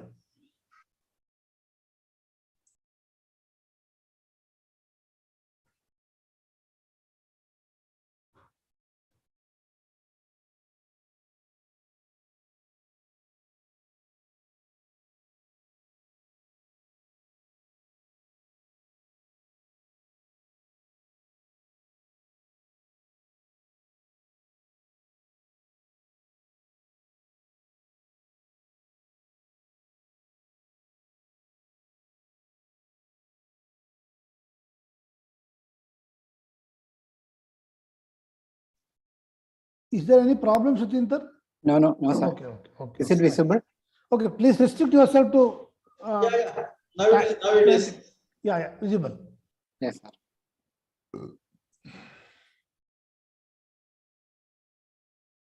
We can start. Okay, sir. I'm Sadhindra Reyes from Department of Statistics, University of Kerala, Trivandrum. My topic of presentation is Rayleigh hyperboson distribution, properties and application. This is an overview of this presentation, starting with the introduction, the genesis of the model, properties, followed by the estimation and the simulation study, then application, and finally references. Let us see the introduction. The modeling and analysis of lifetime is an important aspect in statistical literature. In lifetime data analysis, the failure rate of an item is one of the important characteristics. This failure rate can be increasing, decreasing, bathed up, and upside down bathed up shapes. In many practical situations where the well-known distributions like exponential, variable, gamma, and Rayleigh distribution do not provide adequate fits to real data. In fact, these distributions are very limited in their characteristics in many complex situations arises, particularly in the areas of physics, biology, business administration, economics, etc. So we think about the generalization method. In distribution theory, we have different generalization method. Among them, here we consider compounding method. By the method of compounding, we are mixing a continuous lifetime distribution with well-known discrete distributions such as Poisson, geometric, binomial, and logarithmic distribution. For example, see Archimedes and Lucas 1998 introduced a two-parameter exponential geometric distribution. Following the key idea of Archimedes and Lucas, Cus 2007 introduced an exponential Poisson distribution. After that, Thomasby and Risse in 2008 introduced exponential logarithmic distribution. Then Chakkandi and Ganjali in 2009 introduced the exponential binomial distribution. On the basis of Cus 2007, Satish Kumar and myself in 2021 developed an exponential hyperboson distribution. In fact, all these distributions shows only a decreasing failure rate. When we think about other types of failure rate, here we consider Rayleigh distribution instead of exponential distribution. We know Rayleigh distribution is one of the most popular distribution in analyzing skewed data. The Rayleigh distribution was originally proposed in the fields of acoustic and optics. And now it is widely used in oceanography for describing instantaneous peaks power of received radio signals. Here, Rayleigh distribution is mixed with a positive hyperboson distribution. We know positive hyperboson distribution is a generalization of positive boson distribution. Let us move on to the genesis of our model. Let M be a random variable denoting the number of competing risks related to the occurrence of an event of interest. Assume that M has a zero truncated hyperboson distribution named positive hyperboson distribution. The probability mass function is given in equation number 1, where M is equal to 1, 2, 3, etc. and beta and parameters beta and gamma greater than 0, where delta naught is equal to phi of 1 gamma beta minus 1. Phi of 1 gamma beta is a confluent hypergeometric function. Let x1, x2, etc. xn be independent and identically distributed Rayleigh random variables.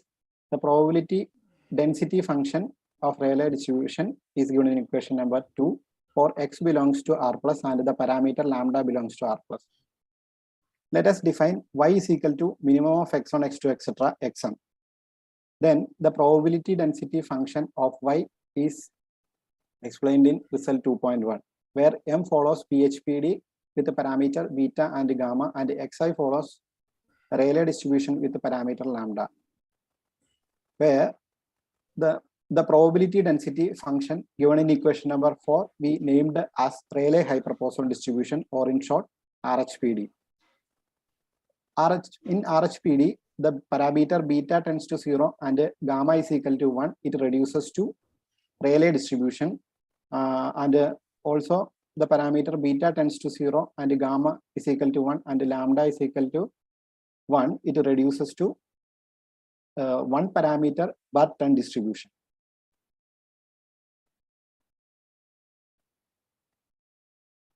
In figure 1, we have plotted the probability density plots of RHPD for particular values of the parameter. From this graph, we can see that the graph shows positive skewness. Let us move on to the properties of our model.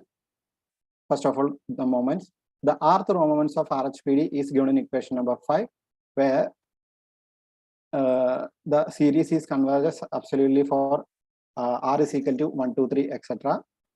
Then the first and the second row moments of RHPD are given in equation number 6 and 7. Using the first and second row moment, here we obtained the variance of RHPD, that is given in equation number 8.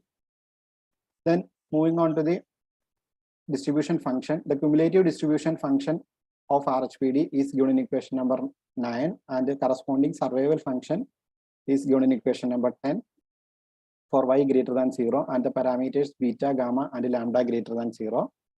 By considering equation number 4 and 10, here we derive the failure rate of RHPD, that is given in equation number 11.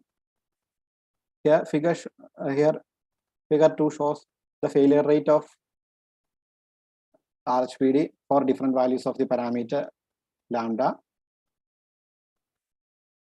Let us see the estimation procedure of our model. First of all, the method of maximum likelihood. The log likelihood function of RHPD is given in equation number 12. Subsequently, the associated gradients are given in equation number 13 to 15.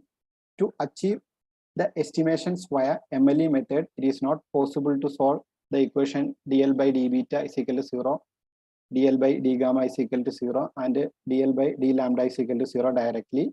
So here we consider the following theorem 1, 2, and 3, which express the condition for the existence and uniqueness of MLE when the other parameters are given or not.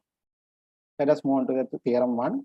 Let L1 of beta, gamma, lambda denote the function on the RHS of equation number 13, where gamma and lambda be the true value of the parameters. Then there exists at least one root for L1 of beta, gamma, lambda is equal to 0, for beta belongs to 0 to infinity. And the solution is unique when the following equations satisfy this condition. Next is theorem 2. Let L2 of gamma, beta, lambda denote the function on the RHS of equation 14, where beta and lambda are true values of the parameters. Then there exists at least one root for L2 of gamma, beta, lambda is equal to 0, for gamma belongs to 0 to infinity. And the solution is unique when the following equation number 17 holds. And finally, the theorem 3 for lambda. Let L3 of lambda, beta, gamma be the function on RHS of equation number 15, where beta and gamma are true values of the parameters. Then there exists at least one root for L3 of lambda, beta, gamma is equal to 0, for lambda belongs to 0 to infinity. and the solution is unique when the following equation number 18 holds. Next is EM algorithm.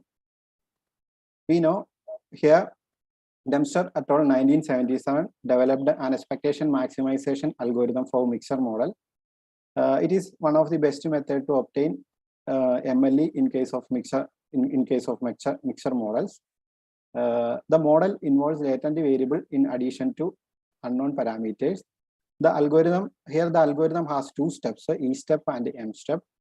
To start the algorithm, we have the joint density function of the proposed model that is given in equation number 19, where M is equal to 1, 2, 3, etc. and Y greater than 0. The parameters beta, gamma, and lambda greater than 0. Let us see the E step procedure. Let theta h be the initial estimates. Then the conditional expectation of M given Y can be computed as follows. Probability of M given Y is given in equation number 20, and the expectation of M given Y is given in equation number 21. For the convergence, for more details regarding the convergence condition and the properties of the generalized hypergeometric function, please refer Slater 1966 or Mathai and Hubbard 2008. Next is M step of the procedure. The log likelihood function corresponding to the joint density function is given in equation number 19 is provided below, from which the corresponding estimates are obtained by the following nonlinear equations from 23 to 25. Here we conclude the EM algorithm procedure. Next is simulation study. Here we present a brief outline of the simulation studies to verify the performance of the MLE for different sample sizes and different parameters using EM algorithm. We cannot apply inverse transformation method to simulate RHPD random samples. So here we generate the samples as per the following steps. The first step is specification of the parameter sets. Here we consider two parameter sets. Next is specification of sample size. Here we consider the sample size from 10 to 1000. Then next is the generation of pseudo random sample of RHPD utilizing the Metropolis-Hastings algorithm for the computation of MLE of the parameters using EM algorithm. And we generate 1000 samples and compute the bias and MSE corresponding to the samples. Here in table 1, we provide the absolute bias and MSE corresponding to the estimates obtained via EM algorithm for simulated sample. From this table, one can see that when sample size increases, the bias and MSE decreases towards 0. Next is the application part. Here we consider a collection of real data provided in Abaumo and Ashinti 2009, which was the result of a test on the endurance of deep groove ball bearings. They were originally discussed by Leiblin and Selen 1956. The dataset is provided below. Here we compare the proposed model with the three alternative models named compound Rayleigh distribution, exponential Chen distribution, and exponential Rayleigh-Poisson distribution. The probability density function corresponding to the three alternative models are provided below. Here from table 2, we obtain the data fitting results using MLE method. Here we have the parameter estimates, Kolmogorov-Smirnov statistics, p-value, and certain information measures and log likelihood function value. From this table, we can conclude that our model gives better fit to the dataset, gives better fit to the dataset considered in this presentation. Next is asymptotic variance and covariance of the MLE. Here, applying the large sample approximation, the MLE of theta can be treated being approximately trivariate normal with the mean theta and variance covariance matrix J inverse of theta, which is the inverse of the expected information matrix J of theta, in which Ij is equal to minus expectation of d square L by d theta I d theta j, with I comma j is equal to 1, 2, and 3, and the expectation is to be taken with respect to the distribution of 5. Now, by using the data set, here we calculate the variance covariance matrix. In variance covariance matrix, the diagonal elements are the variances of the estimate, and the off diagonal elements are the covariances of the corresponding estimates. In table 3, we provide the parameter estimate, standard error, t-value, and the p-value of the model RHPD corresponding to the data sets. Using the estimates and the standard error, we can compute the confidence interval of the parameters beta, gamma, and lambda using the following equation, where Z alpha by 2 is the upper alpha by 2th quantile of the standard normal distribution, and alpha is the 5% level of significance. Thus, we obtain the confidence interval for the parameters beta, gamma, and lambda, that is provided below. And finally, we plotted certain graphs, PP plot, TTT plot, and empirical theoretical series. This supports our proposed model to fits the data sets.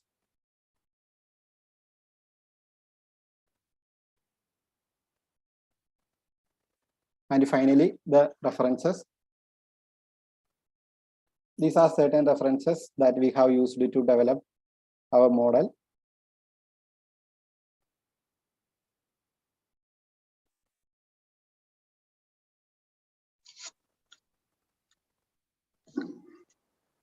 Thank you. Thank you, sir. Thank you. So let me thank Satinder for the presentation. And now I think I request the judges to take over. Dr. Manjunath? Yes, sir.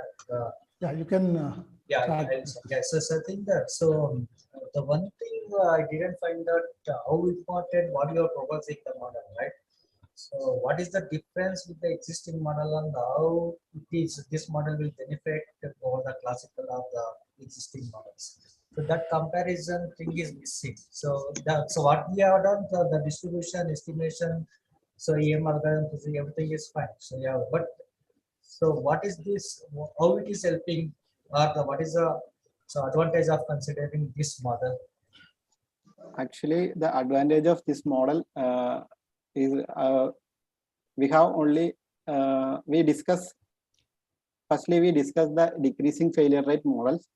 When we think about the other types of failure rate, here we consider Rayleigh distribution. Rayleigh distribution shows increasing failure rate. When we compound with a positive hyperpoisson distribution, it shows increasing as well as upside down or unimodal shapes of the failure rate shapes. That is the advantage of our model. So that means there is no existing method. So existing method for fitting this kind of for the procedure. So there is. So you mean to say that there is no model so which can fit this kind of data? Actually, there are several models in the literature, but for this particular data set, we have considered in this presentation, our model is best, gives the best fit for that. So the bestness is casted in the slides, no? So that is not included. How do you compare with the other models? It was not the only estimation of values. Okay, so sir, I am done, sir. Okay, okay. So Anup. Yeah. Yeah. In one of the graphs, you have plotted different failure rates for your proposed model. Can you make some comments on the basis of different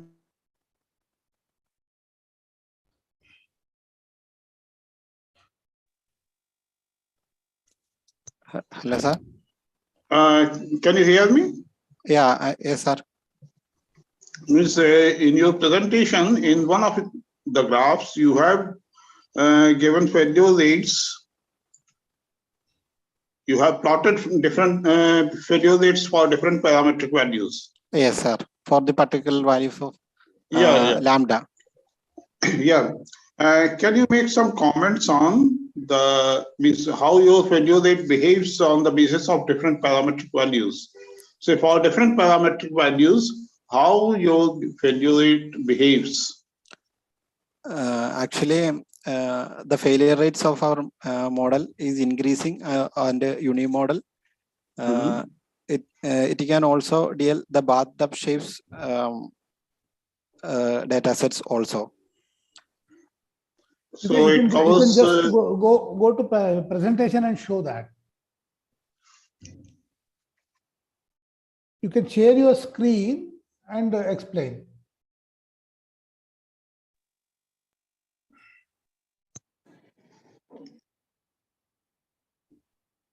Yeah.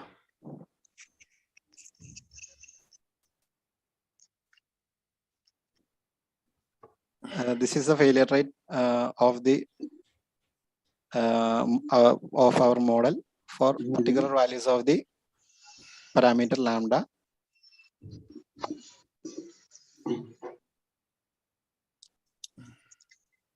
Okay.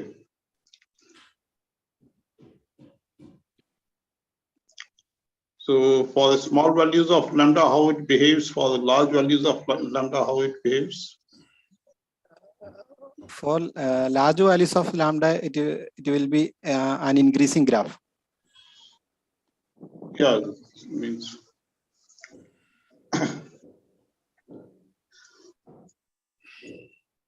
Then in practice for a given data set, how can you say that this ZA Poisson distribution fits well? Here we consider an increasing failure rate data set only, sir. The empirical TTT plot gives the idea about the data set. Okay.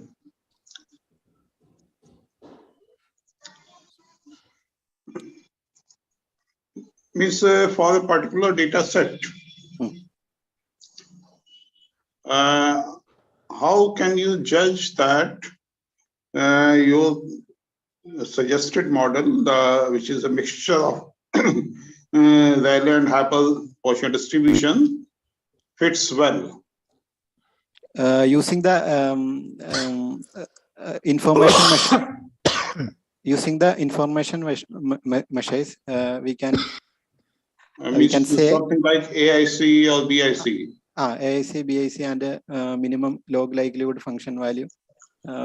We can say our model fits better to these data sets. Okay. So these are the criteria which you are using. Yeah, yes, sir. Oh, okay. Thank you. Okay, thank you, sir. Is there any questions from audience? Others? Okay, if there are no questions, I thank again Satintar. Yeah, thank you, sir. And I'll call the next speaker. Okay. The next speaker is Shilpa Subhash from Cochin University of Science and Technology. Yes, sir. She will be speaking on a quantile approach on Cox-Gardner divergence and its applications.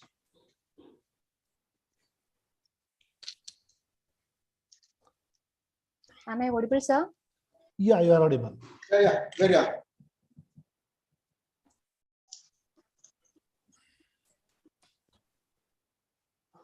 And the screen is visible, right? Yeah, visible. Okay. Thank you. Good evening, all. myself Shilpa Subhash, a research scholar at Department of Statistics, Cochin University of Science and Technology. So first of all, I would like to thank the organizing committee of ISPS for providing an opportunity to present my work here. The topic of my presentation is a quantile approach on Coxana divergence and its applications. So these are the outline of my presentation. So before going on a detailed study, let's see the sum and substance of my presentation. So here I introduce a new simple divergence measure which is equivalent to that of Coxana divergence. As I know, there may arise a lot of questions like a simple divergence measure and what is a Coxana divergence for, and divergence between what, etc., etc. So in 2016, Cox and Sana introduced a new simple divergence measure between two survival functions. So here, this work is an attempt to suggest a new methodology for comparing two survival functions and also hazard rates, primarily in survival analysis and reliability theory, but with possible extension to analyze data on time to occurrence of events in other areas also. And here we discuss some of the important properties of our divergence measure. So the first and the most important property of our measure is that here we can express our divergence measure in an explicit form. Okay. Then later we discuss the scope of our divergence measure in time-dependent context, and it is usual in this type of study. So additionally, we got an advantage that in the time-dependent context, our measure is uniquely determines the distribution. So this makes you curious. What a divergence between what is a divergence between two variables? So if say x and y can uniquely determine the distribution of what, etc. So we detailedly study about that. And later we calculate a divergence measure for some well-known survival models like proportional hazards model, proportional reverse hazard model, etc. And finally, a real data application of the proposed model present here. So let's moving on a detailed study about Coxana divergence as well as the new proposed one.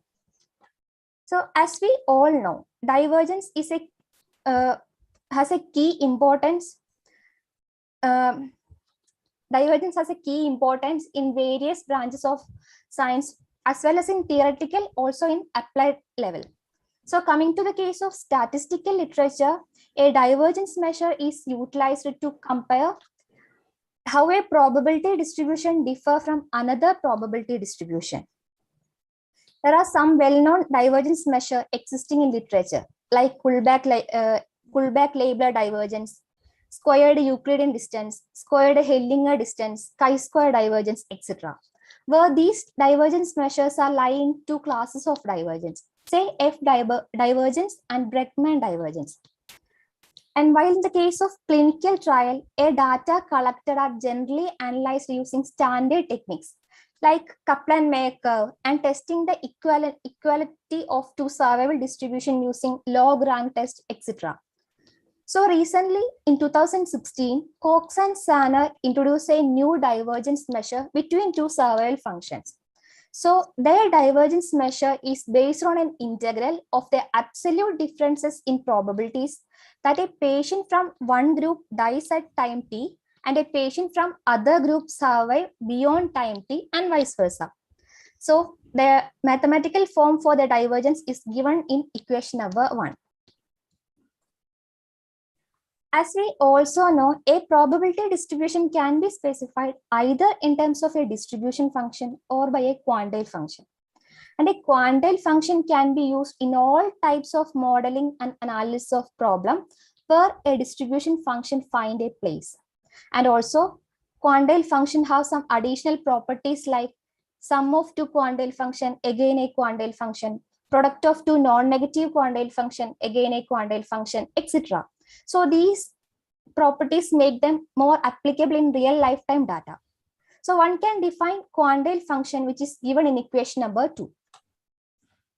And for more works on quantile function and their application, one can refer to Gilchrist 2000, Parson 2004, and Nair et al. 2013, and the references therein.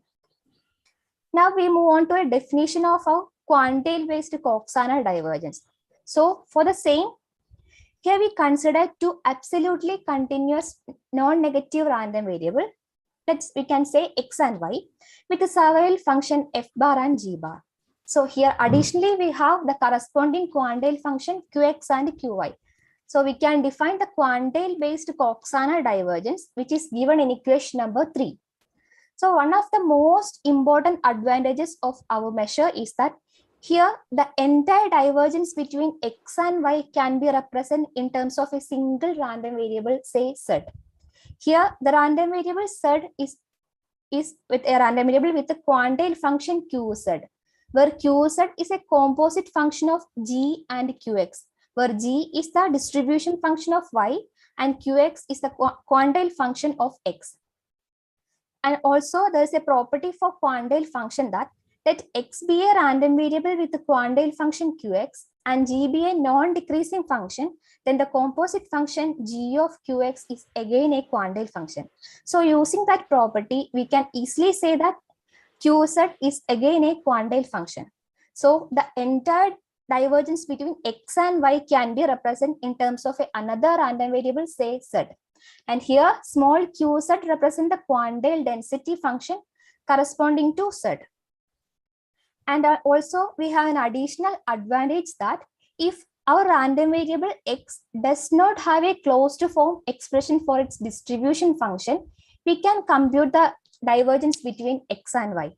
That is, here we can incorporate quantile models. Quantile models like Govindarajulu distribution, power Pareto distribution, generalized lambda distribution, where the distribution function does not have a tractable form. So actually here we are extending the domain of application of survival analysis and reliability theory by means of different highly flexible quantile functions in literature, which was not considered so far. So the habit of using a lot of distribution functioning using in survival analysis can be replaced with a few amount of flexible quantile models. Next, we have an property that our divergence measure is not always symmetric. As we know, the composite function may not be always symmetric. So our divergence measure is also not always symmetric. Next, we consider some of the properties of our divergence measure. So in the existing literature of Coxana divergence, they fail to express their divergence measure in an explicit form. So here it comes true that for the case of non-crossing hazard function, we can express the divergence in an explicit form. And the form is given in equation number 4. Here, mu represents the mean of a random variable z. That is, here we can express the entire divergence in terms of a single mean of a random variable, say z. So here we apply our measure in a real lifetime data. Here we consider a data of patients with a prostatic cancer at stage 3 and 4. And here we consider 4 treatment groups. The first one is the placebo pill and 3 different dosages of diethyl stilbestrol at 0.2 mg, 1 mg and 5 mg. So in the present study, here we consider 2 treatments. The first one is the placebo pill and the other is a DS with 1 mg dosage. And our objective is to compare these 2 treatments based on their survival times.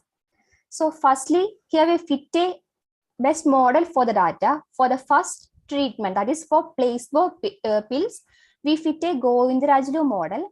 And for the case of second treatment, we fit a power distribution. And the model parameters were estimated using L moments, and the estimated values are given here. And the Kolmogorov-Smirnov test supports our result. Here, figure 1 shows the QQ plot for the first data set, that's for Govindarajulu model. And figure 2 shows the QQ plot for the second treatment, that is for power model. And from these 2 QQ plot, we can easily say that the models are fit for the data. The figure 3 shows the hazard functions of our 2 treatments. And from the figure, we can see that the hazards are non-crossing. So we can corresponding hazard quantile functions of x and y is given in equation number 8 and 9. So we can simply calculate the mean of our random variable Z by substituting the estimated parameter value, and the mean is obtained as 0.39. So we can compute the divergence, and it is obtained as 0.21. So as a measure of divergence, we can say that these two treatment, that is between placebo and DES, the divergence is comparatively small. And also a placebo pill is commonly used in clinical trials where to determine the actual effectiveness of a new medication. That here our objective is to know the effectiveness of DES. So it indicates that the effect of DES is only a marginal and does not contribute much to as a cure. So this conclusion also supplement the hazard plot, that the two lines are like close to each other. So here an entirely different estimation procedure are adopted, and hence we got an alternative method to compare two sets of survival data. A lot of analytic tools are available in survival analysis to compare two sets of data. And Cox and Sana in 2016 introduced a new simple tool which can be replaced the conventional one, and we made it more simplified it. Next, we continue with the properties of our divergence measure. So till now, we're talking about the case of non-crossing hazard function. Now we consider the case where the hazards are plotted at a single point, say U0. So from 0 to U0, we can say that if we assume that HY intersect HX from above, then we can compute the divergence, which is given in equation number 10. And the equivalent form, an explicit form, is given in equation number 11, where the equation is represented in terms of reversed mean residual quantile function. And from U0 to 1, we can compute the divergence, which is given in equation number 12, and the corresponding explicit form is represented in terms of mean residual quantile function. And the quantum of divergence is sum of this equation 11 and 13.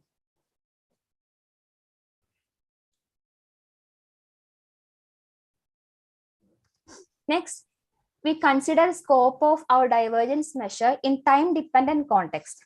So there are cases in clinical experiments where we need to compare two groups of patients. The one is those on standard practice, and the other which on new intervention. So in such cases, there's a scope of our divergence measure that are time dependent.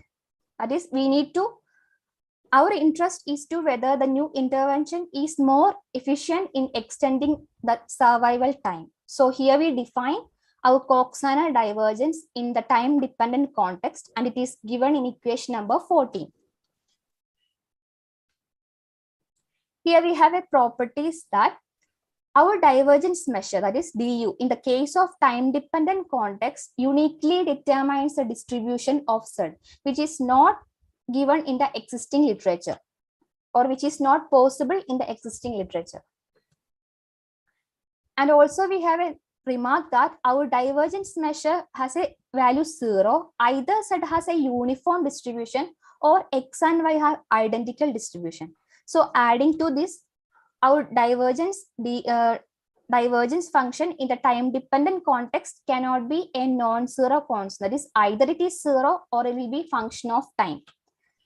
So getting results that are difficult to obtain from the conventional method, like the previous results, are made our measure more interesting. Okay. Next, we consider the divergence for some well-known survival models. So here we consider firstly the case of proportional hazard model. For the case of proportional hazard model, whatever be the distribution of X and Y, our random variable Z always follow a beta distribution, and it is given in equation number 16, and we can simply compute the divergence, which is given in equation number 17. And for the case of proportional hazard model, our divergence will always a non-decreasing one. And figure supplement the C. Next, we consider the case of proportional reverse hazard model. And the model is given in equation number 18. For the case of proportional reverse hazard model, our random variable set always follow a power distribution. And we can compute the divergence, which is given in equation number 19. And next, we consider the case of proportional odds model. And the model is given in equation number 20. And a quantile form for the same is given in equation number 21. And the divergence measure for the proportional odds model is given in equation number 22.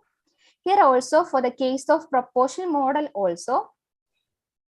odds model also, our divergence measure will be a non-negative function. And figure 5 supplement the same. Next, we consider the case of additive hazard model. And the model is given in equation number 23. The corresponding divergence, Coxana divergence, is computed in equation number 25. For the case of additive hazard model, we does not got a closed form expression for its divergence. Next, we consider the case of proportional mean residual life model, and we compute the divergence for the same, and it is given in equation number 28. Next, we have accelerated hazard model, and the model is given in equation number 29, and the corresponding quantile form is given in equation number 30, and we can compute the divergence, and it is given in equation number 31. Finally, we consider the case of accelerated failure time model, and the model is given in equation number 32, and the corresponding quantile form is given in equation number 33, and we compute the divergence, and it is given in equation number 34. So from this expression, we got the divergence of different survival model. So this can be utilized for analyzing all these type of survival model. For 2-3 model, it is quite simple, like proportional hazard model, proportional reverse hazard model. Whatever be the distribution of x and y, we can simply compute the divergence. So as a summary, we can say that the Coxana divergence has advantage that we made use of all kinds of the survival models. These are my references, and thank you. Okay, thank you, Shilpa, for the presentation. Now, over to the judges.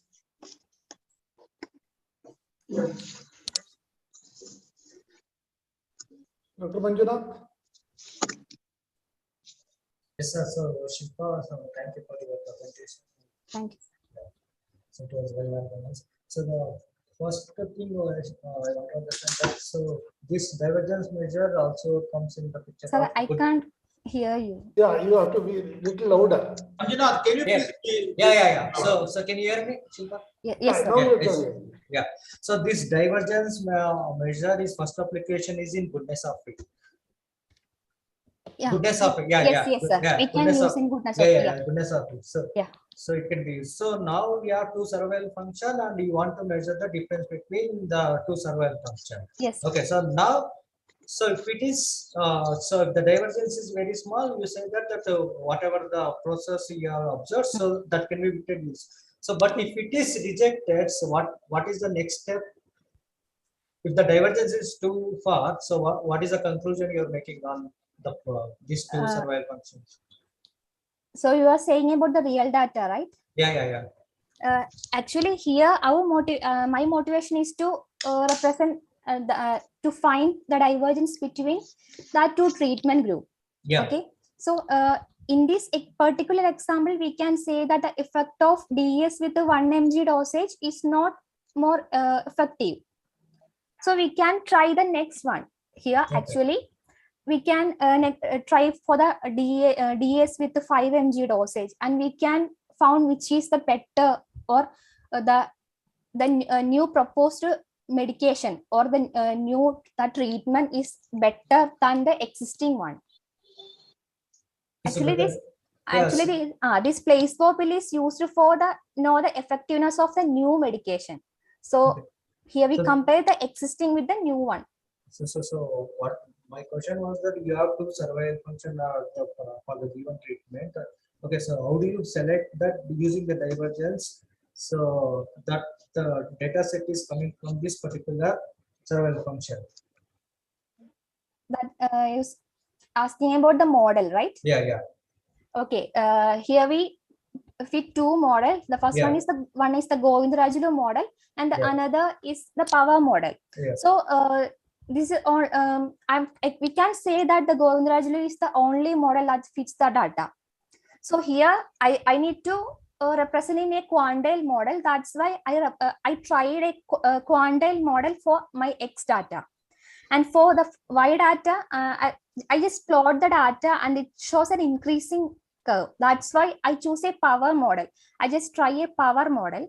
But we can't say that this is the only model that fits the data. Yeah. I just need to compute the divergence between them. That's why I choose these two models. That's enough. So the conclusion is not clear to me. So the difference is okay. Yeah. This is we can say that these two models are the only model which fit the data. I just need to compare one quantile model because and whatever the divergence measure you are using, that is unique. So that is a unique characteristic distribution function of the quantile. Yeah, I just need to compute that divergence. That was my motivation. Okay, fine. Thanks, sir. I am done, sir. So Anup? Yeah. Just a simple question. Yes. When you move from your usual divergence measure to time-dependent divergence measure, yes, sir. Then do you face some problem, or what kind of conditions do you require? Not sir. There is no any condition, because this is not about the residual life or anything like that. Just a time dependent variable is there, just u. So in the complete measure, we need to integrate 0 to 1. Instead of that, here we need to integrate 0 to u. That's enough. So here just not the residual life or like something like that. We consider that that type problem as a future work. So here there is no constraints for the time or anything else. Okay.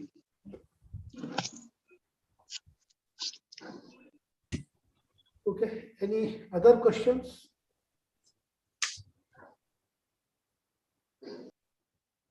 Not from me. No, not from you. Okay.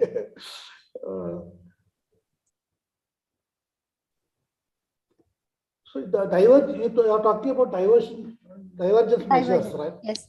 Yes, sir. Can you hear me? Yes, sir. Am I audible? Yeah. Okay. So what is have you have any cutoff after which you can reject or something like that? No, so how do you say that divergence? So you can think of many values for that measure, right? Yes. Okay. So where do you say that the two are different, and where do you say that two are nearer? No, how do you say that? I think I'm continuing with Dr. Manjunath's question only. Yes, sir. Yes, sir. Actually, our divergence measure has an absolute. I'm asking you, is there any test? No, sir. You are conducting. No, sir. We just comparing. If we have two sets of data, we need to which is the better. That's enough. If we have two, if we compare our placebo pill with a DS with 1 mg dosage and our placebo with a DS with 5 mg dosage, if which has divergence higher, that treatment will have much or more effective. That's the we can compare our two groups. That's more the divergence. Any value, our measure can have any value greater than 0 or greater than 0. So there is no limit. Yeah. If it is 0, that is either 0. So if it is 0.001 also, you say that the one is the better? 0.3. No. We just comparing two treatment, right? If it is 0.001, there is no much divergence. So that what we compare that are almost similar. That's enough. Okay, there should be some criteria. So where you should say that it is different, and where you should say that it is similar. So when the divergence has low value, there we don't have any issues. So when divergence is more, they have conclusion that there is an effect of the treatment. Yes. Okay, sir. Yeah. I will study more about that. Okay, okay, no problem. Sure, sir. Thank you. Thank you for your comment. Okay. So this is about the session. I thank all the speakers who have presented their work well. And now I request all the participants other than judges and Professor Balakrishna to leave the session. I think for Pandit, it is better to open a Google Meet separately and then we discuss. Okay, I will send a Zoom link. Yeah, just. I will send a Google link. Yeah. From my account, and we will. Yeah, that is better. Sir, then also send some snacks and coffee also, sir. With that. Okay, I'm sending it by mail. No, it's on the way. Yeah. Okay, sir. Thanks. Okay. So Okay, let us thank Professor Anup Chaturvedi, Dr. Manjunath, Professor Balakrishna. I think I should thank Professor Parmeshwar Pandit and Professor Manjunath and Professor Anu for spending nearly 2.5 hours on this. Yeah. It's a good work. So immediately in another 5 minutes, I am sending the link to all the three. Yeah, so that we can finish off everything now. Okay. Shall I send it by WhatsApp? Is that okay? No, I think better email. Email, okay. Oh, I will do that. No problem. Okay, I will send it by email. Will you send or you want me to send? If you want to say, if you can send me, it's better. Yeah, I think you relax for some time. I will take 5 minutes and send it to you. Okay.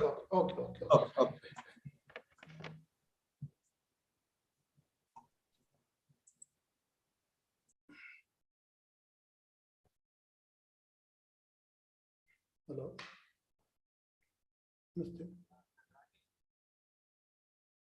ಹೇಳಿ